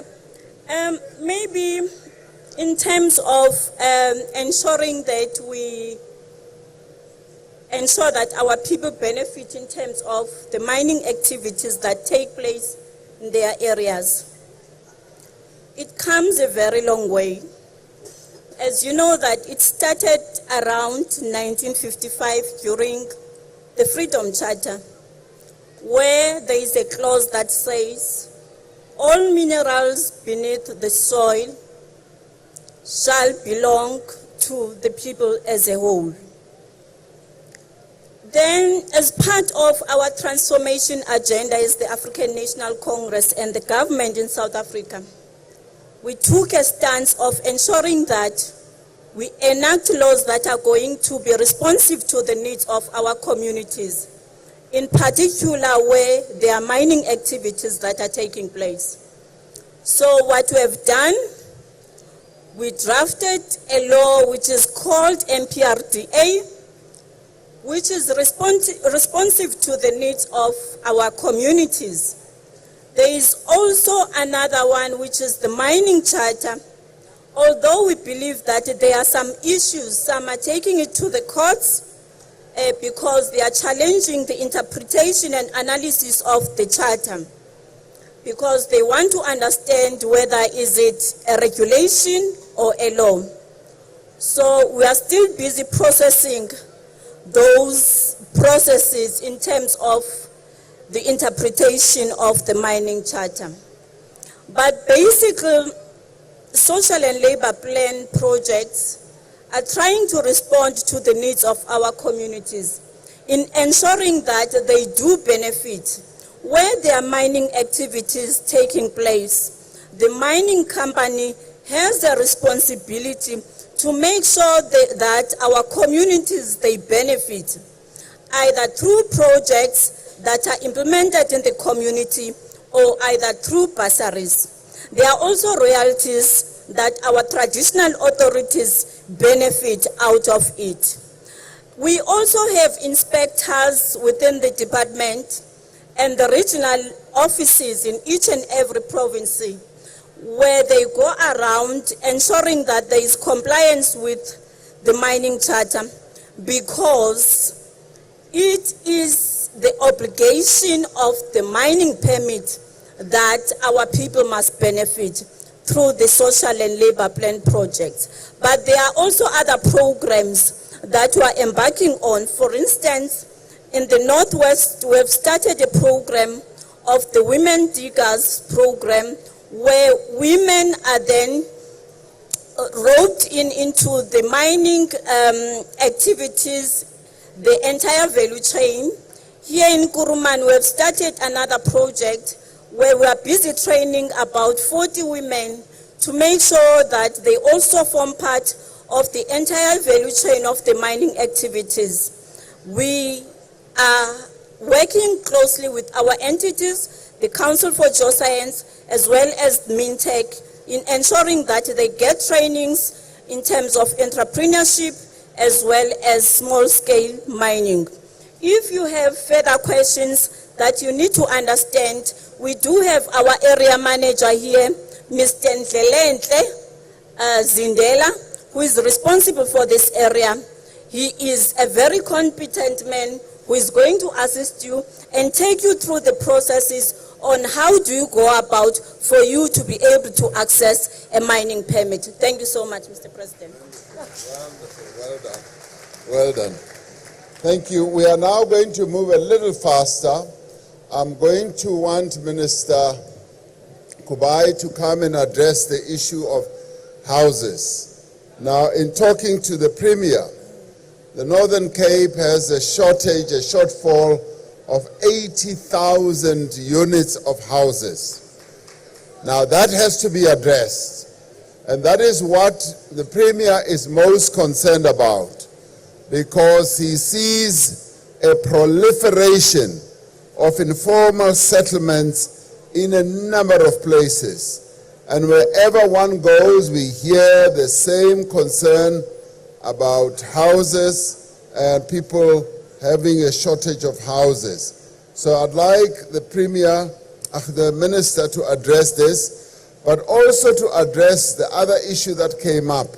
There was one of my sisters who came up and spoke about women in construction, so that we also touch on the issue, the challenges, the probleme vateleno in the construction industry. Minister, please, let's touch on that, and thereafter we'll touch on 2 or 3 other issues, and then we'll ask the Premier to round off, and then I'll close.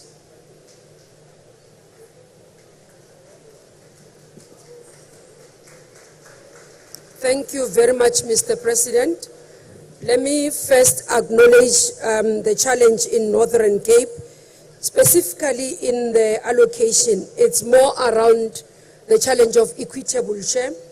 On human settlements, Northern Cape gets the least in terms of the funds. We've been working together with National Treasury to try and see how best can we respond to the baseline allocation. So we're still in the process. We're not yet done, but conversations are continuing. One of the things that we took as a decision was that Northern Cape will be utilized as a pilot for the front loading that the Minister of Finance had already talked about. I've asked the team, Mr. President, to talk to SAWIC, because we, as the Department of Human Settlements, we've launched all SAWIC chapters across provinces, including here in the Northern Cape.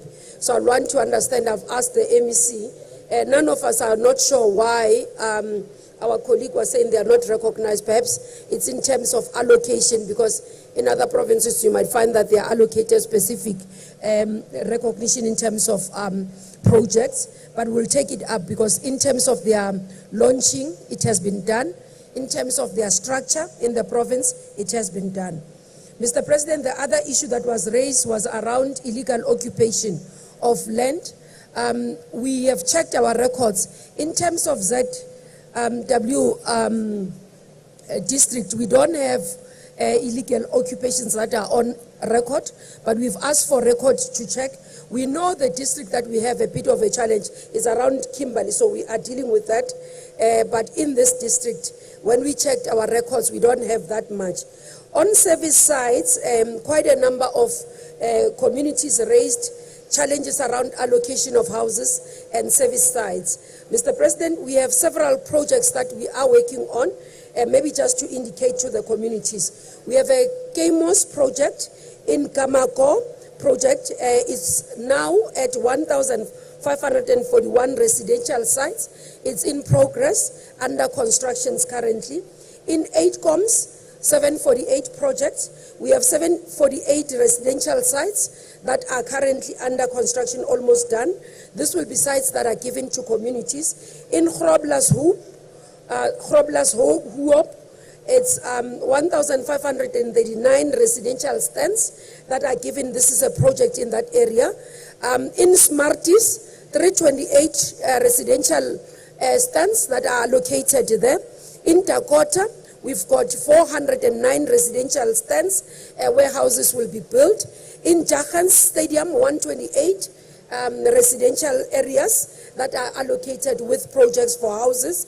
In Pabalelo, Makweta Valley, we've got 503 residential sites in that area. Another Pabalelo project is Pabalelo North East with 990 project sites, a residential area. The other one is in Rosedale 400 project, which has 400 residential stands.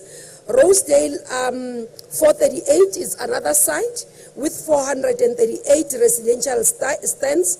Rosedale 452 projects. These are other area. In Pabalelo as well, we have another one, which is almost around 881 sites. This will be built. Some of them will be, first we are giving residential sites with service sites. This will be with bulk infrastructure, water, which is water, sanitation, and electricity. And then as we go along, as we're looking for more budget allocation, then we'll be able to provide for houses. The other issue that was raised is around military veterans. We have 15 military veterans that have been approved currently by the National Department of Military Veterans and Defense. Out of these 15, 10 of them are in this district and 5 of them are in another district. We can only allocate, Mr. President, and communities military veterans houses once they've been verified and approved by the National Department of Defense and Military Veterans. So we work on that. We previously had a challenge in the province. When I was here, we met with the Premier together and the MEC first with the military veterans, and we agreed on a process. In the district, Pixley, for example, we did rectify and started allocating. So the work around military veterans allocation of houses, we currently underway as the department, and we on track. The only slack is that sometimes we find military veterans that are saying we don't houses, only to find they are not yet verified by the Department of Defense and Military Veterans, and we can't allocate those houses. Mr. President, in Plangeni, Larry raised the issue. This area, for example, lacks in terms of bulk infrastructure, and what has been done is that, and the national team was there this week, 90% of the planning has been done in this township. We've completed. We are waiting for the district tribunal to finalize the work so that the process of declaration of a township can be done, and this will allow for services to be put in, especially permanent services. In Kai Kharib, the work that has been done, it's around service site. This is one of the areas as well. The province Coxstar has assisted the Kai Kharib municipality to apply for MIC, while there are shortages that we have from the human settlement side. Once that has been approved, services will be put. I must say, Mr. President, again, I think it's Amanda from Postin, Ward 3. I think it's also around the issue of Satsabani local municipality. We are confirming that we are waiting for finalization of plans so that we can implement. We will pay attention to 2 municipalities specifically, Mr. President, which is K municipality and Kai Kharib, because it does need us to come forward with more resources. Thank you very much, Mr. President. Baie dankie, minister. Nou, ons wil hê ons moet praat oor die geleenthede wat hierdie provinsie het, particularly in relation met al die wonderlike dinge of goed wat julle het hier in hierdie provinsie. Julle het die son, julle het die wind, en julle het ook hydrogen, die hydrogen nuwe sektor van onze economie. Ek gaan nou vra vir minister Barbara Creasy om voor te kom, om bietjie om praat oor hierdie nuwe geleenthede wat ons het. Because, come forward, minister, as I speak, want this is the new sector that is opening up. Now the Premier will give you the figures because he's got the figures on his fingertips.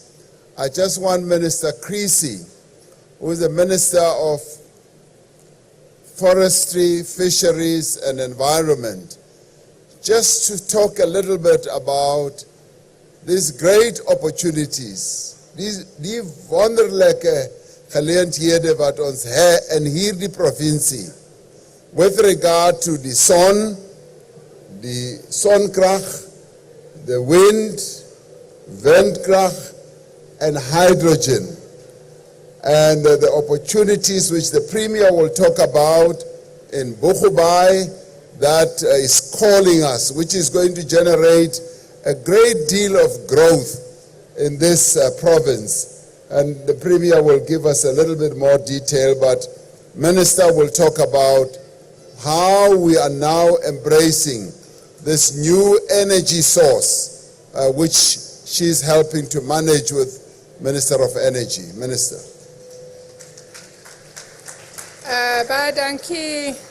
Baie dankie meneer president. Goeiemiddag almal. Voordat ek praat oor die groen hydrogen, kan ek net praat oor die air quality issues, Mr. President. One of the questioners asked the question, what are we doing about the poor air quality in the mining areas? And we did receive this complaint about the poor air quality at Catalytic local municipality and also Tsansabani local municipality. So 2 weeks ago, Mr. President, we went to Idwala mine in Daniel Scale, and we also went to the Kolomela mine in Postmasburg.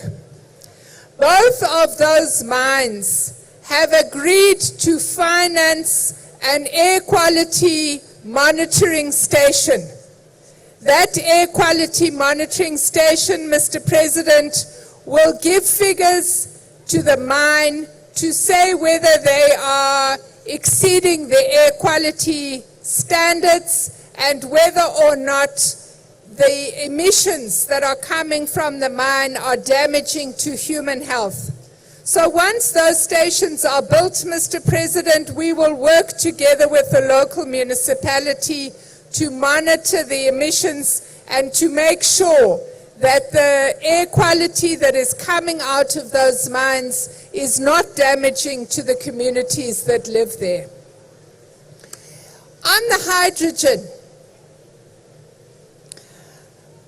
our country and the rest of the world are gradually moving away from using coal to generate electricity to using sunshine. Now, South Africa is one of the top 10 sunniest countries in the world. And what that means is that here in the Northern Cape, you have a greater potential to generate electricity than anywhere else in the country. We are working together with Eskom to start to build transmission lines, these big electricity carrying pylons that will move electricity from the Northern Cape to the rest of the country. But we are also in partnership with our Premier to develop something that we call green hydrogen. And green hydrogen is a new kind of fuel that can be used in the future to power ships and to power airplanes. And the Premier will tell you about the partnership that exists in Boegoebaai. But the important thing that we want everybody here to understand is that we are working with the Northern Cape to find something that can change this problem of werkloosheid that everybody spoke about, and can find something that can use the natural, God-given environment to create work and to fight poverty here. Let me pause there, Mr. President, and we can ask Premier Saul to give the details of the Boegoebaai project. Thank you.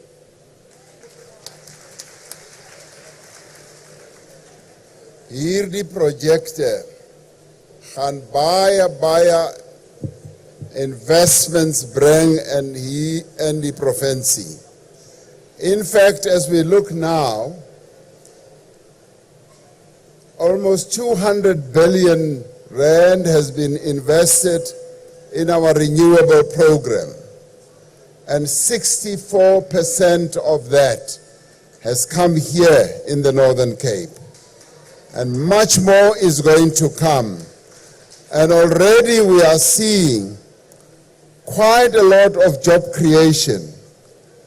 In fact, the Premier, when he comes to touch on a few issues, will tell you, because he's tracking the figures, the Northern Cape has been able to create more jobs than many others, and the level of unemployment in the Northern Cape is continuously coming down in relation to many of our other provinces. So the Northern Cape is a big target for big investments that are going to come. I was in Saudi Arabia with a number of ministers already, and some of the companies that are seeing the opportunities here in the Northern Cape with regard to solar, with regard to renewables and green hydrogen, want to come to no other place other than the Northern Cape. And I hope you are all ready for the investments that are going to keep coming here. Now, very quickly, there were quite a number of social issues that were raised, Minister Zulu, and I'd like you to come and very quickly address and touch on some of those issues as quickly as we can. I want to move forward because we've been here since just after 10, and I'll call on one or two others. The issue of military veterans, which I was going to ask Minister Gungubele to address, was touched on a little earlier by Minister Kubai, so you have got a good relief there. And then I'm going to go to the agriculture part, and I'm going to ask, there's a seat here, so that we don't waste time. Okay, you'll come up later. Minister Didiza, and I'm going to ask on the issue of small and medium enterprises, because we've got to open opportunities for our people. And I saw it yesterday in Postmansberg, because a number of the community people had wanted to see me, because they wanted to raise the issue of how small and medium enterprises can participate in the big projects that are already taking place in our province. And that is precisely what we want to support, so that we support our people as they get into business opportunities that are being opened by these big billion rand investments. So Minister Stella Ndebeni Abrahams will also come forward. Who's behind me now? Oh, Minister Zulu. Go ahead. Thank you very much, Mr. President. Maybe I should start by indicating that myself and the MEC Vilakazi of Social Development, we did have visits yesterday to some homes. Secondly, we also work very well with each other, and I'm sure that she also will be able to follow on the issues that have been raised here. But I do, Mr. President, without necessarily having to answer all the questions that were raised here, I'd like to indicate it's a pity you did not get a chance to go to any of the communities, because one of the things that I found in Upington, but in Northern Cape in general, the communities are very organized, their townships are very neat, they are very clean, they plant beautiful flowers, they have little gardens where they plant flowers. I was saying to the MEC of Agriculture, we should maybe try and balance between the flowers that are beautiful they're planting and give them seeds to make sure that they can also have gardens, so that within the flowers they can produce the carrots and cabbages and all.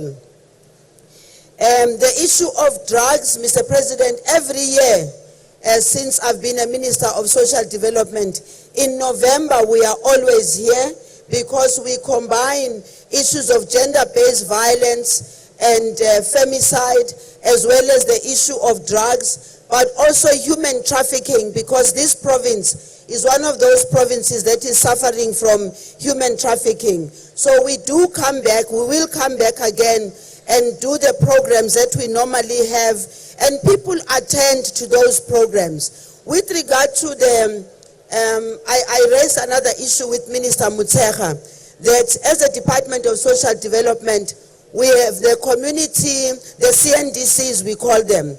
Children come out of school and they go to those centers. And in those centers they are fed before they go home. In some of the centers actually they go to the center in the morning before they go to school.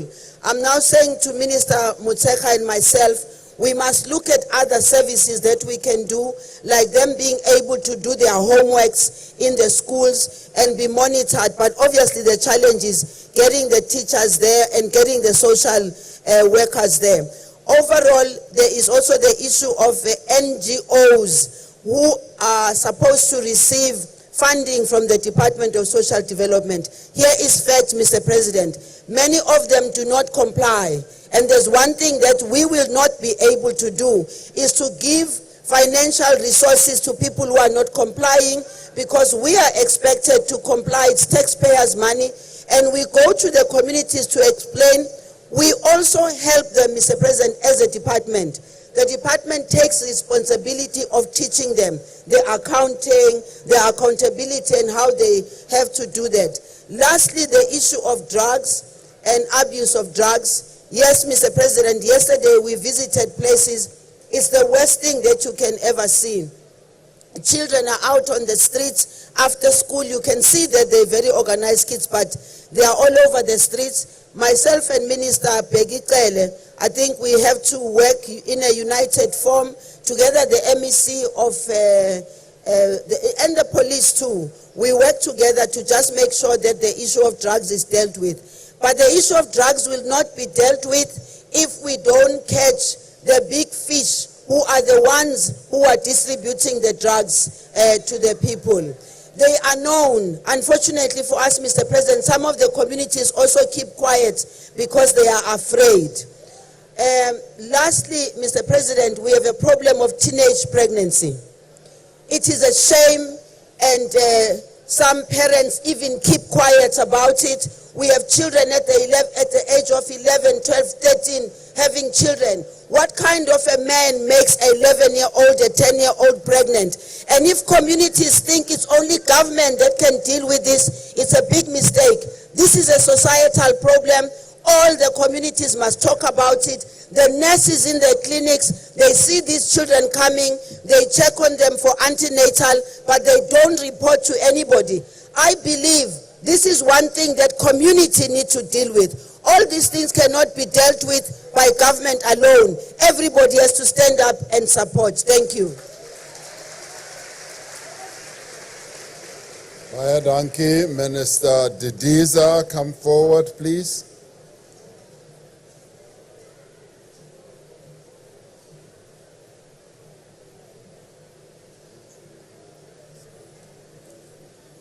Thank you very much, Mr. President, Premier and Mayor, as well as my colleagues who are here, ministers and deputy ministers. President, we are going to do it in a style so that my MEC speak in Afrikaans because the community needs to hear. Massa. Yesterday, Mr. President, myself, the MEC and Deputy Minister, we did have a meeting with traditional leaders, with farmers, as well as with members of the community property associations, commonly known as CPAs. Goedemiddag, dankie president. Gister ons het die geleentheid gehad saam met ons traditional layers en ook saam met die CPA se layers ook en ook saam met die union farmers union association. President, one of the issues that was raised relates indeed to the issue of support to small and medium farmers, and more particularly to subsistence farmers, which we are fortunate that through the Presidential Employment Stimulus Initiative, you have also rekindled. And therefore, we want to say to the women who raised the issue of 1 household, 1 hectare, we will resuscitate that program, working with the provincial MECs, so that we address the issue of household food security. Gister ons ook saam met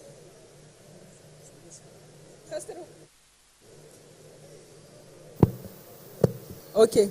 Gister ook saam met oor gepraat oor die 1 hectare 1 woman. So die ook saam met die program. Ja, 1 vrou mens en 1 hectare. President. En ook oor die pensie, die program en die presidentse program oor wat onze mensen gee en die stad en met ook saam met onze mensen kan ook saam oor zeker maak hulle gebruik die landbouw. Dankie.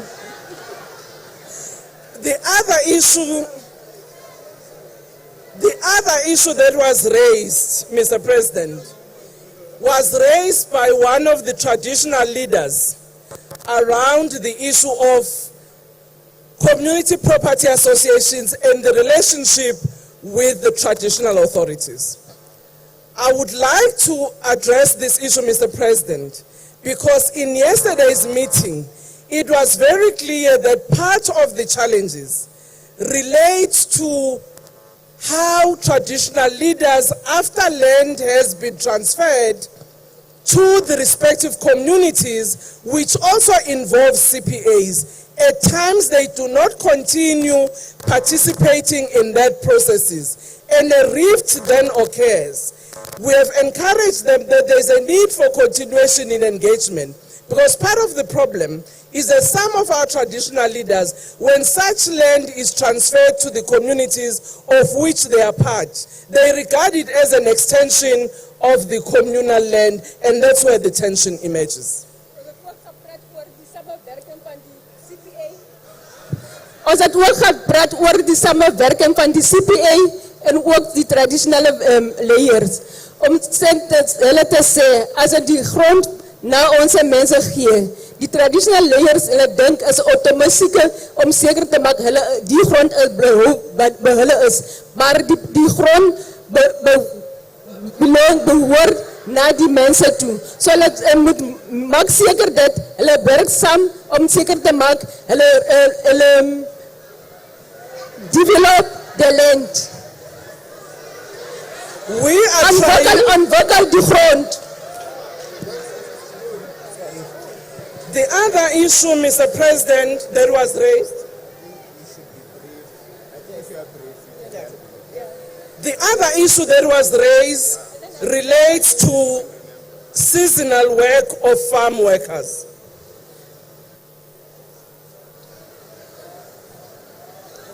The matter that was raised by some members of the community was a challenge of seasonal work for farm workers. Die ander ding wat gehoor gepraat is die uitdaging van die seasonal werken van onze by die plaaswerk. This is a matter which I think, Mr. President, we will have to work with the Department of Labor so that we can reskill and repurpose some of those members so that when the season of a particular commodity is not in season, they can be able to do some of the work in the agricultural sector. Dit beteken dat die departement van landbou en ook departement van labor moet samenwerken weet om zeker te maken die werker hulle zitten bij die huisie dan klaar hulle dit die werking. So dit moet het samenwerken tussen die twee departementen wees. The other matter, Mr. President, related to the support to those who have been given land by government. Two things were raised. Dan moet ek ook die twee goedes zeker gemaakt wordt. Dan moet ook eens ondersteun naar die mensen wat die klaar die grond teruggekregen.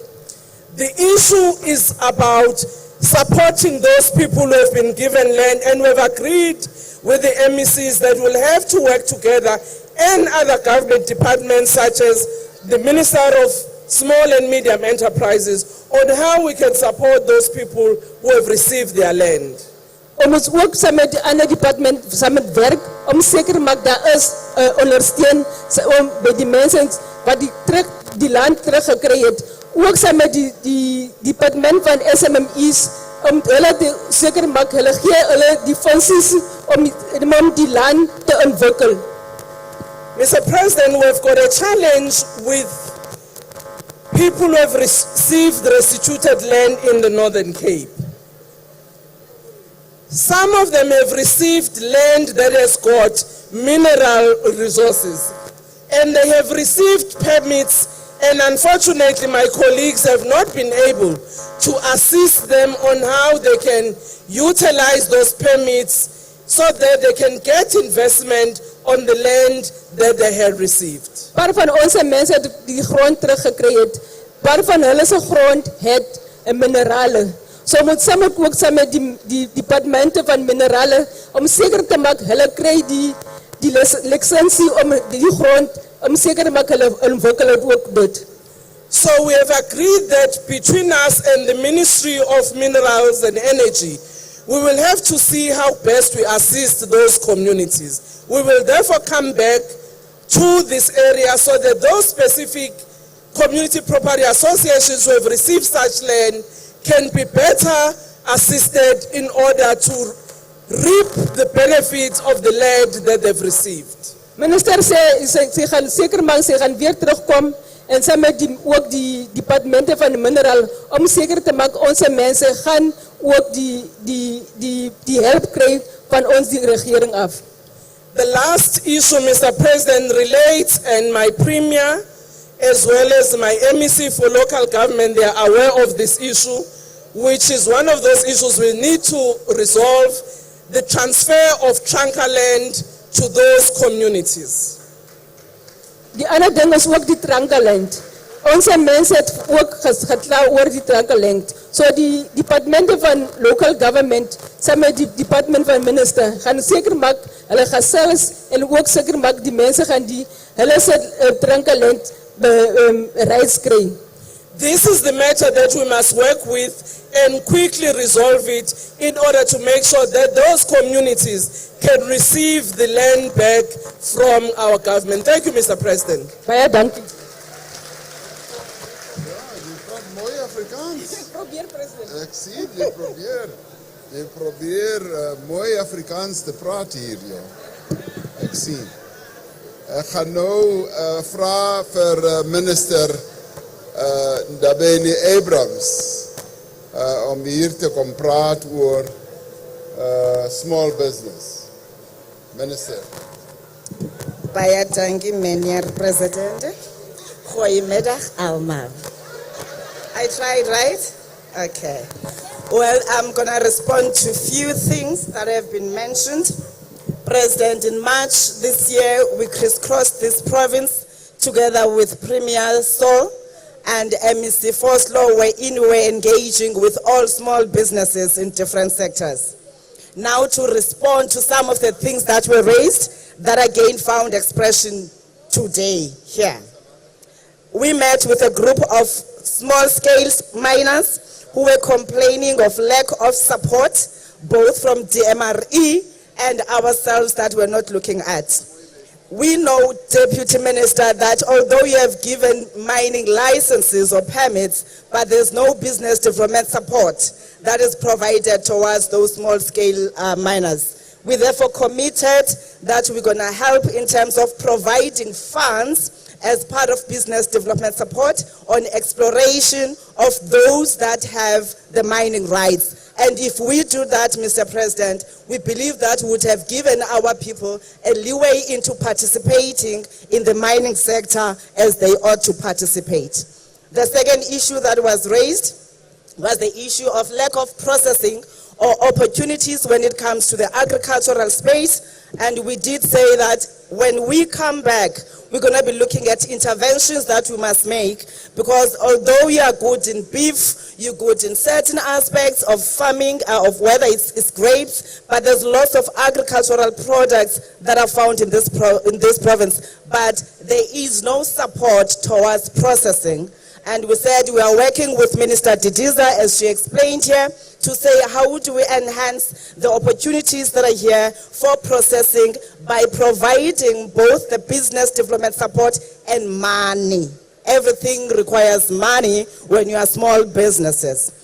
Realizing that we don't have enough pockets to provide the small businesses with the funding they need, we then agreed that we're engaging the big corporates that are investing in this province to make sure that they provide some space through the ESD funds that are there, in order to make sure that we can match whatever funds that they have as part of the 3% towards this province, and we assist those small businesses that were complaining that there are mining companies here, but locals are excluded. Now, if we join hands on the ESD funds, we are then able to take some of the local companies, including providing relevant business support to the opportunities in the mines, thereby unbundling both the value and supply chain in the mining industry and in the agricultural sector. The last issue is the issue of the permit fees that many people have been complaining about. I also saw a speaker that came here and complained, and we continue to engage local government to make sure that they relax some of the bylaws and regulations that really exclude small businesses from participating. The high permit fees are really excluding our small businesses, especially those that are in the informal sector. Yesterday in Kaimos, we provided equipment to about 78 small businesses, and this is what we've been doing throughout the province, Mr. President. But we are concerned, Premier, as we've said MEC yesterday. In all the monies that we are distributing, Northern Cape has, from 2018 to date, has only managed to get about 88 million rands that we have approved through CIFA. And out of that, we have disbursed about 58 million rands for now, from 2018 to 2022. And this is not good for small businesses in this area. This talks not only to the red tapes, Mr. President, but it also talks to the quality of businesses that we have in the area. That is why we agreed with the MEC, CIFA, and the LED officers and managers in the respective municipalities to say, let's look at our LED strategies, let's understand the investment plans of those that are here, so that when we go and apply, of course, with the support on business development support, because when we say apply for particular funding, you don't put all the information. We are aware that at times we'll come up with ridiculous criterion for you to access it. And we've removed all of those, except where we need to be sure that you do exist as the business person. That we can't take away. The second issue is the issue of small businesses that do not want to be tax compliant. The monies that we spend come from taxpayers' money. And therefore, if we are going to give you money, it's important that you are also compliant. SARS has made things easier to say for small businesses, between whatever turnover, at least you don't have to pay. All we have to do is to register with SARS and be honest to the country in terms of declaring the profits. I know that one is too difficult. People like hiding from the taxman. But it's for your own good that when we introduce certain schemes, you are able to benefit and also have an opportunity to participate in the businesses that we do, because SARS must be paid. As I say that, Mr. President, one of the red tape issues that has been highlighted is the fact that small businesses have to be running around all the time. For them to fill in a tender document in the municipality, they need to go to SARS, they need a bank certificate, they need and, Mr. President. And this is why we said we are developing an integrated digital system so that they can get everything on the top of their hand. You may come, Mr. President, and take your floor. Thank you very much, Minister. You can hear that there are many small business people here. There are many other issues that we need to touch on. We can't, as I said, cover them all. No Premier Zamani Sol, no Roop, to come and touch on some of the issues, and then we will then close. Premier.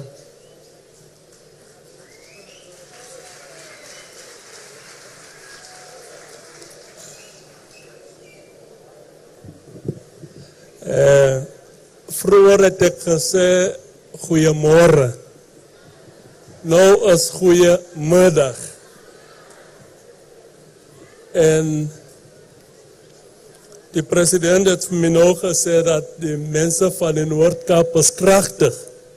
Hulle sit hier van vanoggend af, dis amper as paar minute oor 3 nou. En die mense sit nog hier. En ek sê vir die president dat hulle kan sit tot 12 uur in die aand. Want daar's groot uitdagings en probleme hier in die Noord-Kaap. Maar soos ek geluister het, en ek wil net vir die mense verduidelik wat sal die proses is, daar's klomp goede wat hulle genoem het. Maar die proses is almal wat gepraat het. Die meeste van die mense het nie vir hulle self gepraat, hulle het vir die gemeenskap gepraat. Waar hulle vandaan kom. En nadat hulle gepraat het, hulle het na 'n tafel toe gegaan wat iewers daar is. Die ding gesê, hulle se adres gevat en al daai tipe goede. Op al die goede wat hulle genoem het, daar sal 'n opvolging wees. Op alles. En ons het hier ons ministers en adjunct-ministers wat ook antwoorde gegee op paar van die goede wat hulle genoem het. Ek dink dit is nou baie belangrik. En ek is seker ons almal is bly om van vanoggend af hier te sit tot nou saam met die president en leerders van sy kabinet. Maar paar goede wat genoem was, wat ek wil hê graag, ek moet ook benoem, is die feit dat vir die finansiële jaar, het ons as die provincie 185 miljoen rand ontvang voor de Presidential Youth Employment Initiative. En soos ons praat, daar 7000 jong mense wat deel is van die program. Dit is in die gang. En dat is een Presidential Youth Employment Initiative. Kan ons vir die president 'n lekker hande klap gee. Dit is die program van die president waar daar, soos ons praat, 7000 jong mense nou in werksgeleenthede is. Hier in die Noord-Kaap net, maar dit is 'n nasionale program. Maar hier in die Noord-Kaap, ons het 7000 jong kinders wat deelneem in die program. So daar's paar ander goede wat hulle genoem het iets soos misdaad en dwelmsgebruik. Ek dink daar is nou heel wat groot probleme vir jong mense in onze provincie. En ons het ook antwoorde gekry van onze minister van die polisie. Dat beteken nou ons sal meer polities op die grond sien in die Noord-Kaap.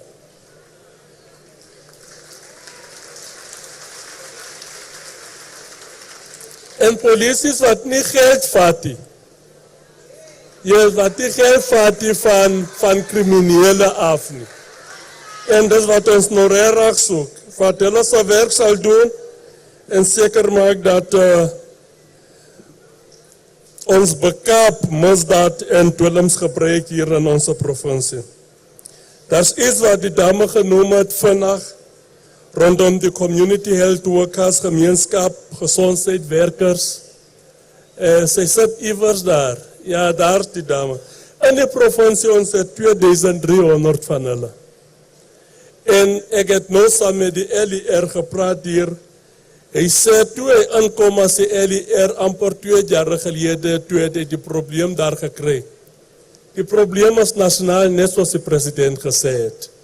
Dat is net een provincie wat hulle permanent opgeneem het op hulle stelsel en ons moet kyk wat sal nasionaal vir ons sê rondom dit. Want om hulle almal permanent op te neem, dit kom met koste. En ons moet geld kry om dit te kan doen. Maar die vraag van grond was geantwoord en ek dink soos Angie die ding rondom spesiale skole. Dit begin nou 'n groot probleem raak vir die Noord-Kaap. Elke jaar, begin van die jaar, daar's ouers wat vra rondom dit. En ons is baie bly dat u gesê het, tesame met die LER hier in die provinsie, julle sal aan iets werk. Want dit is nou regtig 'n probleem en vernaam vir ouers wat gestremde kinders het. Dit is 'n hartseer storie en ons moet iets doen rondom dit. En is rondom die klein besighede hier in die Noord-Kaap,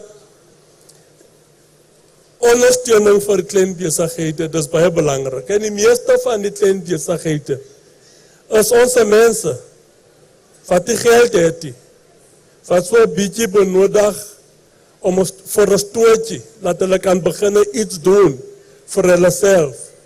So ons moet hard werk om seker te maak dat ons sal die probleem oplos en vir hulle die nodige ondersteuning gee. Al die dorpe in die provinsie wat myne het, daar's groot probleme daar. En ons het die insig gehoor van die adjunct minister van myne. Daar's altyd probleme daar. Ek dink ons moet tyd maak om te probeer om die probleme op te los. Van in meeste gevalle al die dorpe wat myne het, sonplasse het en al die ander groot besighede. Die armoede is hoog in die dorpe. Baie min gebeur om ons mense en gemeenskappe te ontwikkel. So dis probleme wat ons moet vaskyk en met 'n oplossing kom, laat ons mense se lewensstandaarde kan verbeter. Maar president, daar was klomp goede wat genoem was en ek is seker dat die mense van ZFM weet dat ons sal hard probeer om al die probleme op te los. Maar ek wil sê dat daar was orde en dissipline vandag. Daar was orde en dissipline vandag. En ons is baie dankbaar vir dit. Ons is dankbaar vir dit. Met die uitdagings wat daar is. Toe ek saam met die president gister gepraat het, ek het saam met die president Karoo Afrikaans gepraat. Ek sê president, jy is in die Kalahari, maar ek sal saam met jou Karoo Afrikaans praat. Ek sê die mense is baie kwaad. In die Karoo as jy baie kwaad het, dan sê jy ek is vies. As dit is so nie. Ek is vies. as jy baie kwaad is, dan sê jy jy's vies. So ek sê vir die president, die mense is baie kwaad. Toe sê die president, wat kan ek dan verwag as die mense so kwaad is? Sê, president, as die mense baie kwaad is, hulle kan baie bedeer raak. Julle verstaan ons in die Karoos noem dit bedeer. Ek weet hier in die Kalahari, julle sê bedolord.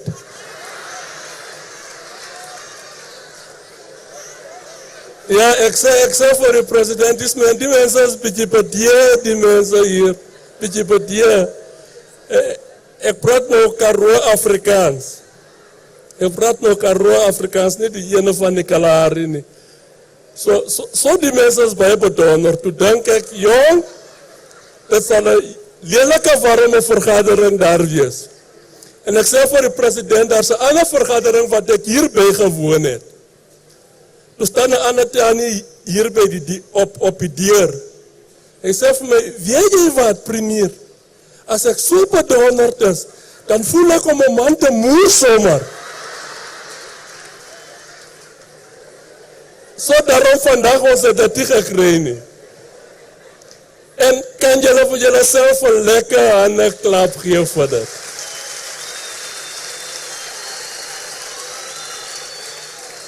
Ek dink ons het 'n goeie tyd hier gehad. Ons het 'n goeie tyd hier gehad en ons is almal hier omdat ons u hele respekteer. Dis die rede hoekom ons almal hier is. En ons is almal hier want ons weet ons taak is om u hele te bedien. Dit is so nie. Soos ons hier sit, dit is nie verniet nie. Dit is nie verniet nie. Ons moet terugkom en vir u antwoorde gee. En nie net antwoorde gee nie, en nie net antwoorde gee nie. Ons moet verandering in u hele se lewens bring. Dis wat ons moet doen. So met die paar woorde, baie dankie, dat u hele so ordentlike groep was vir die vergadering en ons is baie trots op u hele. Baie dankie.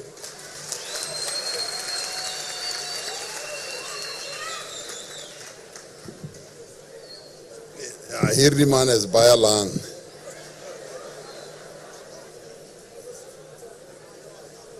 Baie dankie, premier. Julle mense hier in die Noord-Kaap, julle is baie gelukkig. Julle het 'n premier wat baie hard werk, wat baie slim is, wat baie geleerde is. Hy doen sy werk baie mooi. Ek is baie bly om premier soos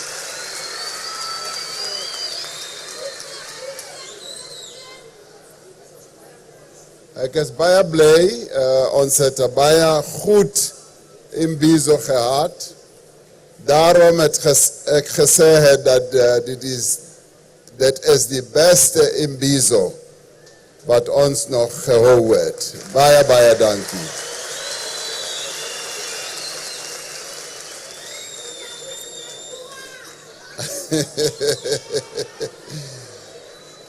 En ek wil ook sê dat ons het baie probleme in die land. Maar die Noord-Kaap het groot potentiaal. Ons sien die groot potentiaal. En ek wil net sê dat almal van ons moet saamwerk om hierdie potentiaal to make it happen. It is a potential that is out there, and I can count a number of the sectors of your economy. You have 300 kilometers of sea line, and the tourism, die toeriste, die baie besoekers wat nou hier kom, to come and look at your woestijn, the desert. Hulle kom kyk aan die blomme, They come to look at the Orange River and the great opportunities and the animals that you have here. The potential is great. Now we're talking about, as Minister Creasy said, hydrogen. We're looking at the minerale wat julle het hier. Iron ore, titanium, manganese, copper, many others. And that lends itself to great opportunities. And this is one promise, this is one province rather, where I am absolutely certain we are going to see continued investments flowing in, where we are going to see our government also beginning to focus on new ways of doing things. For instance, we need to build more schools here. And we've been talking to the Department of Treasury that one of the things that we should start doing is to be forward-looking and be able to plan forward and be able to finance the schools that should be built now and project the funding into the future. Similarly, we should do that with housing as well. So these are wonderful experiments that we want to put in place here in the Northern Cape, and we will do it. I want to end by extending my gratitude to all of you. I will not say baie dankie sir, that you've participated in this Imbizo in the disciplined, dedicated, and patient manner in which you've all participated. None of you has moved out. None of you has performed in a way that could disrupt the Imbizo. En ons weet, ons het baie probleme ook hier. But I will net dankie sê that you were able to present your problems, your challenges in a very dignified manner. Baie dankie vir daardie.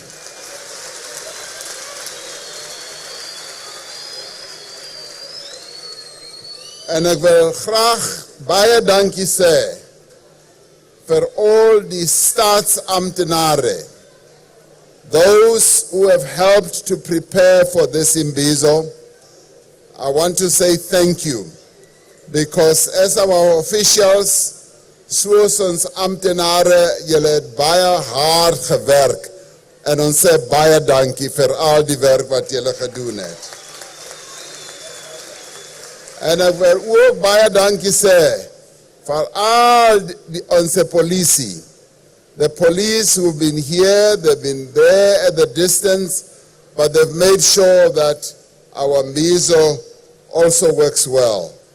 En ek wil ook baie dankie sê vir onze voorsitters, wat baie mooi gewerk om hierdie Imbizo mooi te hanteer. En baie dankie to all the ministers, the deputy ministers, the mayors who've been here, MECs, en almal van julle. Julle is baie belangrik en baie dankie. Thank you very much.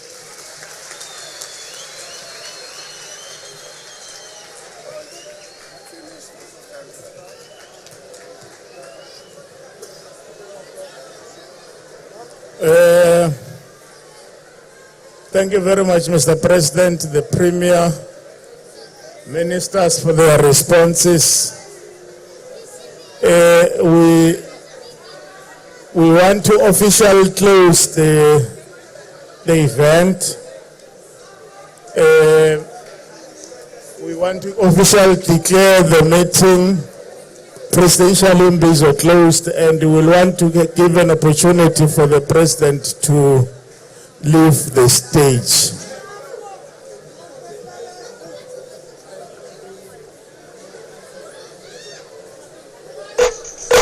The lady that was trying to wait with music. The lady that was saying was trying for an ID for 9 years. Can she come to the stage, please? The lady that was saying she's been struggling to get an ID for 9 years. If she's still around, can she come to the stage, please?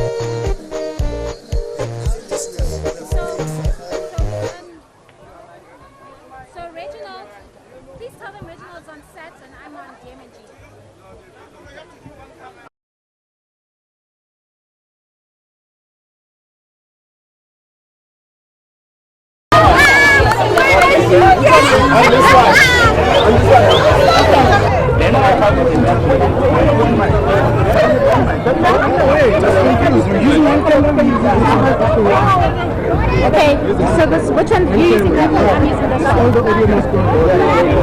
Yeah, Rachel use this one, huh? Okay, so I look here. Just one camera. Okay, so I'm starting here. Let's move a bit so I can. So Let them have one. Use that mic. Yeah, this mic. can check set two. Yeah. Plus the money in there as well. They're saying color bars. In the pocket, guys. Color bars. Hold your mic. Hold your mic. Just one second, guys. So same one here.